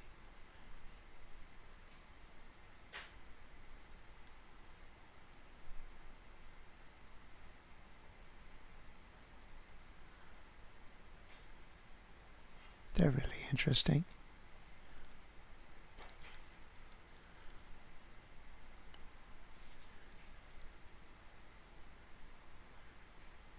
Oh, look at the little fishies.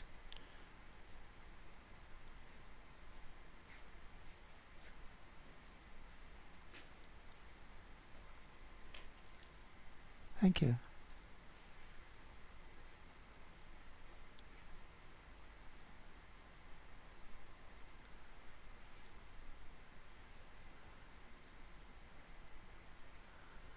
I love it when the water is so full of life.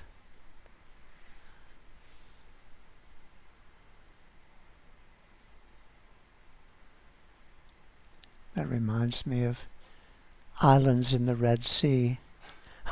Jeffrey says I can smell toast. You're right. You're right. Yes, I did a lot of traveling. I helped build a 3-masted Chinese junk, and we sailed most of the way around. I sailed most of the way around the world with it. That's when I first came to Australia.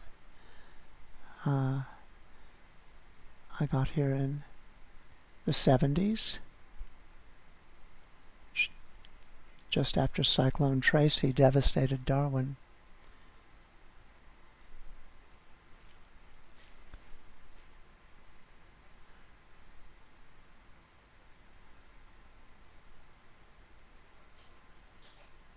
Pretty.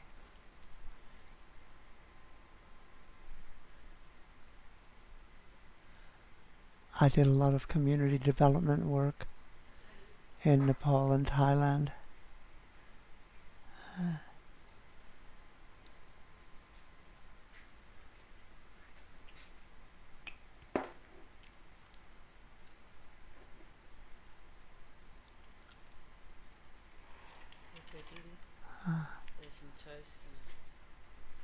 Thank you. I'm going to turn off my sound. Why don't you come here and talk to people? Yes, Haight-Ashbury, Jeffrey. I lived in Page Street. I also lived in the Tenderloin and Turk Street for a while. I lived in Aquarian Valley, which was a commune off Skyline Boulevard, and Star Hill for a little while. And I went to school at Pacific High School with the people who did the Dome Book 1 and Dome Book 2. Basically, the school ran out of money, and some of the teachers decided to stay, and the students moved in and built houses, built domes, and lived there. And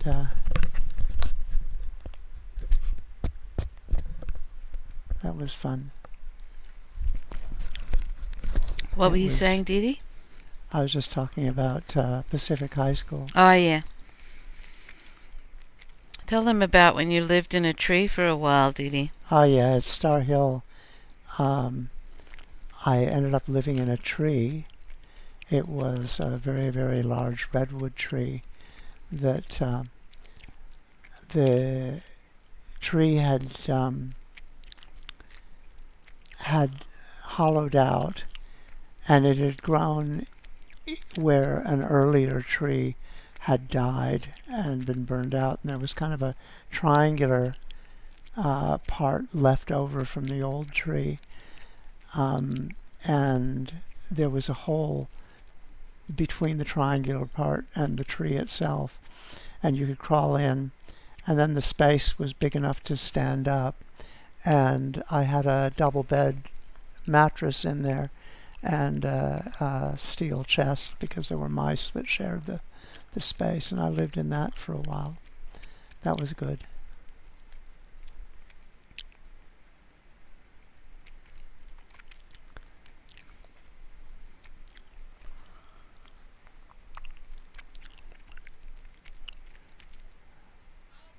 That was not too far from the Institute for Nonviolence and stuff. Oh, I better go get some oxygen.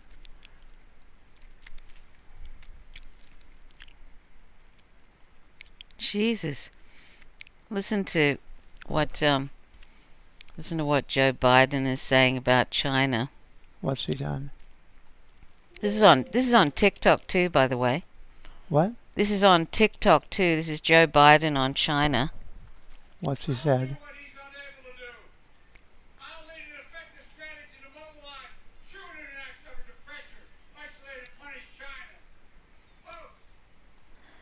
I don't know. Some of this is kind of like he's, what do you call it when they're stumbling over his words? Yeah. But he said, "I'll punish and isolate China." This Yeah. is Joe Biden. Yeah. Oh, I'll do what I'll do what he's not able to do. He's unable Isolate to do. and punish China. I'll lead an effective strategy to mobilize. Just because China is doing What is well that? economically. What does that mean? True and an ash of a What? pressure. Oh, he sort of stumbles over. I don't know what that says. Isolate and punish China. I mean, holy crap. Why? Yeah, really. What? Well, It's China just, will be I know why, but it's absolutely like, I'm just saying. disgusted with that. I mean, it's like Yeah. China had the century of humiliation where all the colonial powers were messing with them. Yeah. Okay. What? How crazy! And not only Yeah. that, he's actually reading off a teleprompter too, Yeah. and stumbling over that.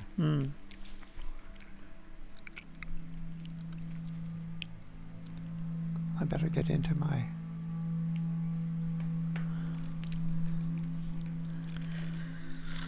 Okay, I'm going to eat my toast. The toast that Jeffrey smelled.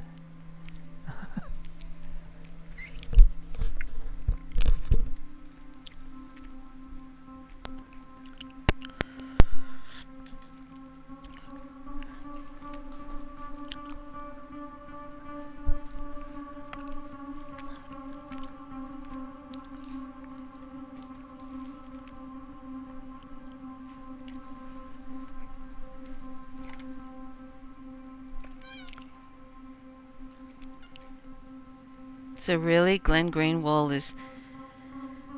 he said Glenn Greenwald is complaining about people going to protests and not wearing masks, when I saw a lot of people wearing masks at protests on those live streams.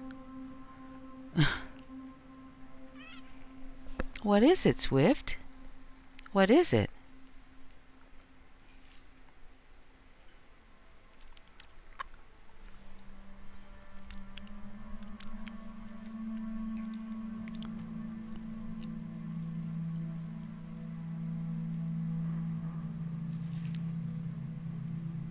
Jesus Christ. Did anybody ever watch The Apprentice? I watched that for a while. Hey, Aoife. I watched that for a while. I forget when that was, either 2006 or something like that, 2005. And it's amazing how they managed to sort of stage manage that show, sort of so that Trump actually... I mean, I don't really know if he's as stupid as he comes across in these, speeches and all that kind of stuff, or, making statements like, injecting bleach is a good idea and stuff like that.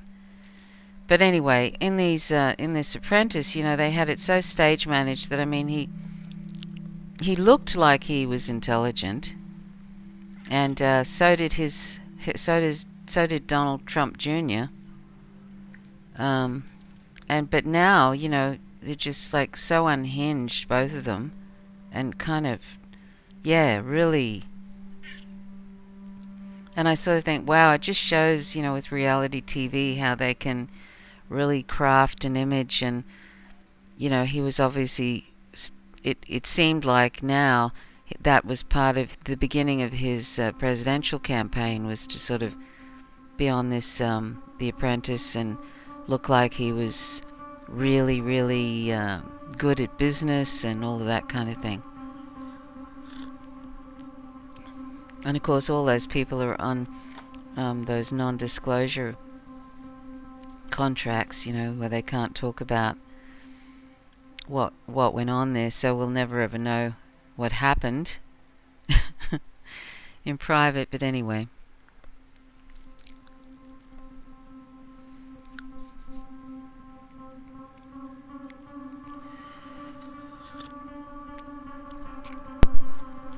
Jeffrey, you asked if I was in Darwin for Cyclone Tracy. No, that happened at Christmas '74, and we got into Darwin just before Easter in '75.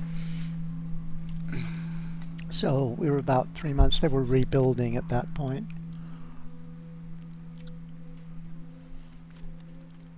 And Holly, yes, they're not interested in anybody else. They don't want anybody else to have a look in, really. Who's not interested in Donald Trump? Progressive independent media shilling for Biden. Oh yeah, actually, I'm not. They didn't really talk about other candidates and so on. Oh yeah, I'm no fan of it. In a firestorm here.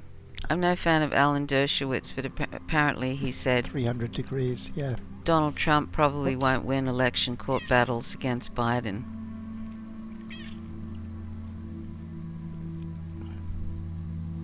That's good to hear. Did you hear that, Didi? Did you hear Alan Dershowitz, who I'm not a fan of, saying Donald Trump, you know the lawyer, right? Yeah. He probably won't win election court battles against Biden. So that's good to hear from somebody who's a kind of conservative, amongst other things. Yeah. What is it, Swift? Yes, Jeffrey, I think, the most disgusting aspect of that whole China thing is that China really had focused and has focused on kind of winning the trade war, and doing well economically and being Hey. pretty independent, stop being just a cheap labor country and developing. And they've done a wonderful job with all of that. And they have been paying attention to economics and not military until the pivot to Asia and all of the beginnings of the saber rattling towards China.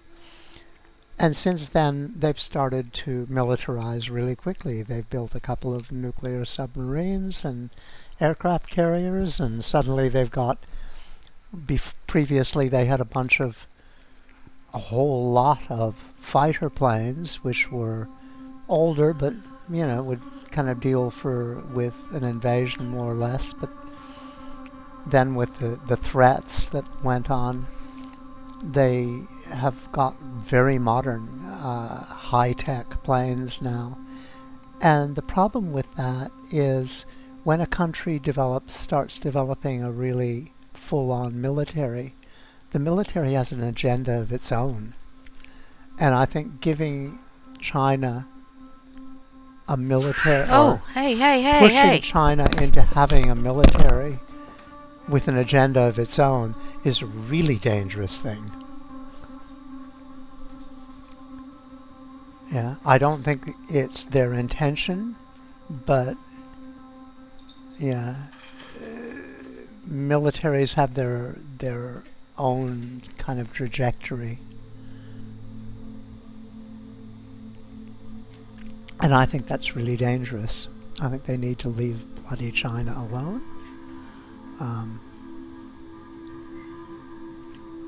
That's my take on it.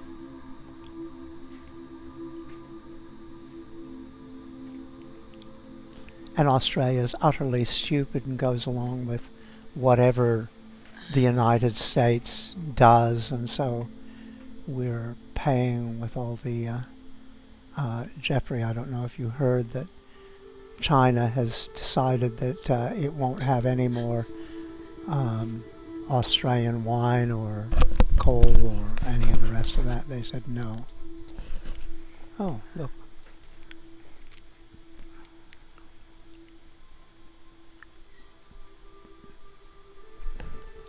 Pretty.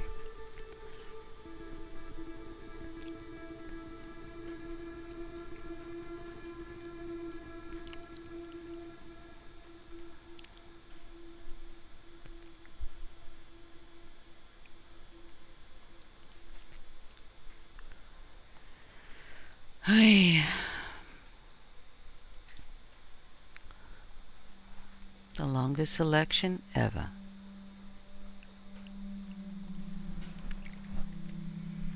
I was born to run, I don't belong to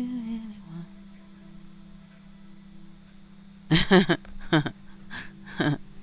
Yes. Yes, Dershowitz has some things to hide, I think.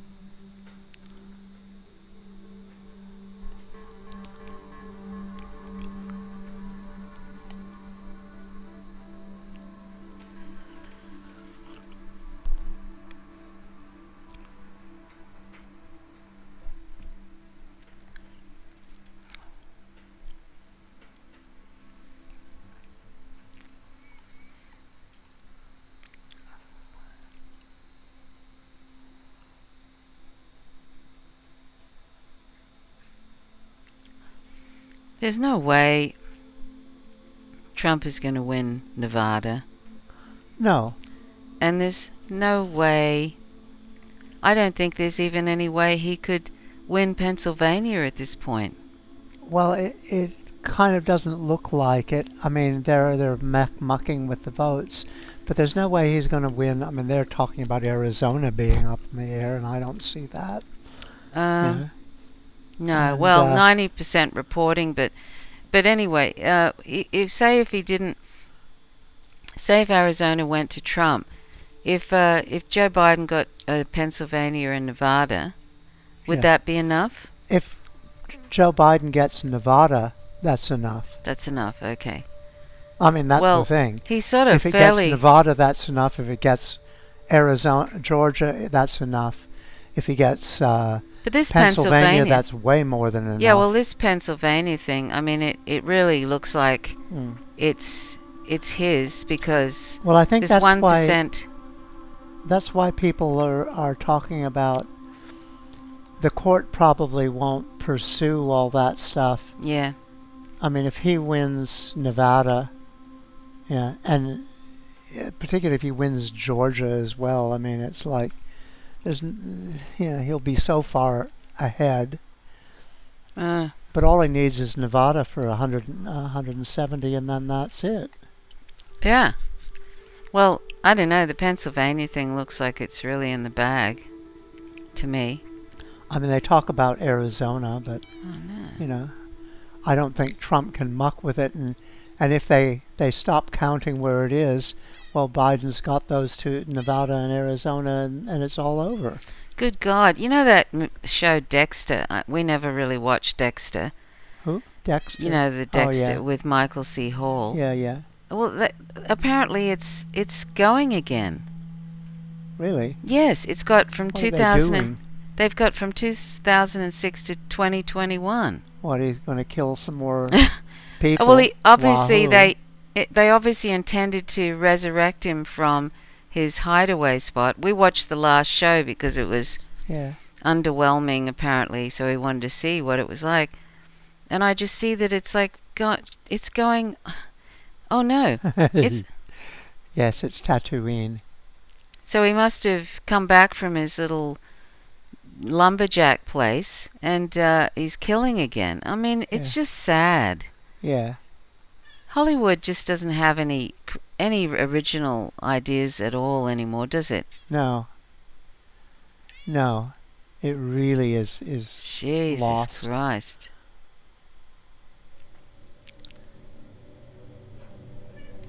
Hi, little one.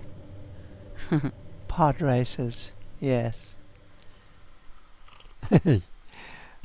Holly's enjoying the terrain. Oh yeah, Funny yeah, little nice. Animals that Yeah. come zipping along. Hey, hi Swift. Hi Swifty. I think I'm gonna have to jump back in the water. Ah! Yay!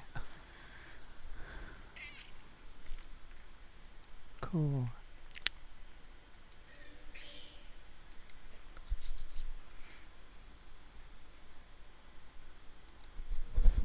Hello, little one. I have a little cat on my table, rubbing her face against my face. Hello, little one.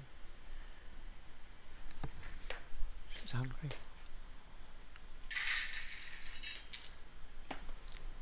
I have 2 cat beds on the table. So who sort of has managed to keep in touch with people from their school, like have old school friends and stuff? Anybody?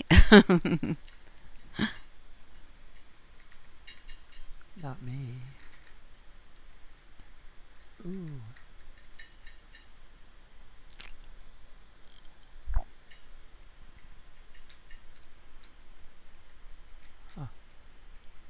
A little jellyfish. Is this sort of underwater or? This is underwater. Oh yeah. See all the fishes? Yeah. This planet's too hot to be out on the surface.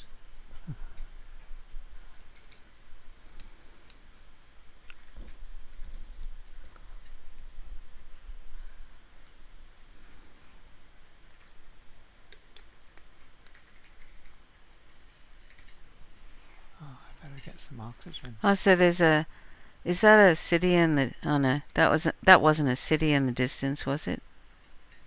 In this? No. Yeah. In what distance? Where? Yeah, I don't know. It looked like there was a silhouette of a city in the distance. Where? Oh, over to the right. But it's not. I think it's just cactus.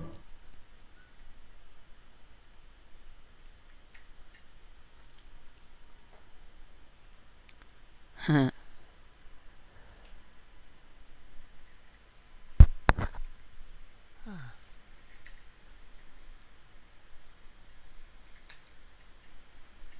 was by gotta lay down times of hard war.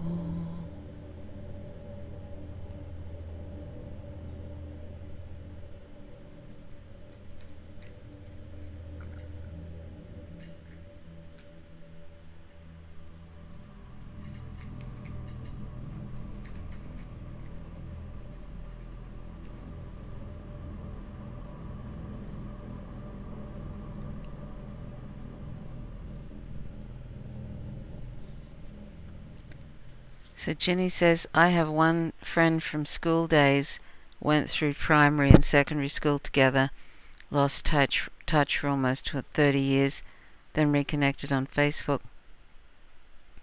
That's really good, Ginny. How was it reconnecting on Facebook?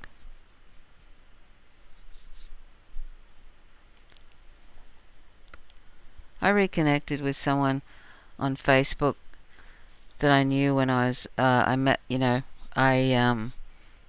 were in my class. I wasn't really friends with them, but they were kind of popular girls. And when I was 14, and that was like, a long time ago. And Yes, because you're so old. hey? Yes, it was a long time ago because you're so old. And I finally found her. What's that? Weather warning, a wall of flame. Yeah. So I finally found her on Facebook, only like probably about, I don't know, 3 or 4 weeks ago. And I sort of said to her, what did I say? Oh, I remember you, down the back of the room, of the grade 9, dancing to Status Quo, because they used to like Status Quo. And, and I was just sort of saying that as, like just something to say. And she sort of said this most sort of odd thing back to me, which is kind of, well, I don't dance to Status Quo anymore. And then sort of told me briefly about her relationship situation and her child or something, and how she's busy with her grandchildren or whatever.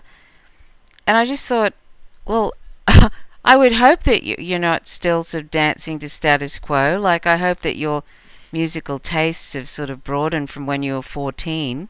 Yeah. But it was just sort of like, I was thinking, well, that's a really odd answer. You'd think she might have had a bit of a laugh and sort of said, oh, yeah, that was really... But instead, I just thought it would be something kind of we could have shared, like, from then. So I just kind of, liked her, comment, and then just kind of left, because I just sort of thought, wow, that was kind of a weird response. And don't you think, Dee Dee? Yes. That's weird, That's a pretty weird response. Really. And it was kind of sad, because I know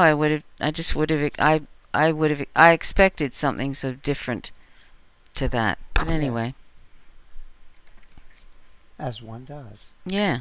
I'm just sitting in my spaceship while the wall of flame comes woofing by. And then I'll go try and put up a power thing and build myself a little underwater thing.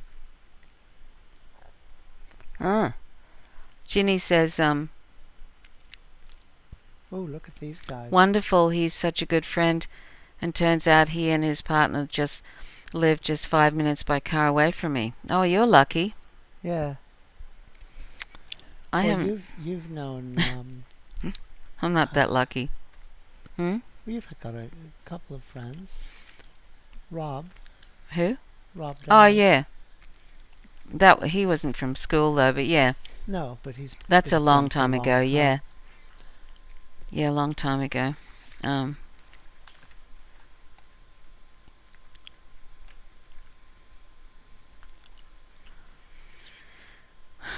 we might, Diddy, and maybe in about 15 minutes we might wrap it up. Hey, do you think? Well, sure. We might in about 15 minutes wrap it up. Do you think? Okay. It's like about 2:30. Oh, no. Yeah, Oh, 2:30. Crazy.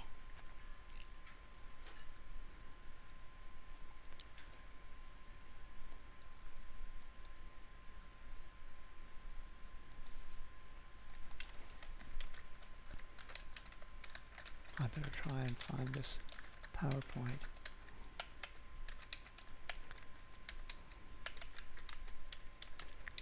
Oh, good.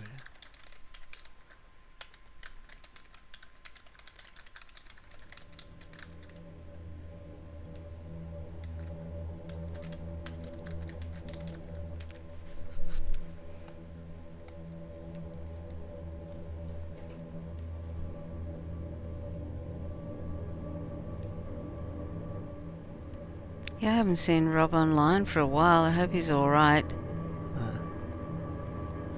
You You haven't know? been on Facebook for a long On time. Facebook, yeah. Like, he hasn't. I posted something 12 weeks ago and he didn't sort of spot it. That's sort of a bit of a worry.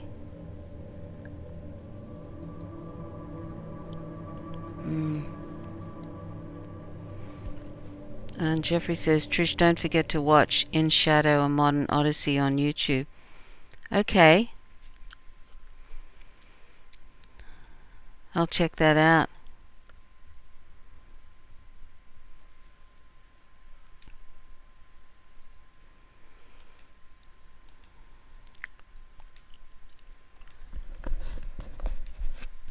I hope they get my operation sorted out soon. I do too. I'd like to kind of get that out of the way.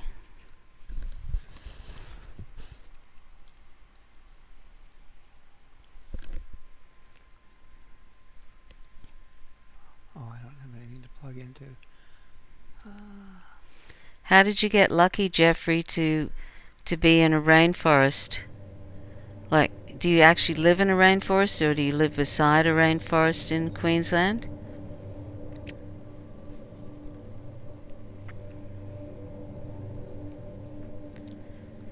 We used to, oh, I don't know, that Holly, they were supposed to do it yesterday. I went to the hospital and I did a whole nil by mouth thing and all of that for hours, and then they came to me and said they had a few emergencies and they couldn't fit me in, so we had to drive all the way home again, which it was an hour there and an hour back, and then so they said maybe within the week, and they'd give me some notice and stuff. It's just removing some metal from my left hand. Because I had a plate and some screws that they put in February, and they did a CT scan. They think it's been interfering with movement in my hand and my fingers. Even though I can do all things with my hand and stuff, but it's a bit weird. It feels a bit strange, and my wrist feels a bit weird. My fingers kind of feel a bit stiff and stuff, so I don't know, it's strange. And so they're going to do that. So that could be in the next week. I just hope that this time they do it, because it gets really tiring with the whole nil by mouth and the driving in and all that crap. Hey, Dee. Yeah, if we didn't have to drive in so far. Yeah. Holly said, oh, it's nice to have less metal. Yes.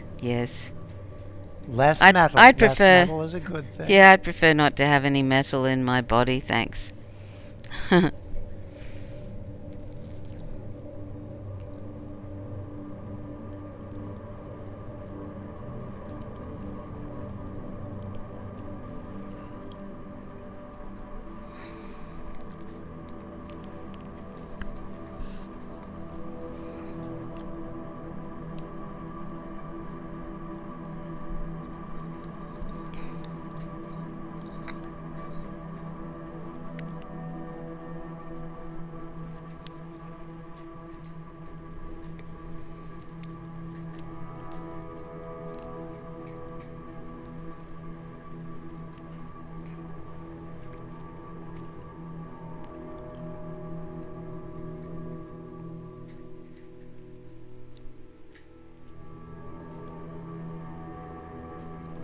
Wow, there's cacti on this planet.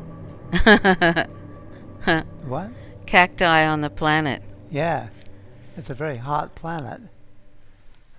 You think they could have come up with something different though than cactus? Well, they do. They sometimes they have all kinds of things floating weird stuff. Yeah, but you'd think though that they could just like do something else. You know That what I no mean? planet anywhere would have cacti. Well, I don't know.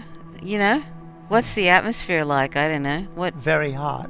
Right, but what's the like? Has it got oxygen in the atmosphere? I don't know. Where's my battery? Hey, Nandi. Nandi, come here. Nandi. Nandi.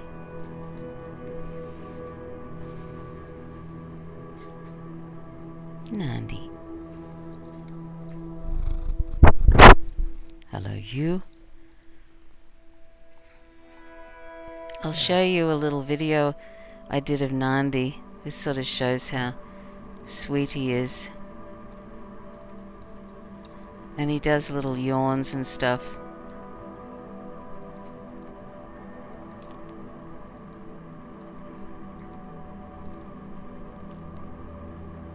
Nandi. Nandi the Love Lord.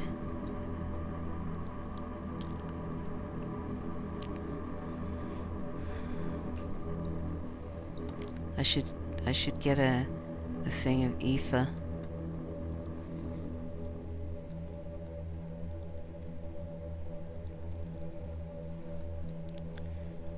I was born to run.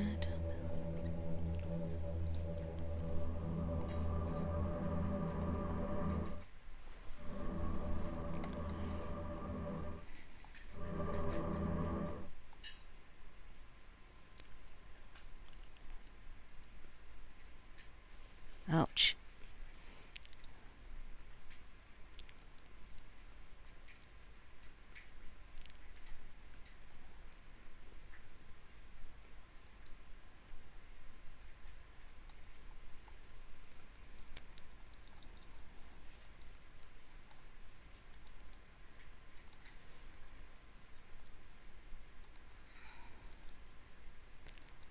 And this is Aoife. Aoife's got his little bird be safe collar on. And no, we don't like to dress up our cats.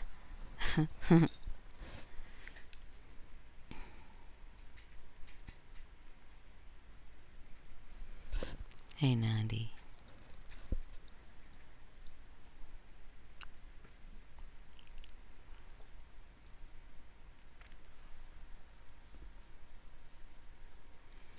So who's found that their anxiety has gotten worse this year, or if you had any at all, that it's gotten worse, or if you didn't have any, you do have now? Is anybody suffering from that?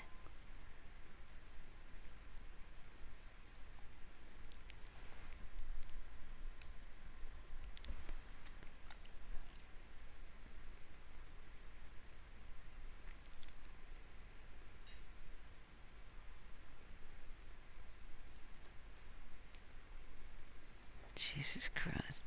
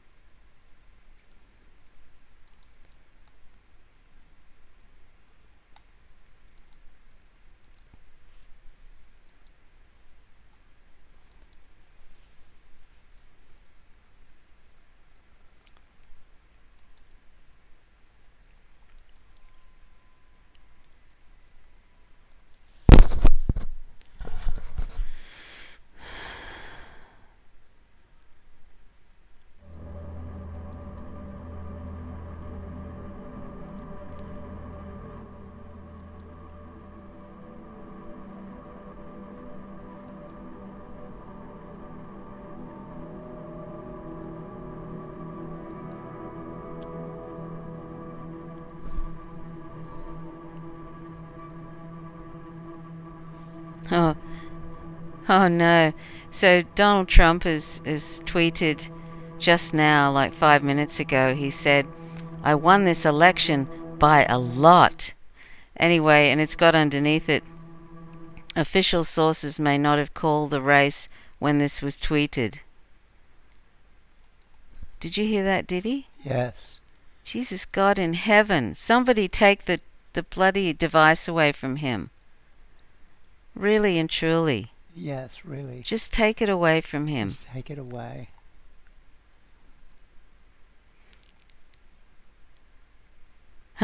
And Secular Talk has posted a thing, a little gif with Donald Trump saying wrong. Oh, Jesus Christ. I'm sorry, but it's just like Bizarro World. This is just like cartoonish onion material. Isn't it? It is. It is. It's really Somebody just remove him. Like, yeah. He's just like, this is somebody running a country. Yeah. How could this, how could somebody so fucking stupid with that kind of mind run a country? Yes. But then I know they're all bad and stuff, but I mean, who they've got as the wow. opposition. I mean, yeah. Honest to yeah, God. really. I mean, yeah, really. It's That's just the best they can do. It's just, isn't that just so appropriate at this stage in our species' short life? To have two people like that. Yeah. They're just an expression of how messed up we are, really. Yeah. I mean, where did he come up with that? I won this election by a lot.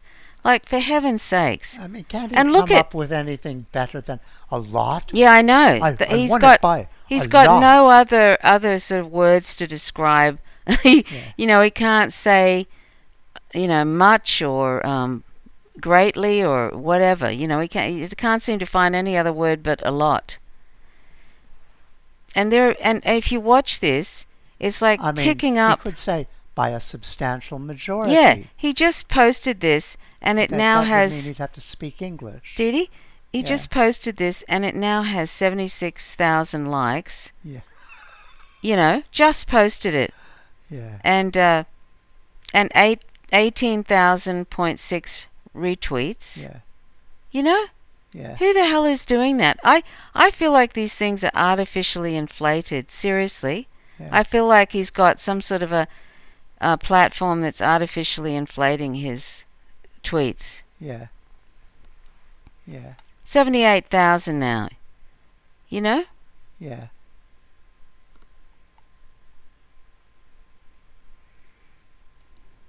What do you think I should call this world? What's that? What do you think I should call this world? I don't know. Somebody said... It reminds me, like I said before, it reminds me of an island in the Red Sea where we stopped. And the island was a typical desert island, but under the ground, it was so... under the water, it was so beautiful. The reef just went down 300 feet, and it was, completely gorgeous. Mm.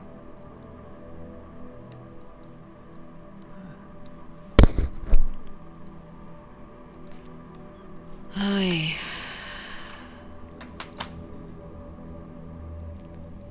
So Holly said this is an answer to the anxiety thing. So bigly, it certainly does. COVID and the uncertainty of what's to come brings anxiety. Yeah.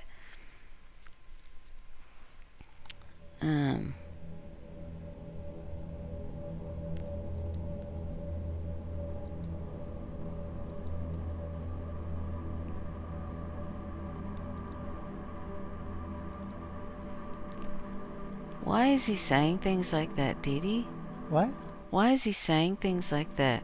I feel like he's still all to fucking torture us or something. Do you know what I mean? Because he's an idiot.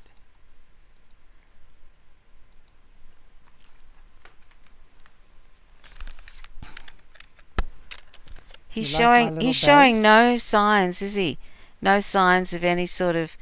I think maybe I need to get a grip or anything. He's not, Yeah. is he? No. It's like having I don't know how to say this without sounding ableist, but it's like having, it's just, Yes.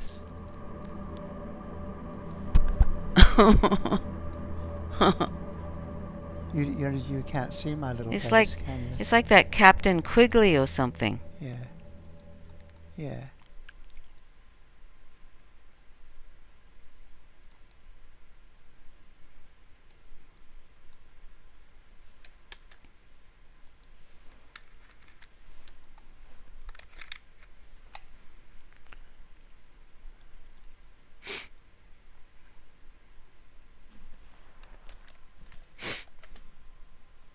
Excuse me.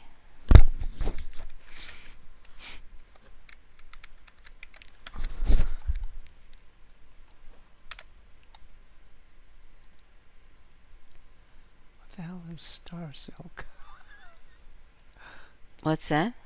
I was going to make a chair for this, the first bit of furniture I've made in this game, but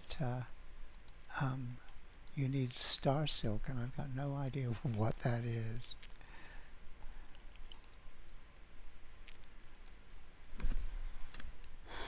Let's see. Check.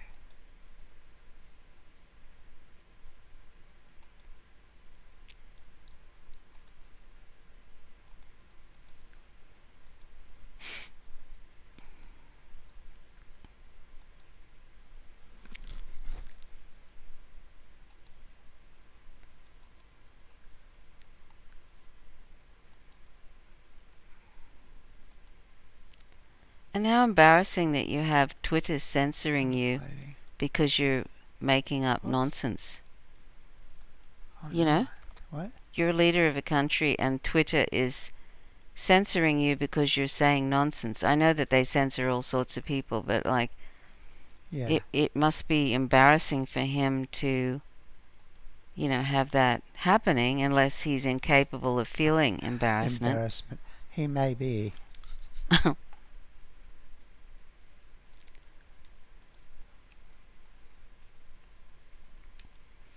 Anyhow, Dee Dee, we might wrap it up, hey, because Okay. it's almost 3 o'clock in the morning. Yeah. So anyway, it was lovely. Thanks so much for everybody who Yes. dropped by and everything. Holly and Julian and Jeffrey and Jan and Ginny and Everybody. yeah, and It's lovely. and Herb, Andy and John. Sounds like the Magic Mirror Club, doesn't it? The Magic Mirror thing. What's the magic mirror thing? It's a sort of an Australian TV show where she used to look in the magic mirror and she could see different people. Oh, yeah. And Lisa, excuse me, did I mention Holly? Yeah, Jeffrey. Where's my base? So anyway, if I missed anybody and anybody who happened to be lurking who didn't pop in, Yeah. it was very Lovely. lovely. Oh, it's a pleasure, Holly. It's we only intended to do this for a short time, but it's funny how it just kind of. The time just passes, And my apologies if I did any ranting or unnecessary yabbering. you did some ranting, but I I did. don't know if it was unnecessary. No, but I hope it wasn't boring what I was Yeah. saying, and I hope it made sense. Yeah. My apologies if I wasn't paying attention to the chat as much as it would have been good to do. I tried to do that, but it's I get a little bit focused on this. Yeah. I get a little bit obsessive.